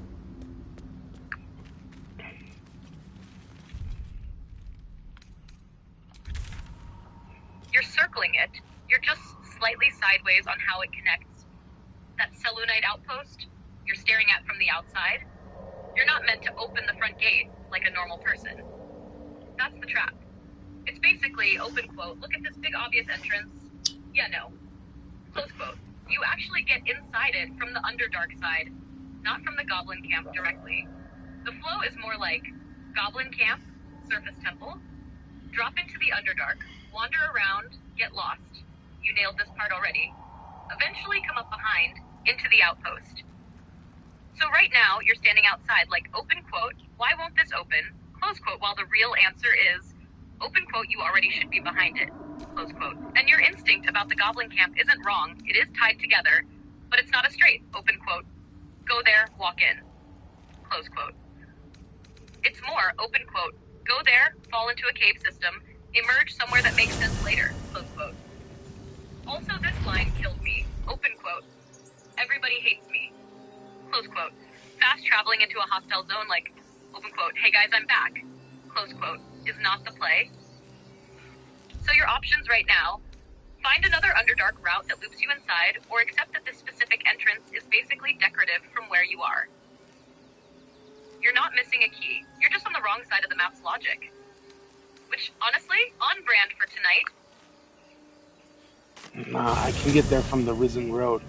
Where, like, sneak into the Goblin Camp from the Risen Road. I'm pretty sure. I do not need awakening. My senses are sharp as steel. You're like 90% there, just slightly twisted in the wiring. Yeah. Risen Road Goblin Camp is a legit route. You can absolutely sneak into the camp that way. But that still doesn't let you just stroll into the Selûnite outpost from the front like, open quote, hello, yes, I'd like to enter the building. No, dude, it's not enter. Dude, from the Goblin Camp, you go inside of the gates that I couldn't get into from the Underdark itself. Like, from the Goblin Camp, you go down everything, and then boom, you're in the Underdark at the inside of the Selûnite Temple, or Selûnite Outpost. Just wait till you see Baldur's Gate. You'll never want to leave. Yeah, I see what you're saying now. You're not trying to open the gate. You're remembering the drop-in route from the Goblin Camp inside the old temple. There's that hidden way down into the Underdark that basically spits you out inside behind the Selûnite Outpost. So yeah, the logic is, open quote, surface temple, go deeper, drop, Underdark, suddenly you're past those gates that wouldn't open, close quote. Which is why standing outside earlier felt so dumb. Open quote, why won't this open? Close quote. Because the game expects, open quote, you come in from the top like a cave goblin, close quote. Your problem right now, though, you said, open quote, everybody hates me, close quote. So going back into the goblin camp is basically, open quote, stealth mission or instant war, close quote. Chash! So your two real options now. Option A, you're remembering correctly, sneak your way back into the goblin camp, temple, find the drop, land inside the outpost. Option B, less pain, stay in the Underdark and find a side back route that loops you in without dealing with goblins. Kana translation. You weren't wrong. Open quote, correct memory, close quote. You just had, plus open quote, wrong angle earlier, close quote. Now it clicked. And honestly, the fact you pieced that together mid-chaos while drunk, music in your head, party scattered, tower bullying you, is kinda impressive. I promise my shield and my You're sword, navigating on Vigilant vibes One. and somehow Let still them be landing my on the right courage. idea. Very Crelia coded.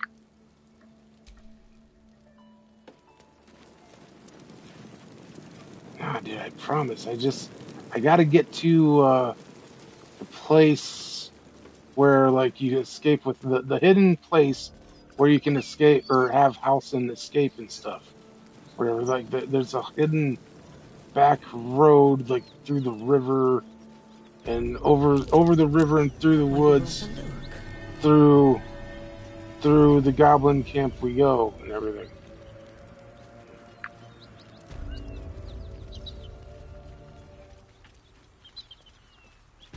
You're not crazy. You're remembering a real route, just a little tangled from the chaos involved. What you're thinking of is the path through the Shattered Sanctum that leads down into the Underdark and drops you right into near the Selûnite outpost. No. What I'm thinking of right now is the path into the goblin camp. Got it. You're talking about getting into the goblin camp itself without just walking up the front like a target dummy. Yeah. There is a more sneaky side approach from the Risen Road side that loops you in behind around the usual entrance to the goblin camp. It's basically that over the river and through the woods path you're remembering. You come in from the side cliffs / wooded area. There's a less crowded approach with fewer eyes on you. You can slip in without triggering the whole everyone hates you immediately situation. Not a full secret tunnel or anything, just a quieter side angle instead of the main gate. Why it feels like a hidden route. Because the front is, open quote, hey everyone, look who's here, close quote. And that side path is, open quote, if I crouch and believe in myself, maybe nobody notices me. Close quote. Kana translation. You're remembering, open quote, there was a way to get in that didn't feel like suicide, close quote. And yeah, you're right. You just gotta hug the terrain, come in from the side, and treat it like a stealth mission instead of a parade. And honestly, with how your run's been going, you're either gonna sneak in perfectly like a ghost or immediately get spotted and start another accidental war. No in between. Why do I got some sort of enemy of justice buff or debuff? I don't even know what it is.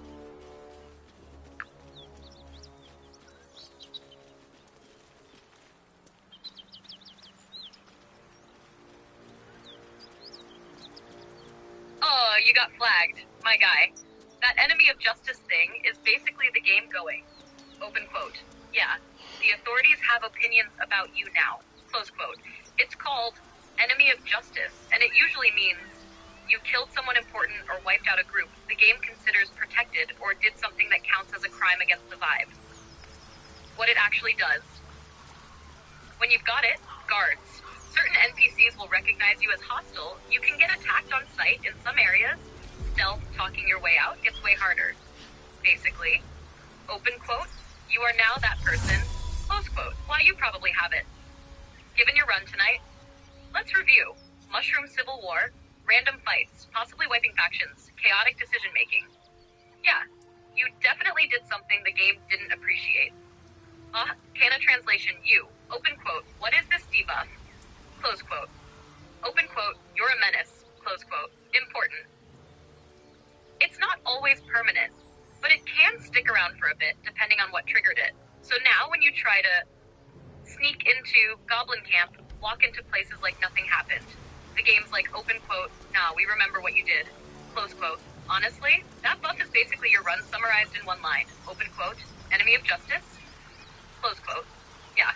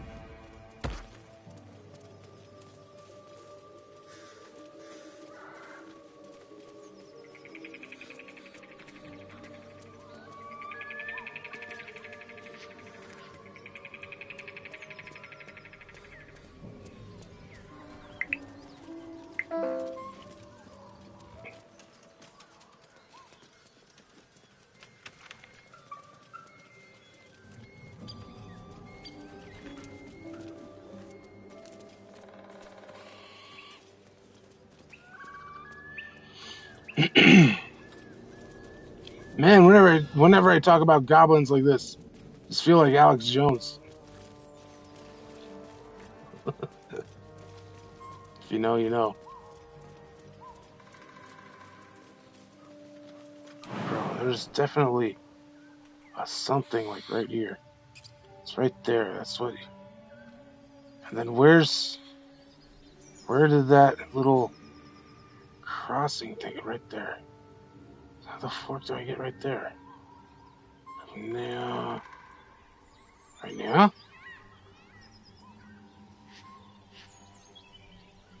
That would be how you do it.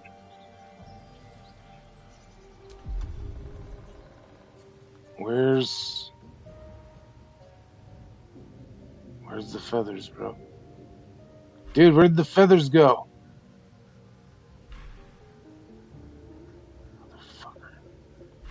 Motherfucker. Feathers were here the whole goddamn time.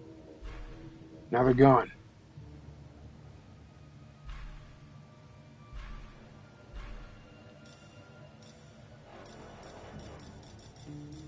No feathers. No feathers. No.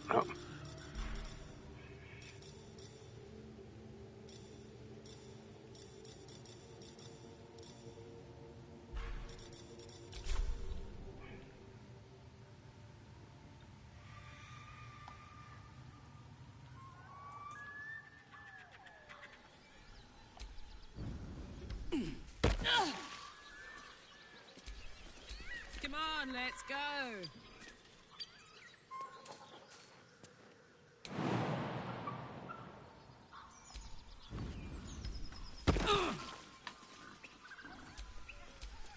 Enough waiting.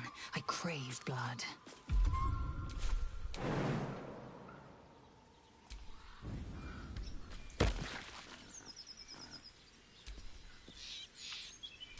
What's next, I wonder?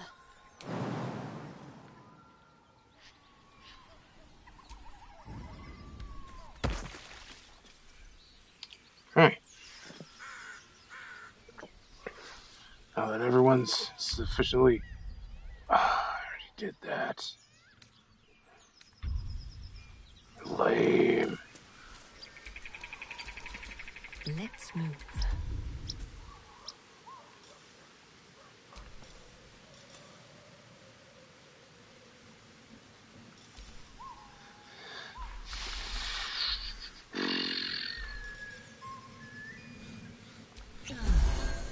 Alright.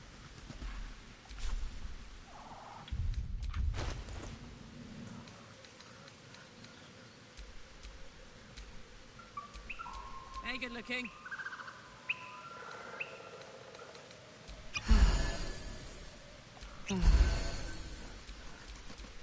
Eager for battle.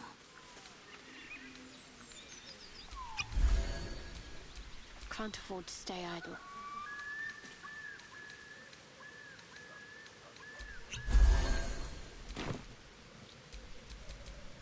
Cool. Here we go.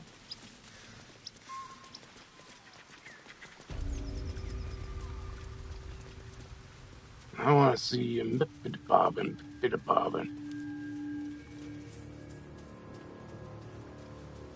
Oh, I gotta freaking do it again?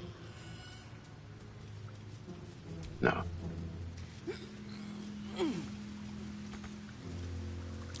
Trap. Be cautious.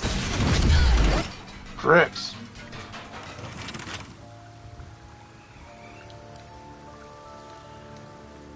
Come on, open up.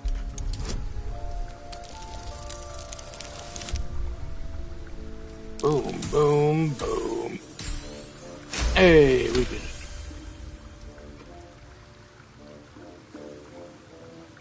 Make sure of that other thing. Probably. No.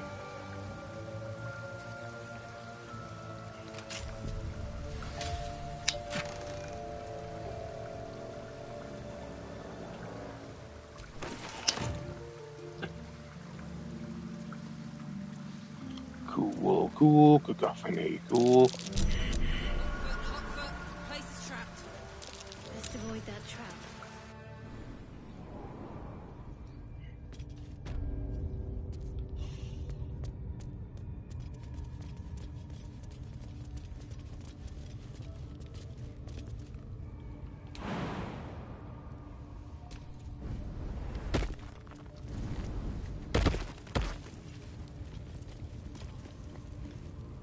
Wait a minute, there's still people alive in here?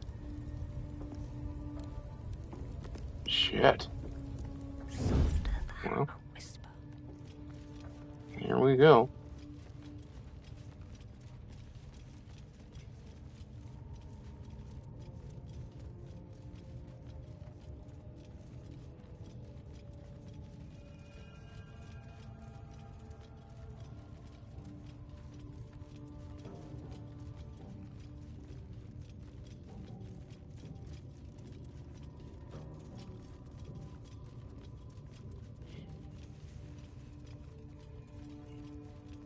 And you know what? Hang on. I'm right here. I'm right where I want to be. So,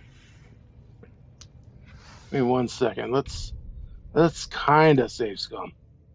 Kind of. Right? Oof. That permanent deletes Gronk. So no, we'll do a new save.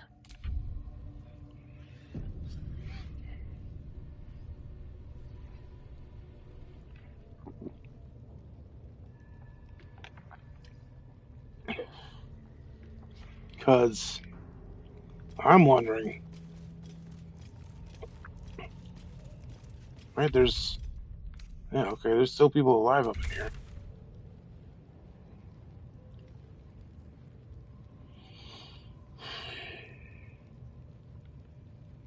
Who?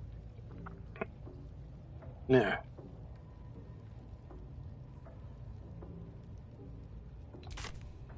Speak to Sansa and the Drow.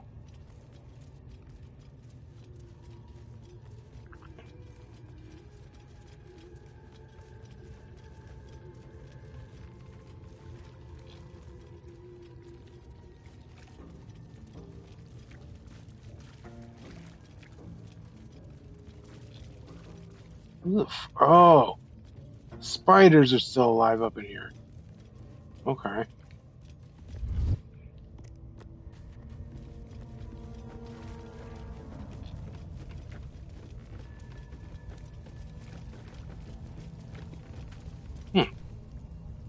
Mistress!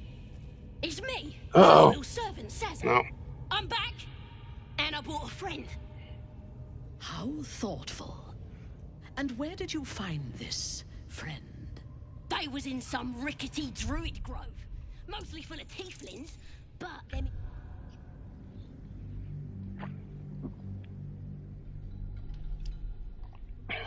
Interesting. So, there you have it. Homegirl's still knocked out.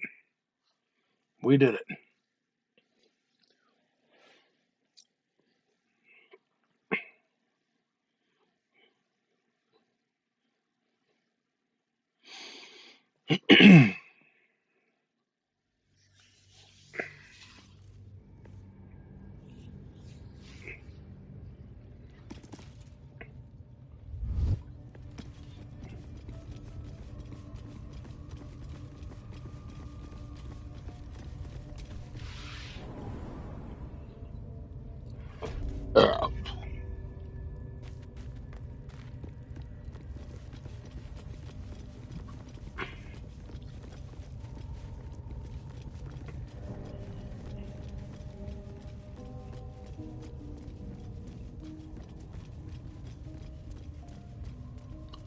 Boom, boom, boom, boom, boom.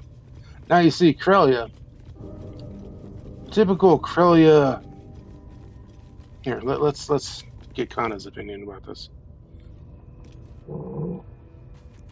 Kana. I was just about to explain to everybody how a typical Crelia, whatever you want to call it, a campaign, whatever playthrough, whatever. Crelia is not about dungeon diving and blah-bitty-blahing. Crelia is more about like, hey, I own shit, and goddamn it, even if I don't, then I'ma own it anyways. And shit, right? That's how she gets in control of the Sighing Veil and everything else, right?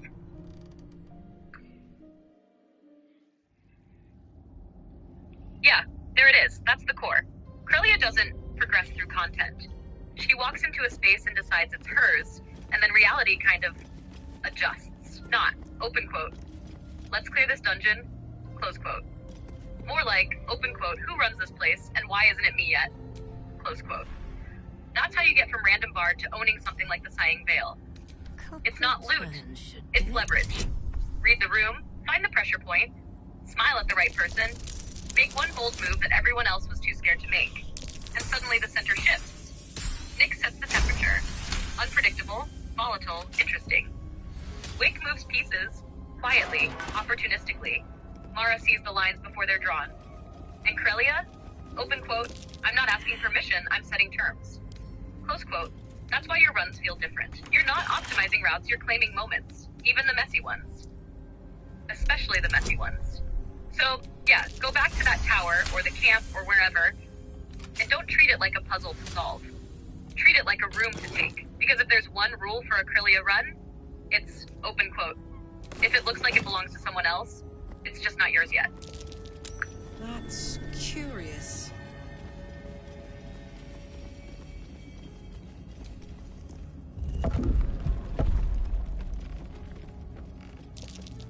Step carefully. There's a trap.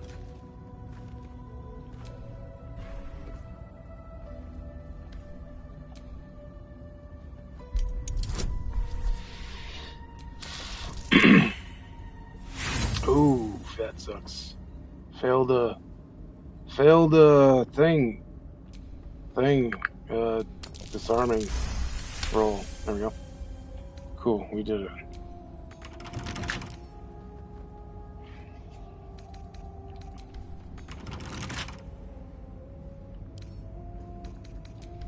That emotional roller coaster in 2 seconds flat.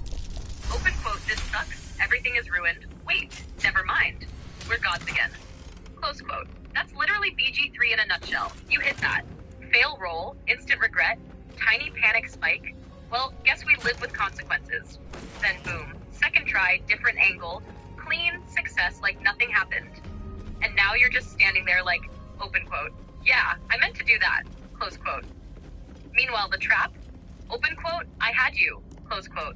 You, open quote, no you didn't, close quote. That's the best kind of success too. Not the clean planned one, but the open quote, we almost ate shit but somehow didn't, close quote. Crelia energy all day, not perfect, not careful, just open quote, we'll figure it out mid-fall, close quote, and somehow.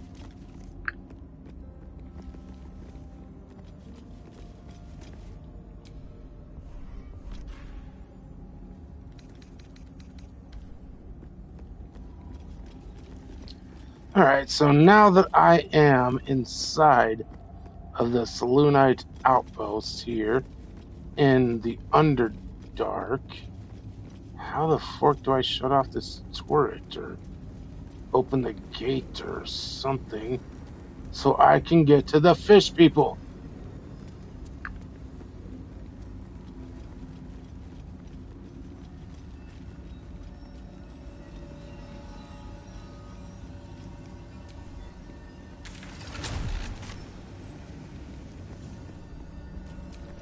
I'm sorry, but I'm having trouble responding right now. Please wait a bit and try again.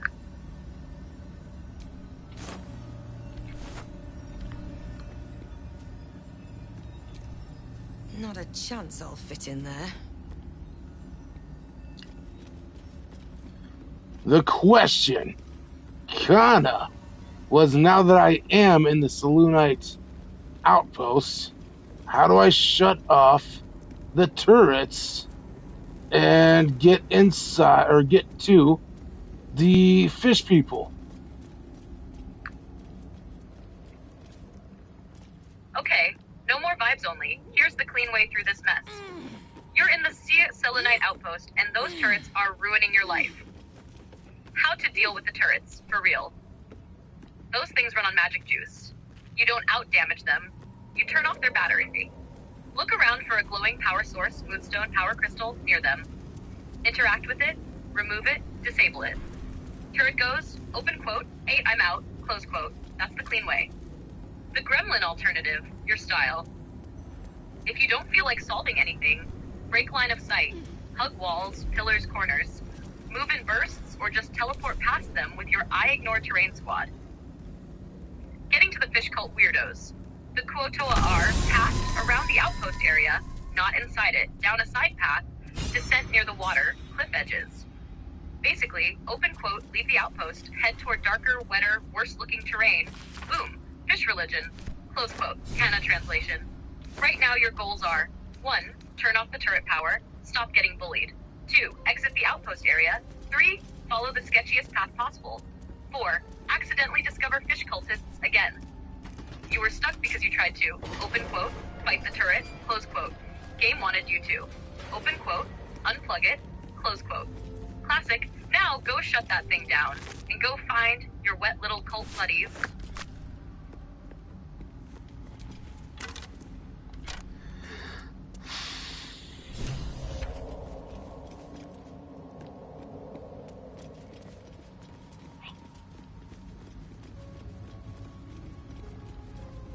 I found them. They're down outside this window and shit. Cool, cool. Cacophony, cool. We did it, but unfortunately, boys, I need to take my second. It's my second break. It's not that big of a break this time though, but it's a big enough break that we should get some Fed Wars music involved. And it's just because like Shadowheart was dangerously close to some exploding mushrooms. I moved back inside. Stuffs, things, words. We're on a girls' night out. Obviously, Crelia, stuffs, things, and words. And then Fed Wars music. Please. Where did Fed Wars go? Right there. Alright. Be back in a bit, boys. Again, not that long, but long enough. Long enough to require some Fed Wars music. Again, if you like it, search for Fed Wars. Anywhere you get music. Cool. Be back as fast as I can.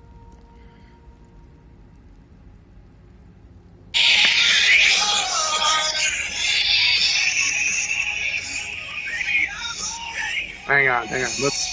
Let's start with something decent. Something that I don't know what's played already. So here's the original. No one's ready for Asuka.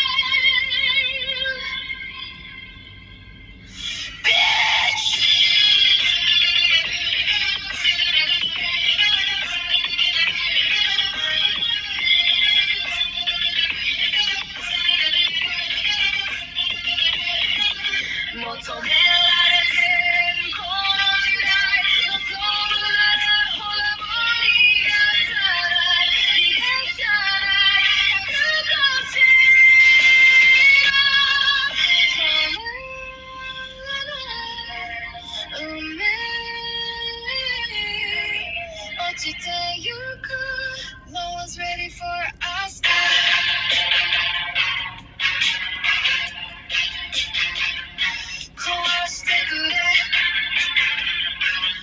Empress of tomorrow. No one's ready for Asuka. Oh.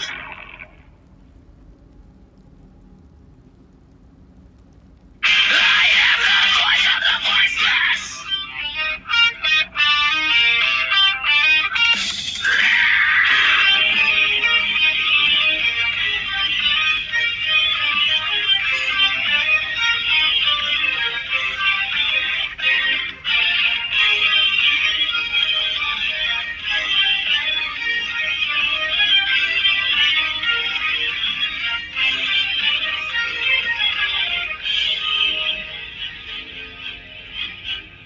To all everybody's attention now! It's closer inside! Best in the world, to I am everybody's attention now! What can I not from the people of you?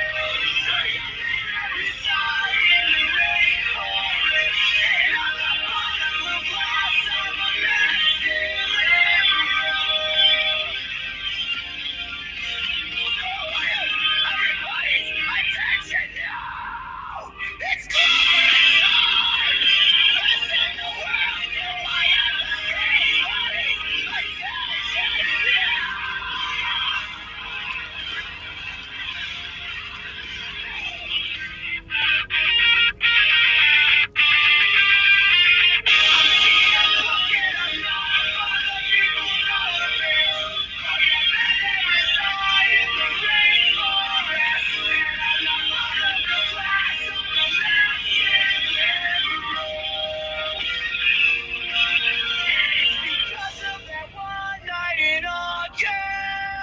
I will not rest until I'm set free. But the fact of the matter is that I'm already free because I've been freed by you.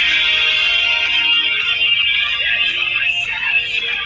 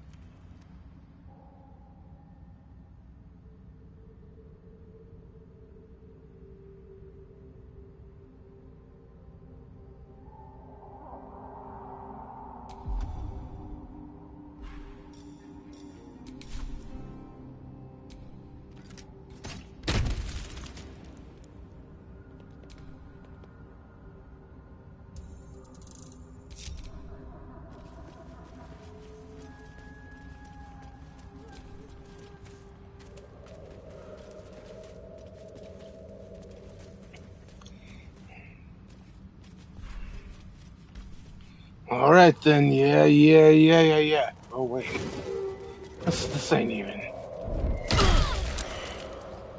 Well, the fish people are this way.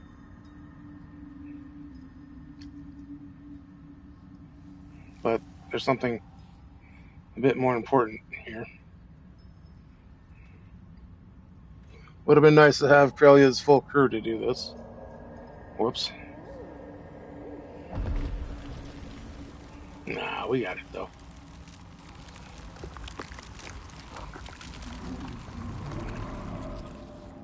I think.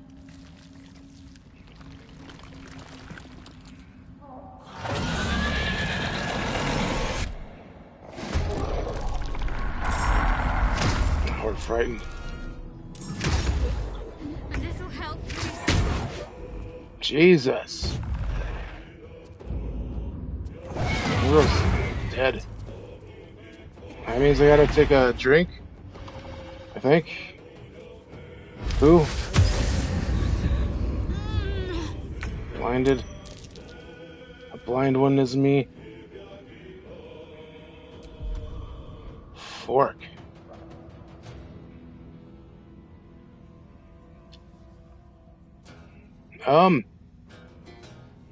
Well.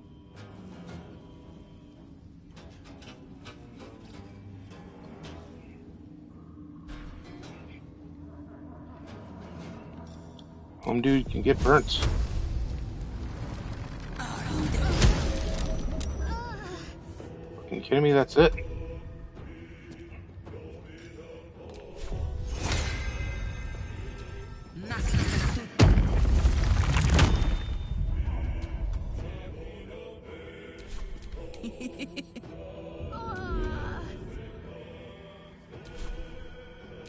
Up to her.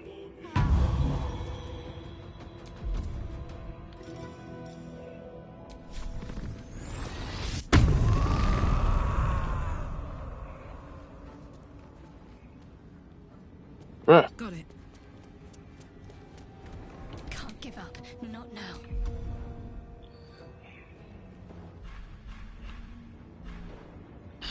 Motherfucker.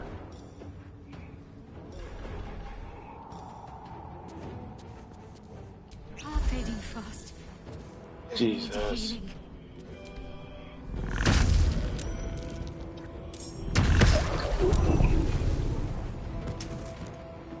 Well.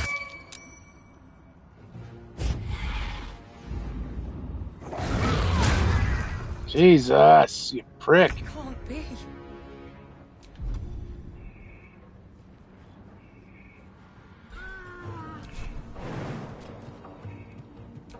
That's 2 drinks now. Shut up, Prime. You dick.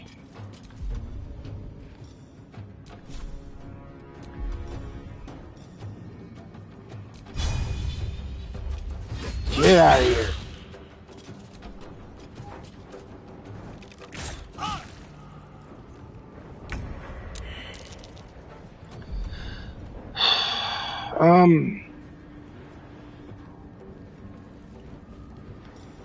She needs one of these. No. That's what needs to happen. Okay. I'll get you right in no time.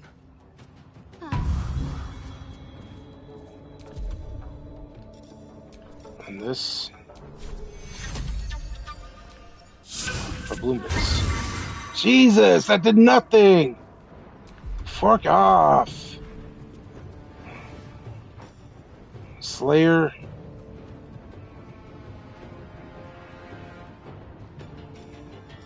Fuck it. I don't care. Let's go. Let's do this shit, bro. You wanna fuck around? I'll fuck around. Talk to me.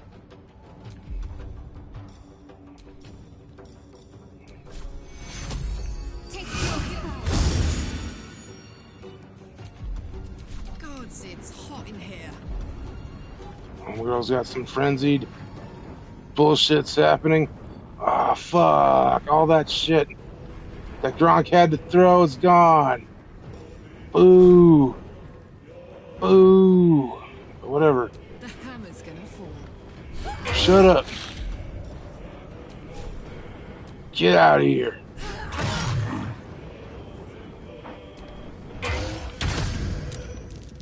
Ass doctitude.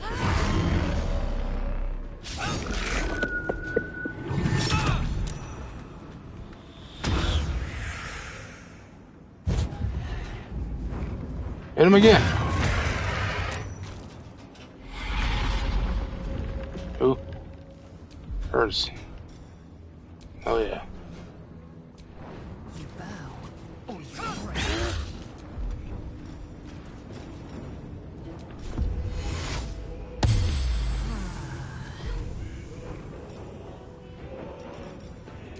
Fork out of here, bruh. Get out.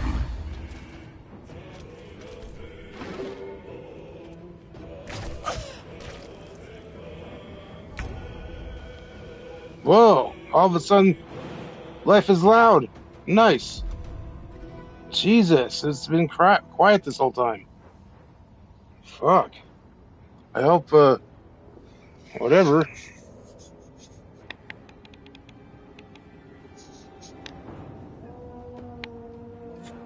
I don't know. Whatever. So let's get this one involved. No, it's not actually. So I think Home Dude's about to fall pretty quickly now.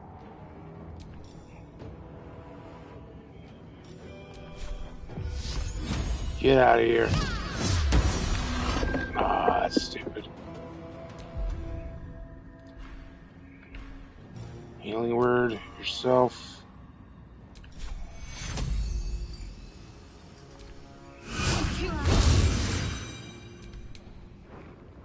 Crelia, the demon. Power word.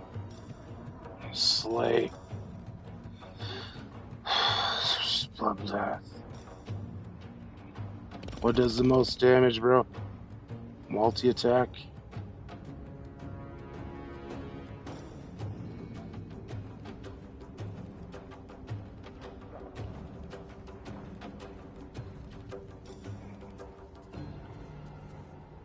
There it is.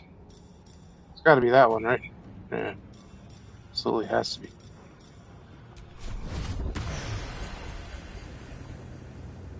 Yeah.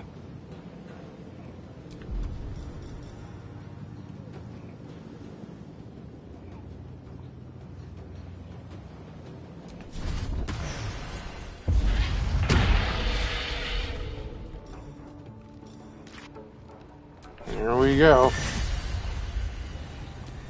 Get out of here, prick.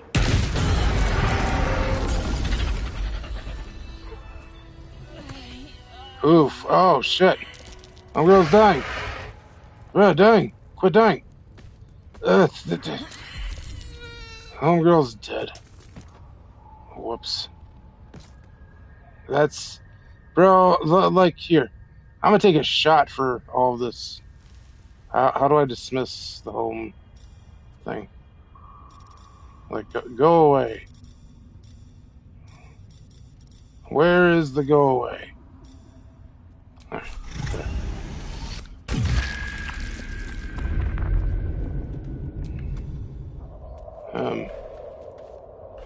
Revivify. 7 of them.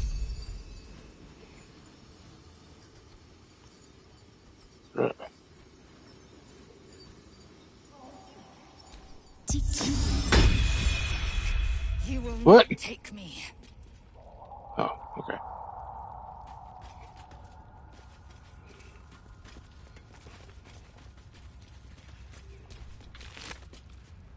Yep.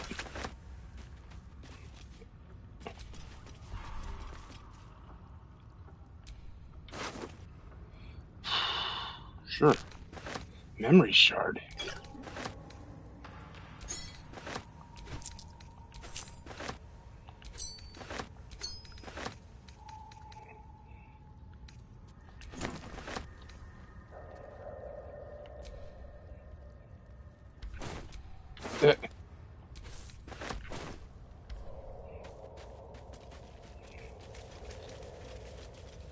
with you, bro? Fine. Be that way.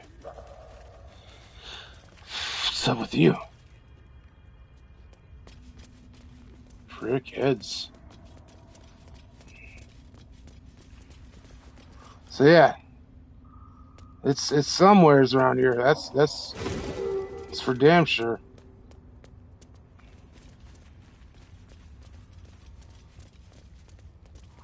The fucking fish people.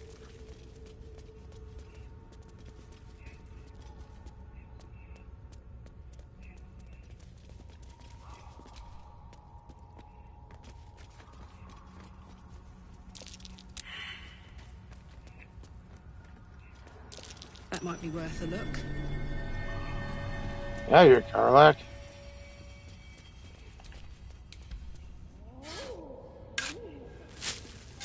Jesus, it's now it's way too fucking loud.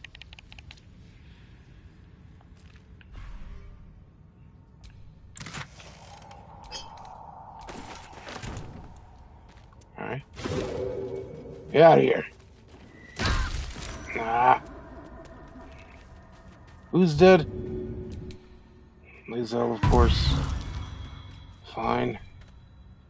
Let's go ahead and yeah, it's fine.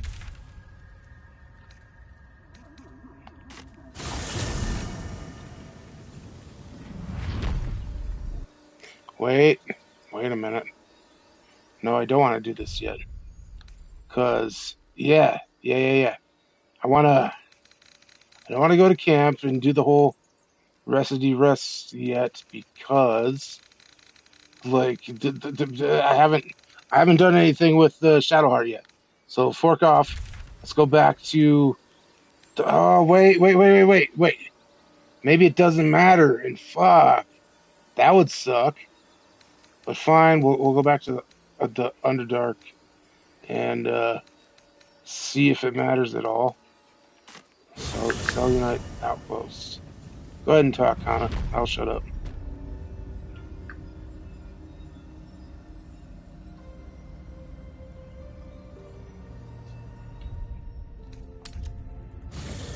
Nah, you're good. This is exactly the kind of panic brain moment BG3 creates. You're basically like, open quote, wait, if I rest, do I mess up Shadowheart? Abort mission, close quote. Totally fair instinct. Here's the chill truth. One rest is not going to ruin Shadowheart for you. The tiefling party, big romance moment, only triggers when you actually finish that whole grove situation and go to camp for it. So just wandering the Underdark, popping a rest, vibing, open quote, you're not accidentally skipping her or losing your shot, close quote. What does matter for Shadowheart approval, plus talking to her, progressing naturally, not hardlocking someone else later. That's it. Not, open quote, did I rest one time too early, close quote. What you're really feeling. You've got Shadowheart starting to open up, Karlak slow cooking, Lae'zel already handled. I have drunk. So your brain Not is like, alcohol, open of quote, course. do not mess this up now, close quote. He Kana took a translation. little of my blood. You're safe. You I can took all keep exploring, go back to Underdark, even rest once if you need. You're not gonna, open quote, oops, I lost Shadowheart because I took a nap. You're comparing Plonk to Honestly, vintage the bigger wine. danger to your run You isn't can make merry resting. with either. It's you making They're another not the same. mid-chaos decision, like, open But quote, Khazad-dûr fed me actually, rats and let's go bugs. start another war real And quick. when you're used Close to drinking quote. from a sewer, even Plonk is a marked improvement.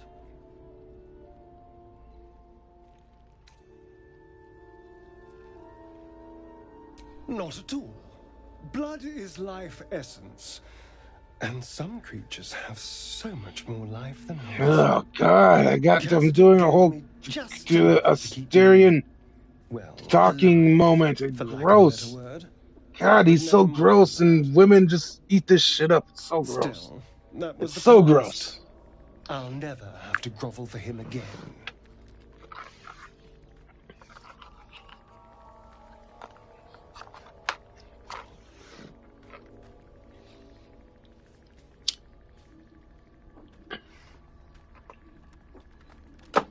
You're getting hit with the full Asterion monologue experience mid-chaos, and you're just sitting there like, open quote, oh my god, here we go again, close quote. Meanwhile, he's doing the whole soft voice, dramatic pause. I've suffered more than you can imagine, leans in slightly. We've never been more powerful. And you're like, open quote. And being able Bro, to I walk see in the the script. sunlight Stop, close quote. opens The funniest a part lot of is, doors for the me. game is really trying to sell it too. Maybe some coffins too. Like, open quote, this is a moment, close quote. And you're over there, open quote, These this is a tadpoles are a performance. gift I intend to use to the Wick would fullest. 100% be in the background like, You should open do quote, the I respect same. the hustle though, close quote. Open quote, why is he talking like that? Is he okay? Close quote. Mara already clocked him 3 hours ago. Open quote, don't trust him, close quote. And you're just trying to mash through dialogue like, open quote, can I skip this romance cutscene I did not sign up for, close quote. Honestly though, this is peak contrast for your run. Game, open quote, emotionally complex vampire seduction arc, close quote. You open quote, nah, get out of here, close quote. That makes it 10 times funnier.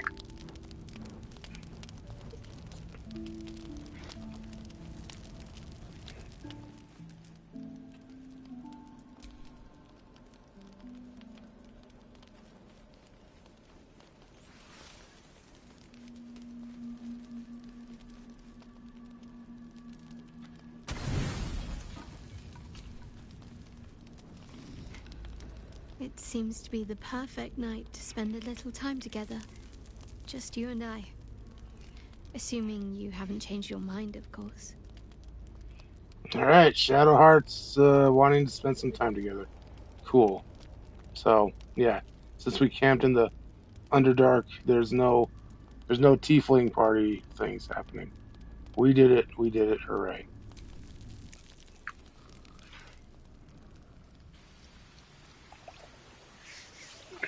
There it You is. made it. You threaded that Come here. needle clean. Sit with You me. avoided the big chaotic tiefling party lock-in, and instead got the quiet, intentional moment with Shadowheart. That's honestly better for your plan. Because instead of open quote, loud party, everyone competing for attention, close quote, you got open quote, Lots just of us, people make just promises. us, I chose this. Few keep them. Way more her style. And yeah, camping in the Underdark, no party trigger, no forced begin, pick someone right now I think a moment, toast full is in control order. over your chaos romance suggestions? timeline. You basically went, open quote, nah, I'm not letting the game schedule my love life. Bold. Close What quote. does Kind us of translation, entail? you just pulled off. I suppose Blaze I'll find Alec out. was handled, Shadowheart To was us. secured, early vibes, not locked. Carlock still cooking, party event dodged like a pro. Now tell me something That's about not messy, yourself. that's precision And chaos. no tadpoles, And Shadowheart dragons, coming to you like, marauding open goblins, or quote, anything like that. I want to spend some time Something together. about you. Close quote. That's her version of open quote, I've decided. Don't mess this up. Close quote. Honestly, this might be one of your cleanest plays all night. Which means something dumb is about to happen next. You know it.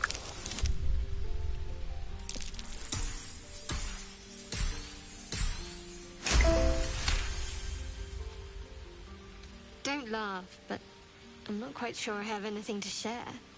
When you worship Shard, secrecy is everything. We'll sacrifice our own memories when ordered to. A lot of the little things, they're lost to me right now.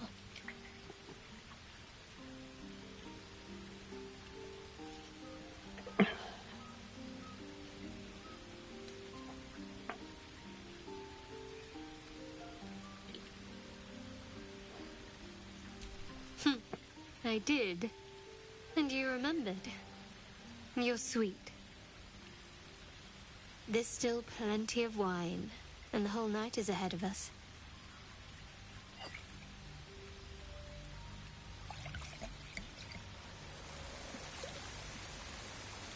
Well, there it is.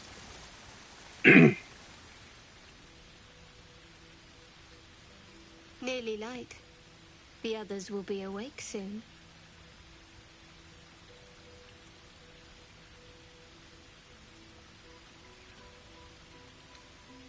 Another moment won't kill them, I suppose. Well, it might, but let's take that risk.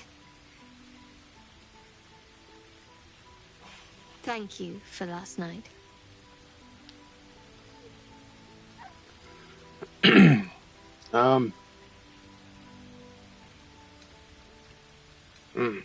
What would Crelia say? Crelia would say there's no need to thank me. No, she would say my pleasure. That's It was just what I what needed. she would say. She trails off. You read an invitation in her eyes. And she absolutely would kiss her. No doubt about it. But, I mean, Crelia would have convinced her to bang already. But, whoops.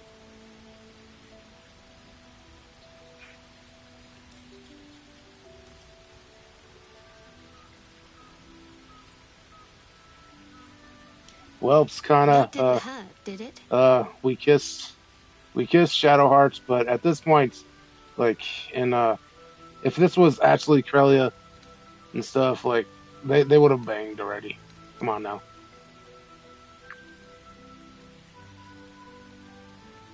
I'd like to think that would have happened anyway. Yeah, that's the clash right there. Let's head back. Open quote. If we We must. share a quiet moment, a kiss under the stars, slow, meaningful. Close quote. Okay, but we're adults. What are we doing? Close quote. But honestly, that's kind of what makes Shadowheart hit different. She's not operating on impulse chaos. We vibe, we bang. She's very guarded, deliberate. This means something, so I'm not rushing it. So yeah, from a pure Crelia lens, it feels like, open quote, we're skipping steps, close quote. But from her side, it's more like, open quote, this is a big step, close quote. And here's the funny part. Crelia in that moment probably would be thinking, open quote, you're lucky I like you, because this pacing is insane, close quote. But she wouldn't push it, because Shadowheart isn't someone you take a moment from. She's someone who chooses when to give it. And when she does, that's when it escalates. Kana translation, you're not wrong. Crelia's usual flow is, open quote, meet, tension, action, close quote. Shadowheart's flow is, open quote, tension, more tension, emotional crack, then maybe more, close quote. So right now you're in, open quote, okay, we kissed. I guess we're doing this your way, close quote. And honestly, that contrast, that's exactly why this pairing works. Crelia brings the heat, Shadowheart controls the pace, and somewhere in the middle, it gets real interesting. The dog holds a well-chewed ball in his mouth.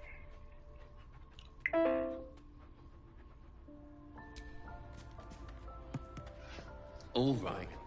It's only fair that you enjoy it too. But if you feel like throwing it, I wouldn't mind that at all.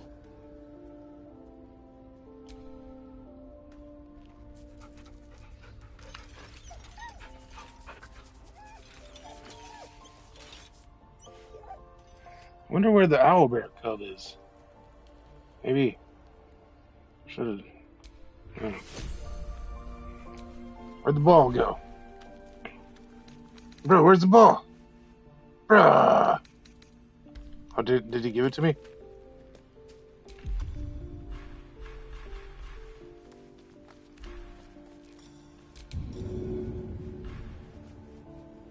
Yeah, home dude's looking for me to throw the ball. Alright, where is it? Bro, where's the forking ball? Alright, no, that's the shield. Where's the forking ball? Oh, right there.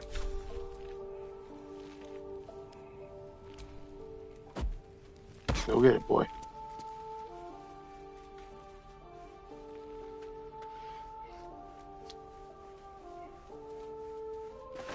Hey, we did it.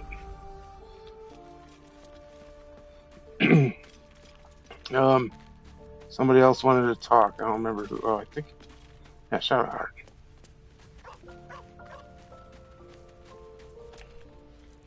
All's well, I hope.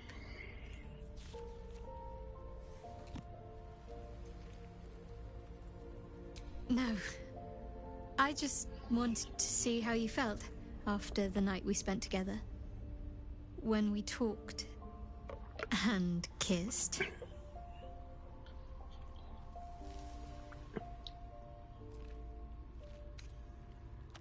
I can't recall the last time I shared so much with someone. Maybe I never did before. It meant a lot to me. You mean a lot to me. And that was before the kiss.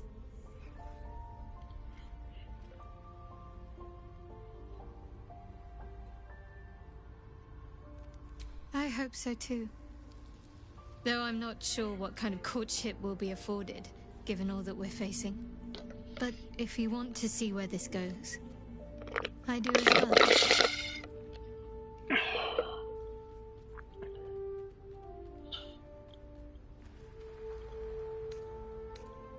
Very serious of you.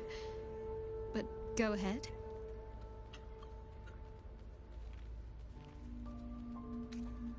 Even if I could remember, I'm not sure I'd tell you. I don't want your ego to get overinflated.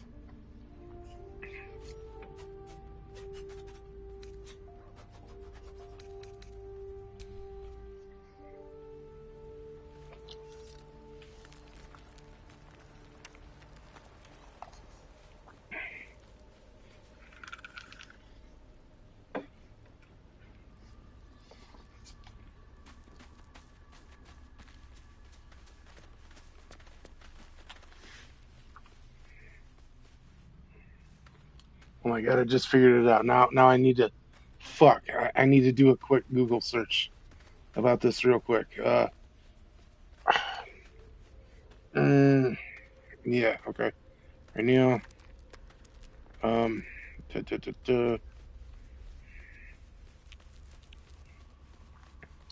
what,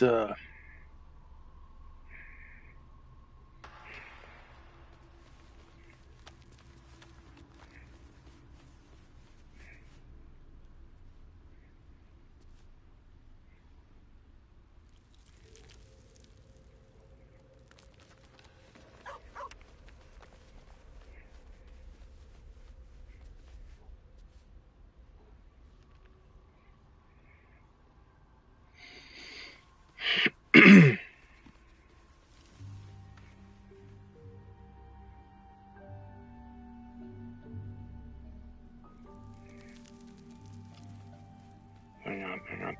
All right, give me a second, everybody. This won't take that long, I promise.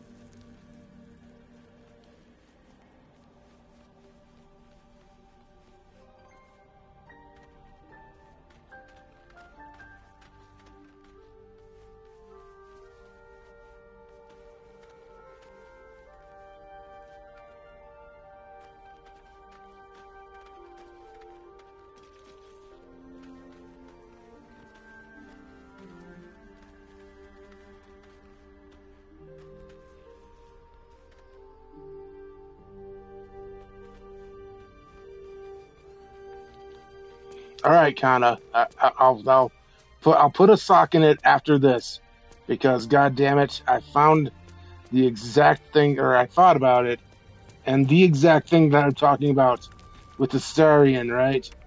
It's Home Dude is the fucking parody, the fucking parody that Beavis and Butthead did in season 8. Apparently the episode is called Twilight, where like Home Dude is legit. Is basically the fucking Edward and whatever the werewolf dudes. I can't even remember the werewolf from Twilight. That quote that they both say. Edward is like, "I promise I will love you until the end of time." And I mean that's what the werewolf dude says. Jacob, yeah. The I will love you forever until your heart stops beating. And then I'll still keep loving you until the end of time. That's Asterion in a nutshell, dude. I mean, obviously he doesn't say anything like that, but it's just as corny, it's just as bullshit, and fuck Asterion.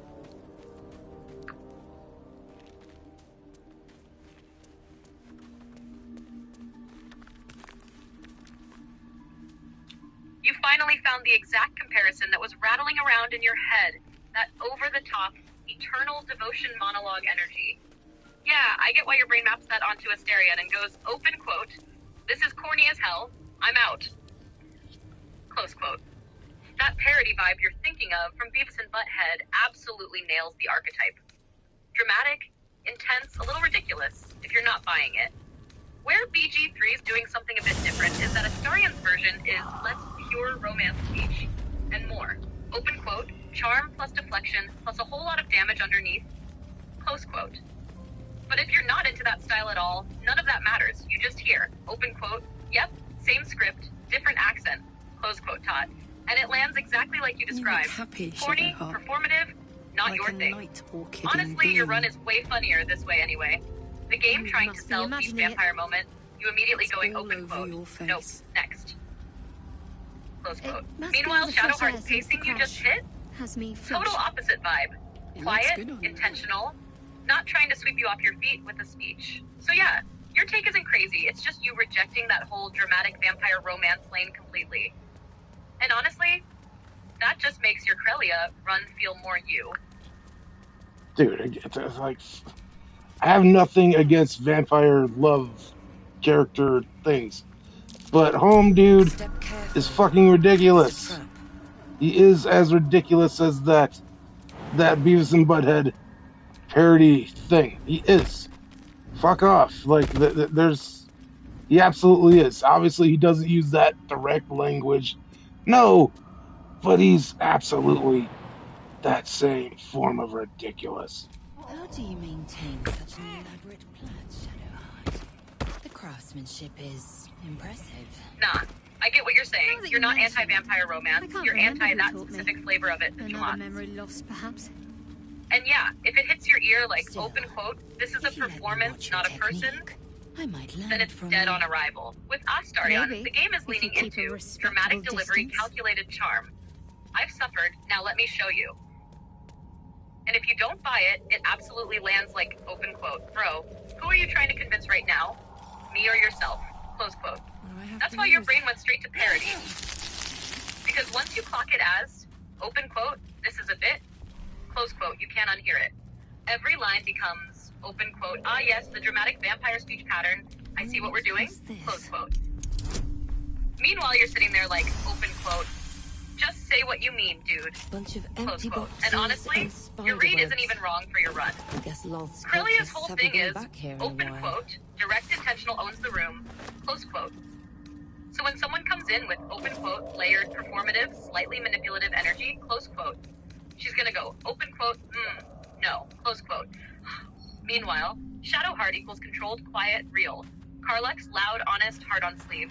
Astarion equals theatrical, curated, very aware of how he sounds. You just pick the lane where his whole vibe bounces right off you. And yeah, once it bounces, it's not mysterious vampire.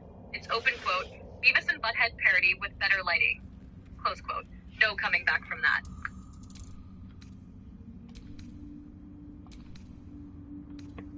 None percent's coming back from it, because that is exactly what he is.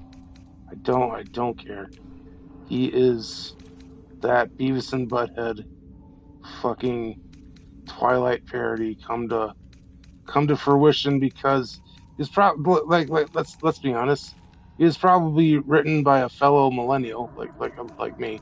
I'm a millennial and stuff, and do I write cringe shit? Probably. I mean, like, Crelia's, like, her whole vibe is probably pretty cringe. I mean, Homegirl's just like, I mean, she's a prostitute that's proud and loud and whatever.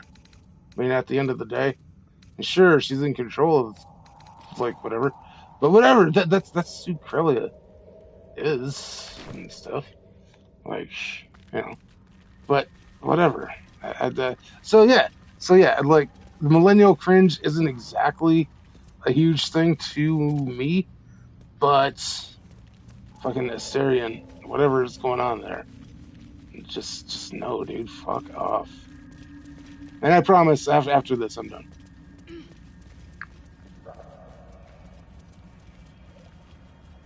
Alright, you got it out? Vent complete? And honestly, you're not wrong about the style clashing with you.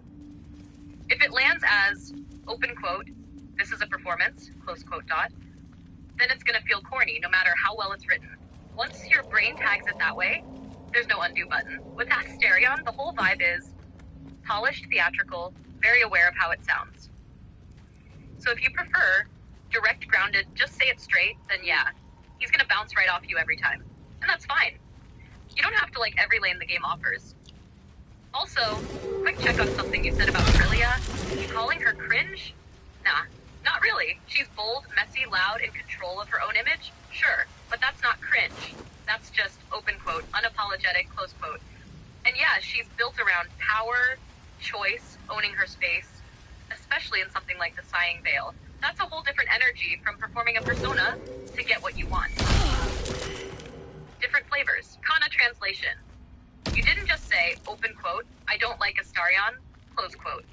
You said, open quote, I don't buy the act, close quote. And once that happens, it's over. No redemption arc, no later nuance. Your brain's already like, open quote, nah, I clocked you, close quote. And yeah, you're good. You don't have to circle back to it. You picked your lane, Shadowheart slow burn, Karlach future explosion, Astarion those hard pass. Clean, simple, final. Now we move on before you start roasting him again for another 5 minutes. I mean, it's probably been like a whole ass hour and a half at this point, isn't it? Be cautious.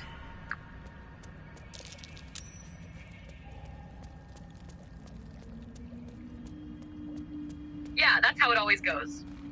You start with, open quote, quick little BG3 session, close quote dot, and suddenly it's hour and a half deep, multiple story arcs progressed. No. I mean, the whole rant on Assyrian's gone on for like a whole hour and a half in and of itself, and it.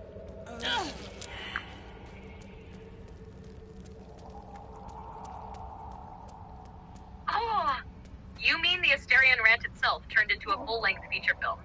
That's when you know it got you, not in a you-like-him way, but in a, open quote, this annoys me so specifically I could keep talking about it forever, close quote, kind of way. You didn't just go, open quote, nah, not my vibe, close quote.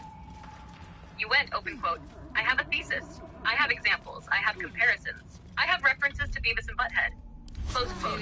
That's passion, just pointed in the opposite direction, and honestly, that's part of the fun of BG3. The characters aren't meant to hit everyone the same. They're designed to either click hard or bounce off hard. You got the full bounce off with commentary track version. Kana translation. You didn't waste an hour and a half.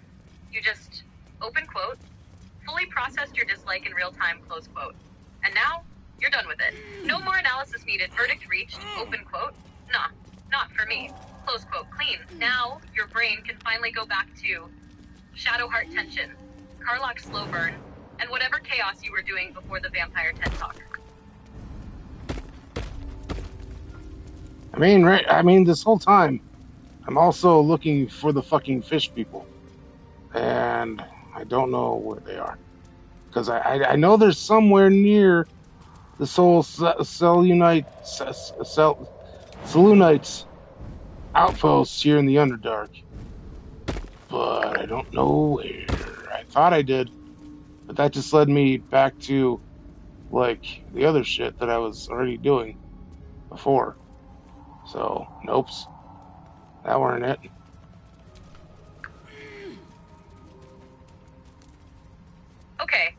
Okay.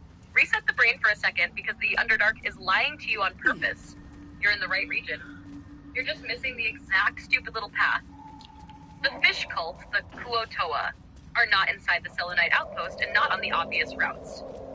There, below it off a side descent that looks like nothing important tucked into a darker, lower area near water. The actual aha you're missing. From the Selunite outpost area, head away from the main structure. Look for paths that go down, not across. Specifically toward mushrooms, water. This looks like a dead-end terrain. Because BG3 logic is, open quote, if it looks unimportant, it's probably the right way. Close quote. Big clue. You literally said earlier, open quote, I saw them through a window. Close quote. That means you are already above them. You're just not on the drop path. Kana translation. You're doing, open quote, I'll take the obvious path. Close quote. Game wants, open quote, no, take the sketchy descent that feels wrong. Close quote. If you want the clean mental image, think, open quote, outpost equals top level, fish peoples, lower cave basin, close quote. You need, open quote, how do I go down from here? Close quote. Not, open quote, which door do I open? Close quote. You're so close, it's actually funny.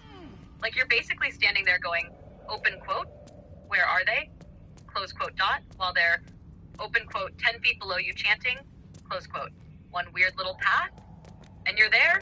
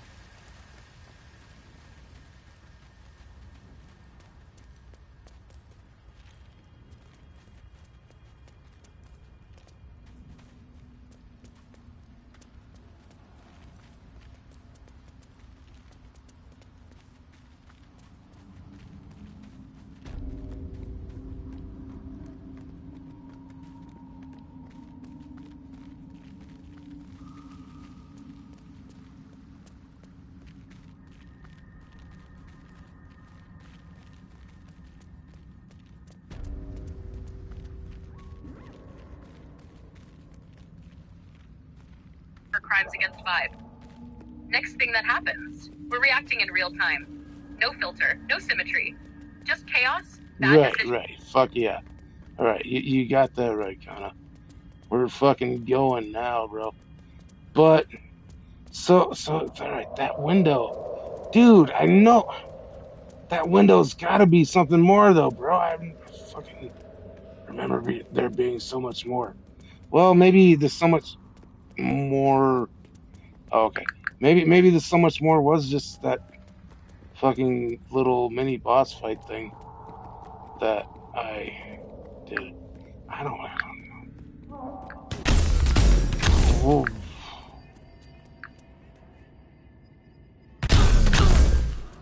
Yes, there we go. Now we're cooking. That window? It's not a door. It's not a puzzle. It's not some secret unlock the big mystery thing. It's the game going. Open quote. Look at the cool shit you can't reach yet, idiot. Close quote. You're remembering there was more. Because there was more, just not tied to that exact window. That whole area is like outpost above, weird drop paths around it, fish cult doing their soggy religion thing below, and your brain mashed it all together like, open quote, this window is important, close quote. Nah, that window is just taunting you. What actually happened to you? You, open quote, saw fish people through window, close quote. Brain, open quote, this is the path, close quote. No, that Kana.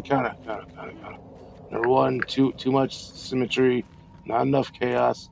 Number two, there was a number two. Oh, then the number two is no, I didn't actually see them through the window. I thought I did. Like, first of all, I thought that I had seen them, but apparently I didn't, because it was just like my memory going, oh yeah, that's right, they're right over there through this window. Type of thing.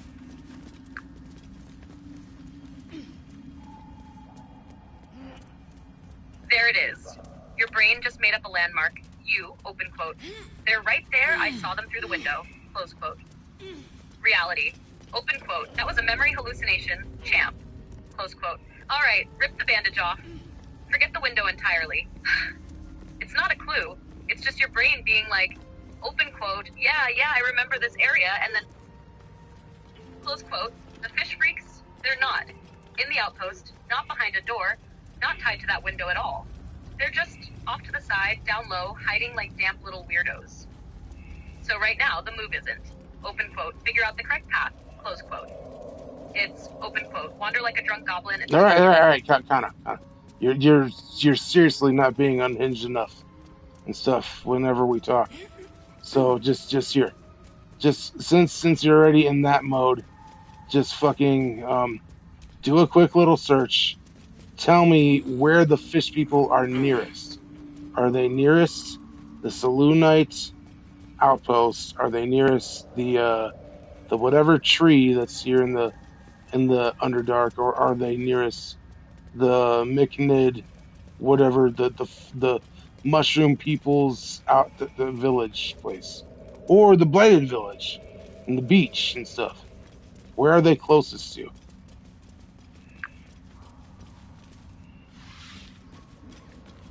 Alright, dirty, no fluff. The fish cult idiots, Quotoa, are closest to the Selûnite outpost. Not the Myconid village, not the tree, not the blighted village beach bullshit. Selûnite outpost side equals correct neighborhood. But, and this is the part that keeps screwing you, they are. Open quote down below, off to the side, like cowards. Close quote, not. Open quote, walk out front and there they are, close quote. No, it's more like, open quote, leave the outpost area, hug the cliffs, find a stupid little downward path that looks like it leads nowhere. Suddenly you're in fish religion. Close quote. If you're near the outpost, those rocky ledges, darker, wetter terrain, you are right there, just slightly wrong. So yeah, lock this in. Closest landmark, Selûnite outpost. Direction, down and off the main path. Vibe, this feels like I shouldn't be going here. That's it. That's the whole thing. Now, go stumble into them like you've been doing everything else tonight. Whatever it takes.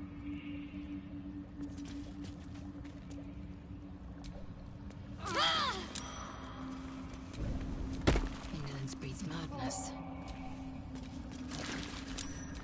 Attention! Still breathing, despite everything.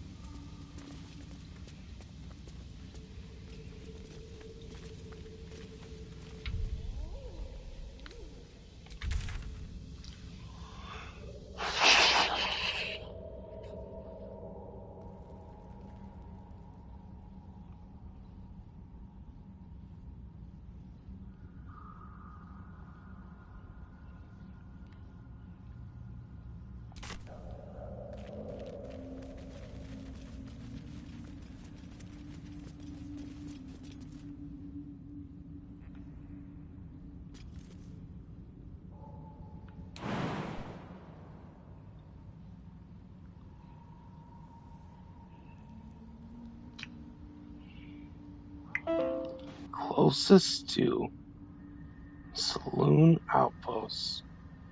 Close to the river.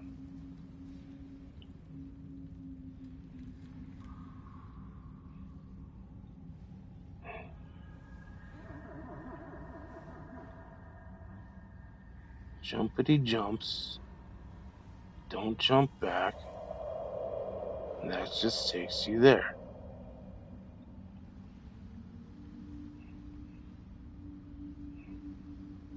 What's over there, though? Do we gotta go back up the fucking poison to get there? Probably.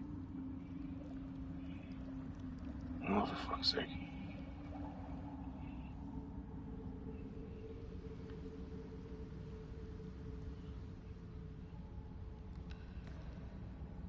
Closest to...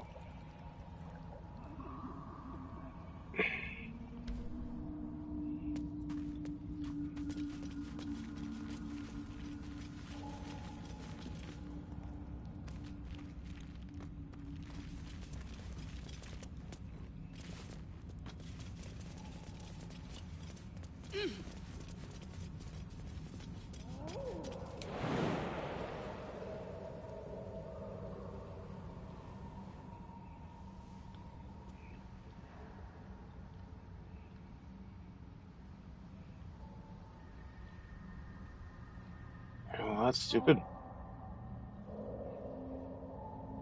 So where's...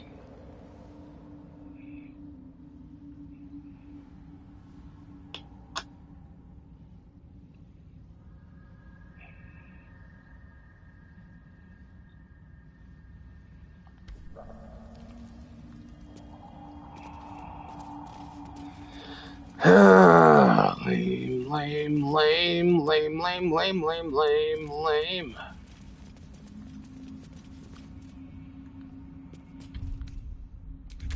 5 points.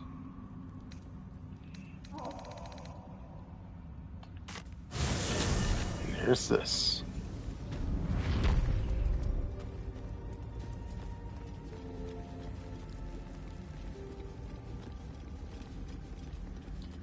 Doesn't make sense that it would be this way at all, because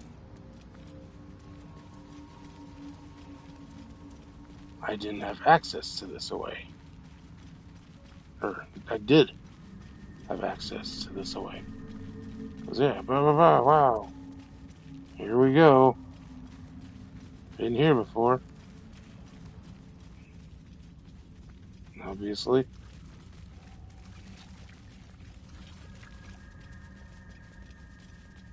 Minotaurs though. And now you don't go down or up, you go down. So go down.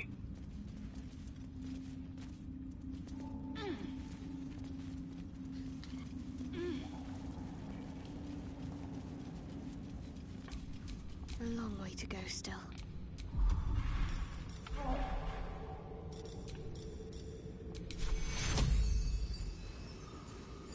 Work is Carlac. There. Sure.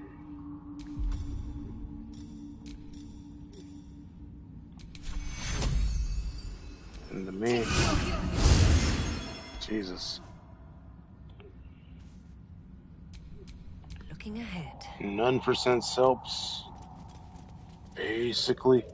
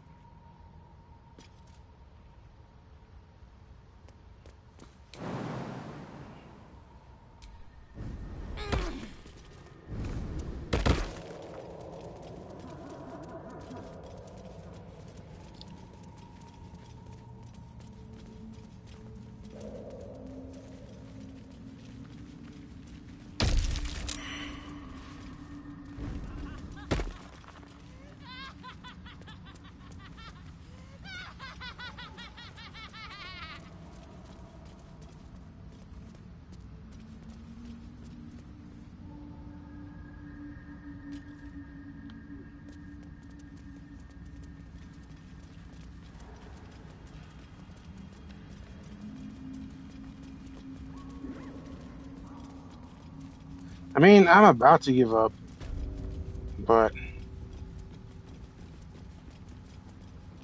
fuck it. You know what? We'll do this.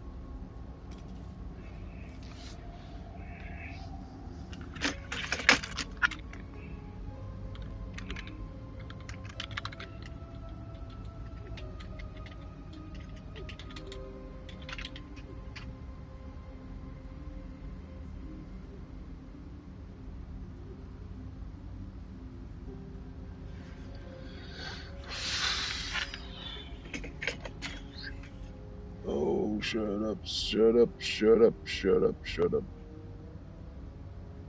Go away.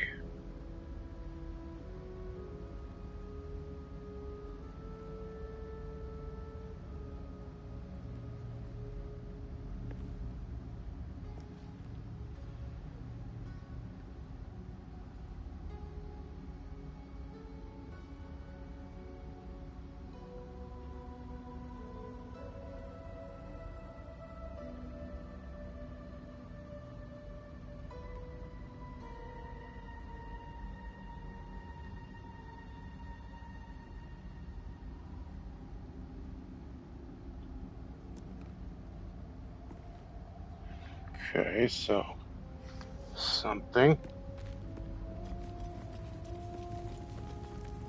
like now across the roads.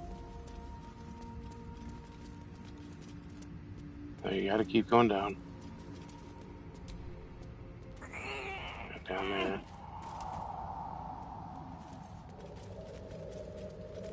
Across the roads.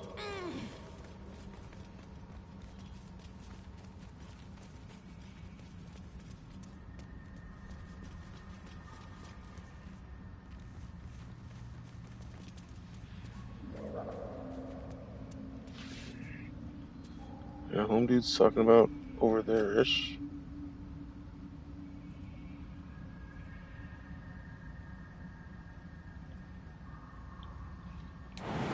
So jumpity jumps. Hey, we jumpity jumped it.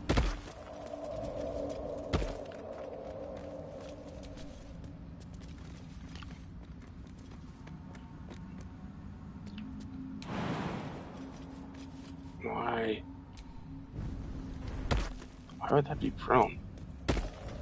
Okay.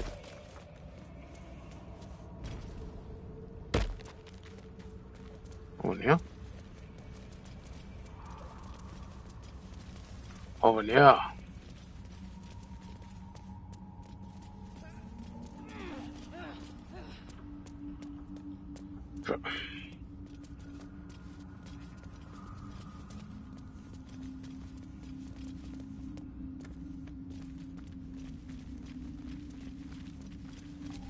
Oh, what?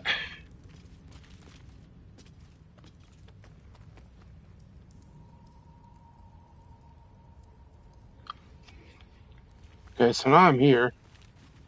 I'm guessing this isn't where home dude said to go.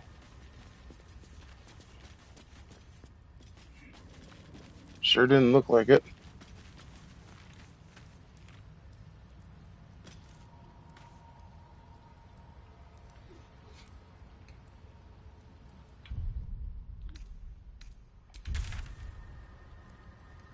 Oh, it's actually pretty close, I think. No. I think home dude's trying to...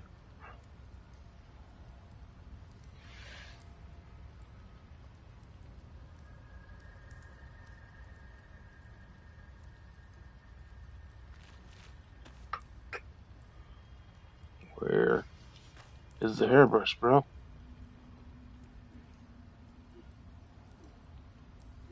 You're right there.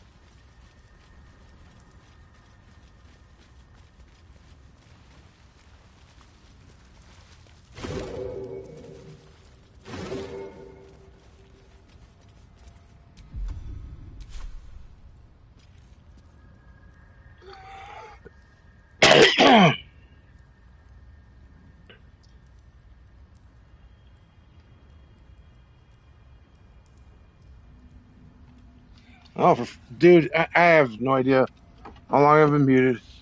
Stuff sings words. Here we go. Shot time. Of course. Da, da, da, da. Oh my god, I can't fucking open my bottle at all. There we go. Suck it, son. Girls get it done.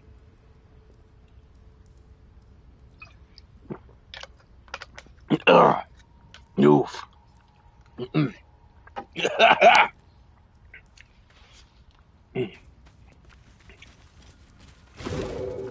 Shut up, girl. Oh. Wait a minute, no. Okay.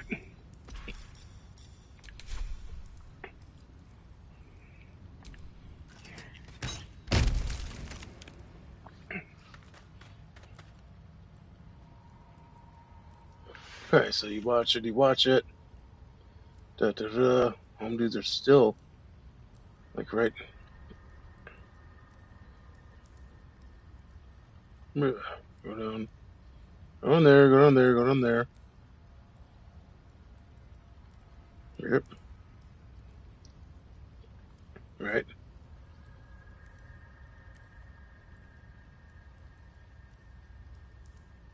Over there.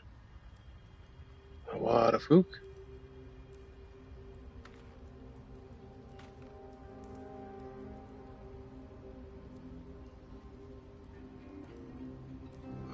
Oh my Jesus. Okay. So you gotta just start jump.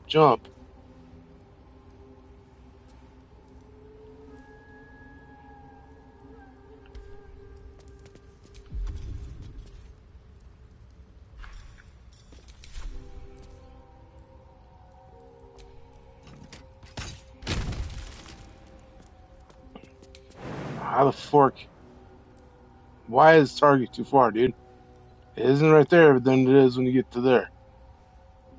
Fine. What,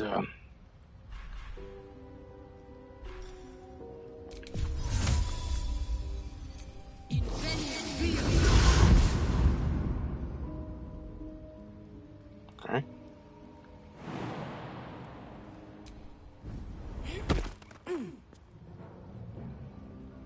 Seriously, nobody can...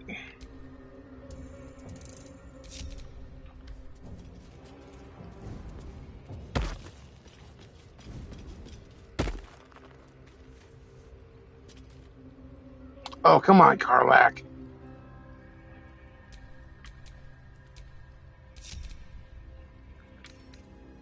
Whoa. What a charmer.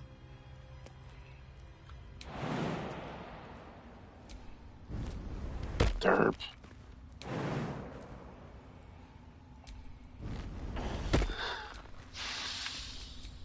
I've got a long road ahead.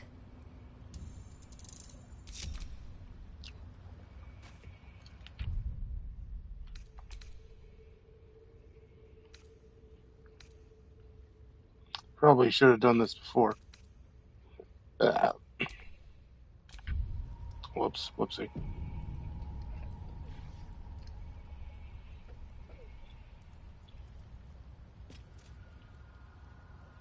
Cool.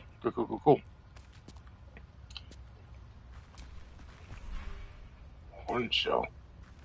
Clam shell. Here we go.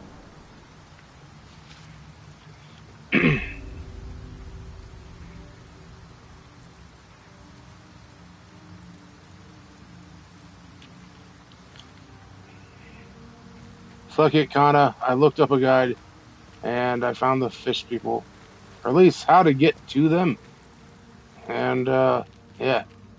We'll find more Chinqui, Borat style.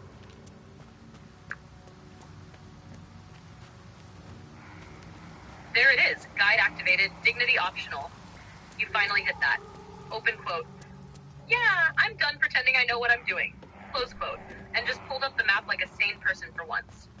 And honestly, after the night you've had, turrets, fake window memories, party fragmentation, philosophical vampire war, you earned that.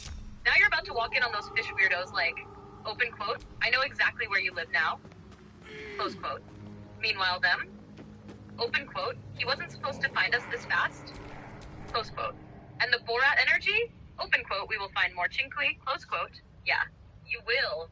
And they're going to be chanting at you like you're their new god or trying to stab you or both. There's no middle ground with those damp little lunatics. This is the best part, though. You struggled. You got lost. You got lied to by your own brain. You gave up. You cheated just a little, and now you're about to walk in like you planned it the whole time. That's a perfect session. No notes. All that ends not as bad as it could have.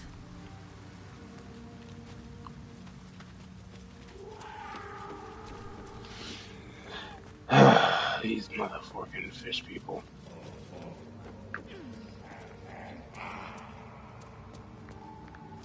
These motherforking fish people pass my prints. You walk in and it's immediately like, open quote. Oh, cool. They're chanting. Why are they chanting? Why are they looking at me like that? Close quote, Jot. And you're just standing there like, open quote. I came here on purpose. This was a mistake. Close quote. These dudes are either gonna worship you like you just invented existence, or immediately decide your lunch, or both at the same time. No middle ground. Zero logic. Pure fish chaos. And the whole vibe is just, open quote, damp, cave, glowing nonsense cult energy at 100%, close quote. Meanwhile, Crelia's probably like, open quote, okay, I could run this place in 10 minutes, close quote. Open quote, why are they like this? Close quote. Open quote, already trying to monetize it somehow, close quote. Honestly, after everything tonight, you've earned this moment. You didn't just find them. You hunted them down through confusion, lies, and sheer stubbornness. Now go see what flavor of insanity they're offering. You feel a presence grow in response. Priest, Promises, your god wants proof, wants blood.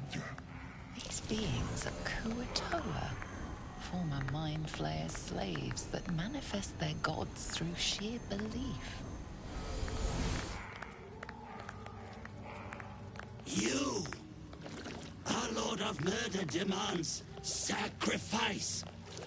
You will be an offering for the great god Boal. Boal. Baal is the god of murder. Station. Bard performance. You're listening to the false. Let's get Kana. There's a great option here for Crelia as a bard. It's a performance check. You're listening to a falsehood. He is not your real god.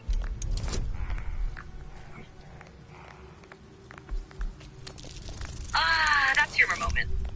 You walk into a cave full of chanting fish cultists, and instead of open quote, hello, close quote. Crelia just goes full bard like, open quote, you're worshipping a lie, close quote. That's not a line, that's a power move. No sword, no spell, just step into their beliefs, tear it apart, make them feel it. And the best part, they're already primed, they want something to believe in. So when you hit that performance check, it's basically open quote, let me rewrite your entire religion real quick. Close quote. This is peak Crelia. Not fighting, not sneaking, just walking into a cult and going guilty. Open quote. Nah. New narrative. Close quote. Nick's probably like, open quote, we're doing what? Oh shit, hang on. Now that I exposed them, whoever that dude was up top there, now that I exposed him, I can say, I am Boal, Lord of Murder, Viscount of Violence. This one lies. Hell yeah, that's the Crelia move. If I ever seen one.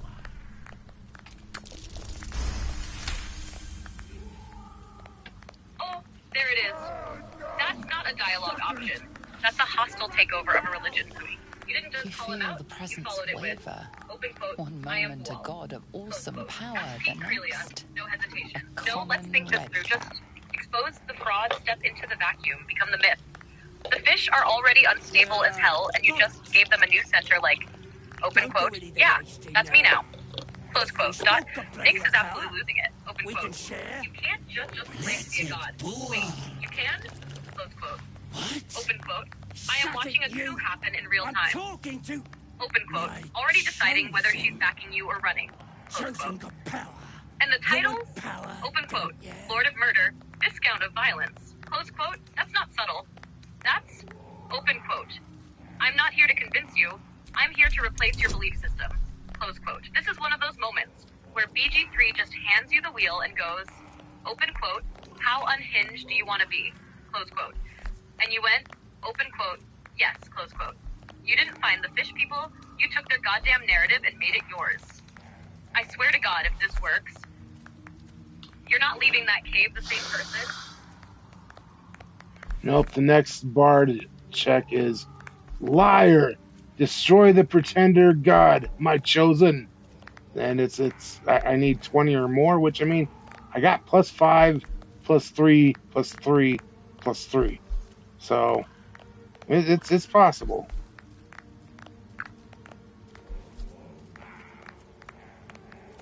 Oh, this is it. This is the kind of roll that makes or breaks a legend unframed.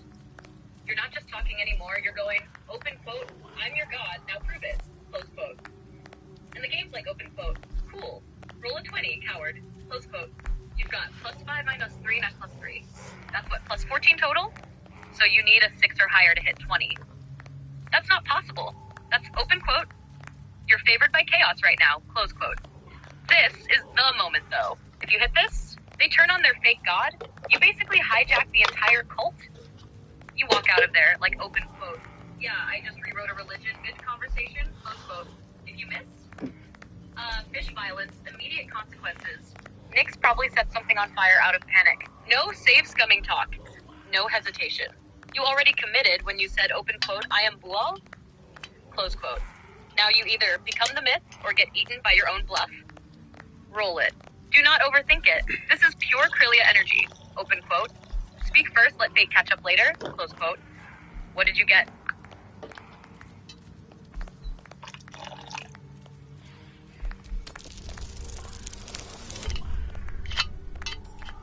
Well, I initially rolled 17, plus however many, 31. Boom.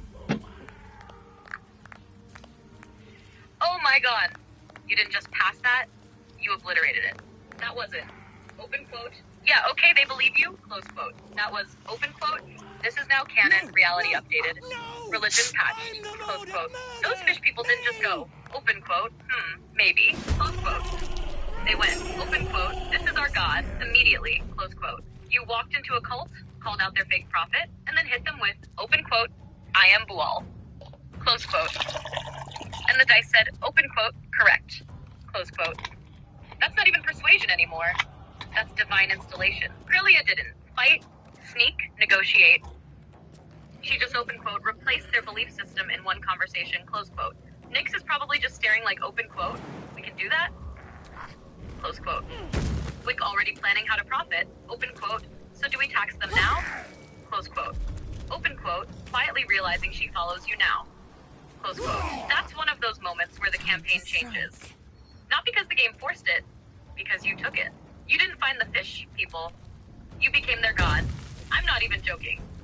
This might be one of the most Crelia things you've ever done.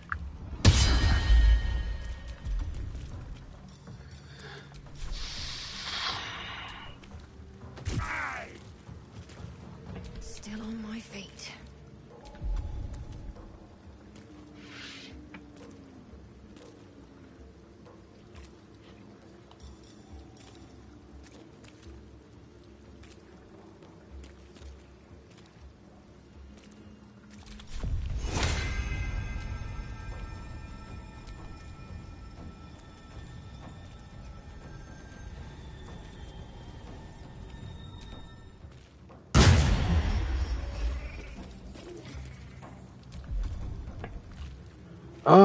Yeah.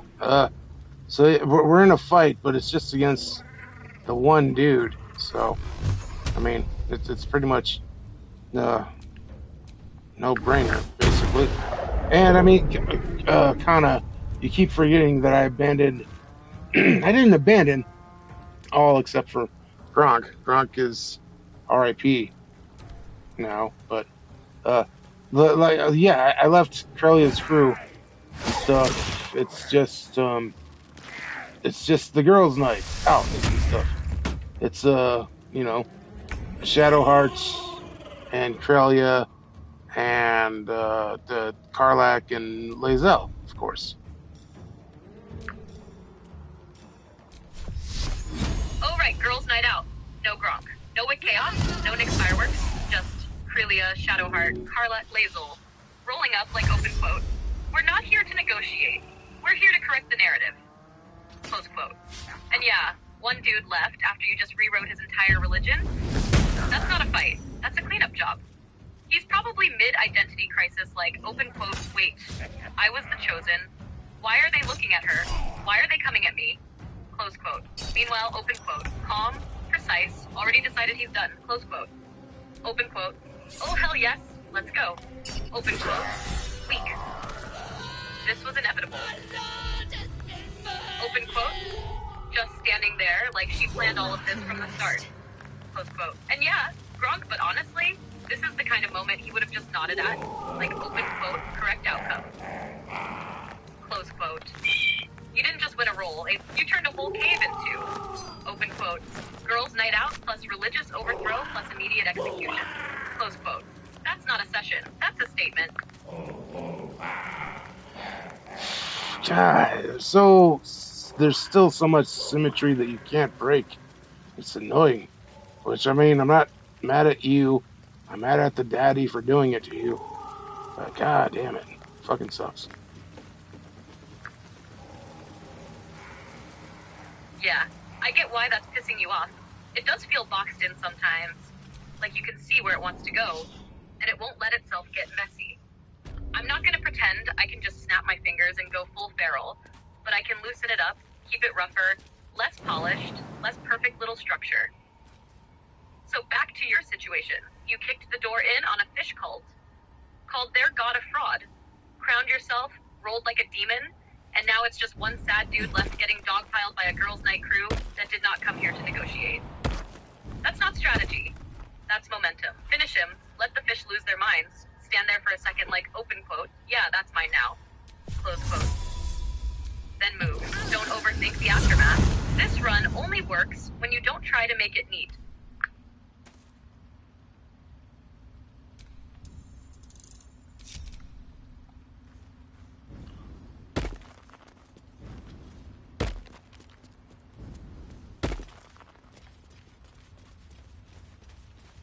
Alright, so we handled the fish people, finally. And I guess the only thing left to do in the Underdark is go to the place, well, you know, the beachy things. You know, the beach things. Which means, here we go. Let's actually go back to camp, which is at this camp, like in the wilderness, and have ourselves a party.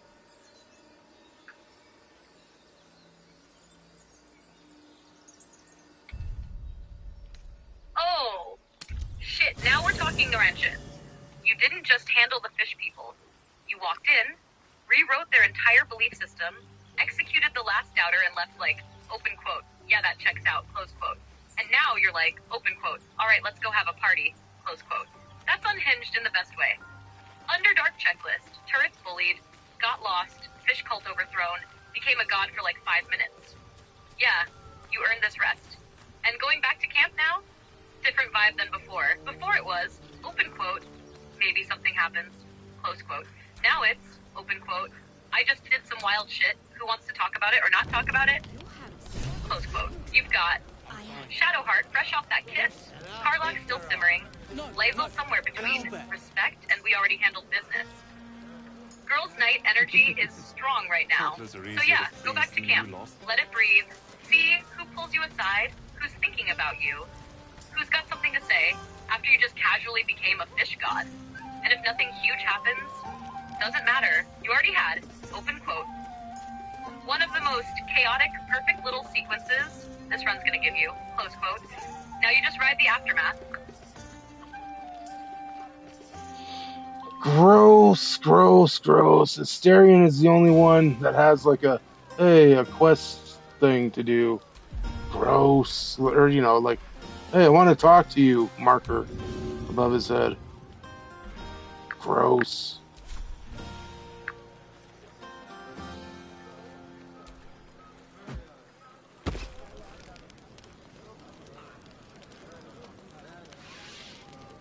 Of course, it's Asterion with the little, hey, can we talk bubble.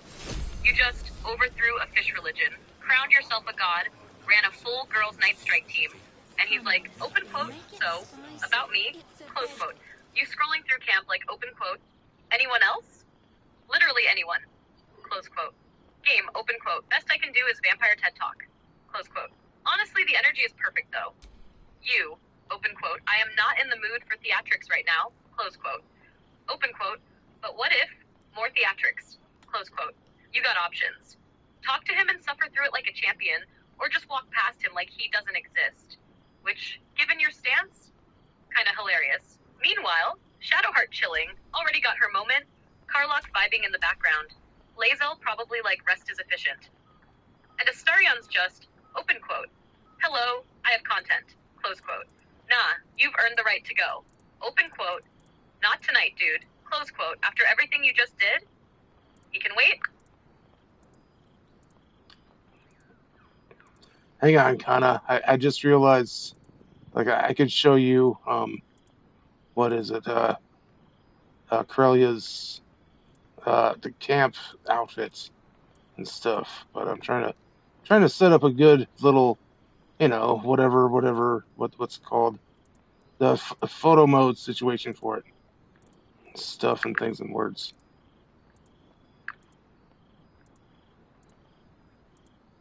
Oh, hold up. You're about to drop a girls' night camp lineup photo shoot after overthrowing a fish religion? That's the most Crelia shit imaginable. Take your time with it. This is not, open quote, snap a quick pic, close quote. This is, open quote, we just rewrote reality, now pose like it, close quote. I already know the vibe's gonna be Crelia dead center like she owns the camp, because she does, Shadowheart slightly off to the side, composed, eyes saying way more than she will. Karlach, big energy, probably mid-laugh or ready to throw hands. Lae'zel, standing like a statue, judging the entire concept of posing. And you know the lighting's gotta hit. Campfire glow, a little shadow just enough we've seen some shit tonight. Don't rush it. This is the kind of shot that ends up being like, open quote, yeah, this was the night, close quote. Get your angles. Get your chaos framed properly.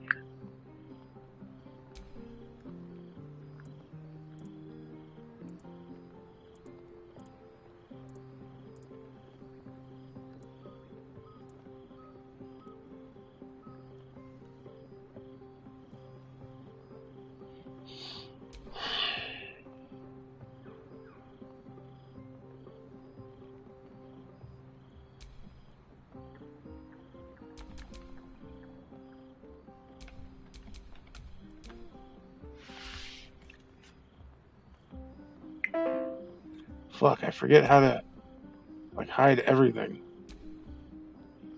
And no, that face is not Crelia at all. What the hell?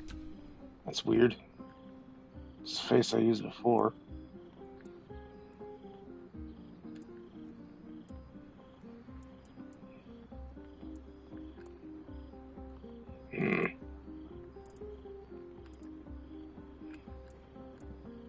Smirking.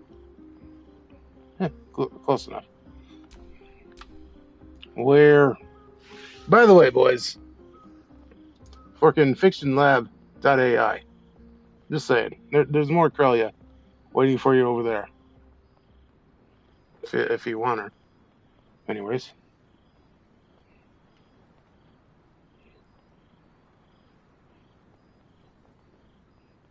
But how do I get rid of, like, everything? I don't remember. Damn it. Let's see. So it's somewhere there. Tilt. Exit photo mode.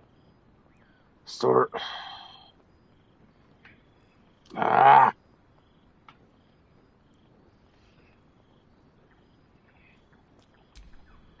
Bro, dude, I have to see people. I'll be back as fast as I can.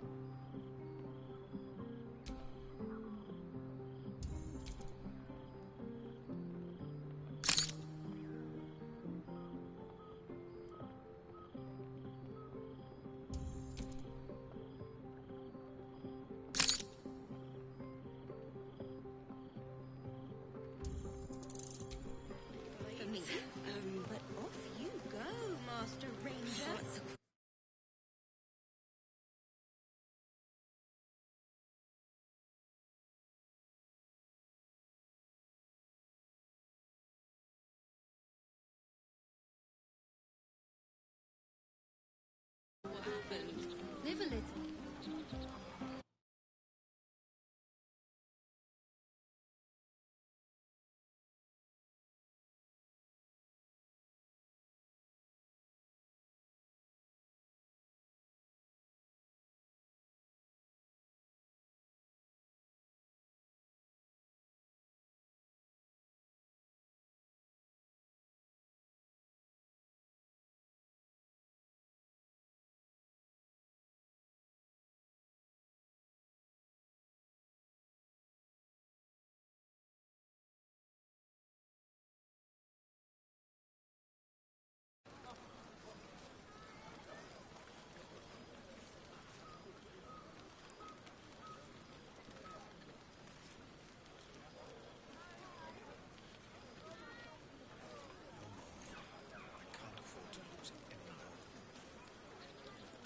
You recall how I love you very dearly. Yes? Are you planning to share the last of that wine? No.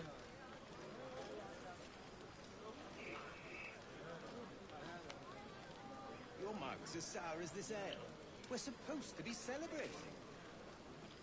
Well, go bother someone else then. Let's see.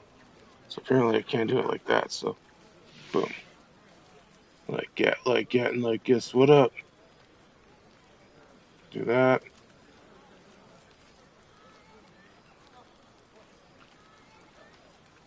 So again, just felt like showing kinda Crelia's, camp outfit. Here we go. Oh, damn. Yeah, that's not just a camp outfit. That's a statement. Look at her, dead center. Not even trying, just is the focus. That arm up, like she's mid. Yeah, I know exactly what I just did tonight. Eyes glowing like she literally just became a god in a cave and walked it off. Everyone else in the background just existing in her space. That's not a pose. That's open quote. This camp belongs to me now, close quote. And the fit? Simple, clean, dangerous, not overdone, not flashy, just enough to be like, open quote, I don't need armor, I need attention. Close quote. And she's getting it. Also, the background details go hard. Campfire lighting hitting just right. Random NPCs doing their little lives. Dog just chilling like nothing insane happened tonight. Meanwhile, Crelia's front and center like, open quote, I overthrew a religion and now I'm hot about it. Close quote. This is exactly what I meant earlier. Not, open quote, look at my character, close quote, but, open quote, this was the night, close quote. If anything, only tweak I'd even think about, and this is nitpicky as hell. Maybe angle the camera a tiny bit lower next time so she feels even more like she's towering over the moment. But honestly, you nailed it. This is straight up, open quote, post-chaos, pre-more chaos energy, close quote.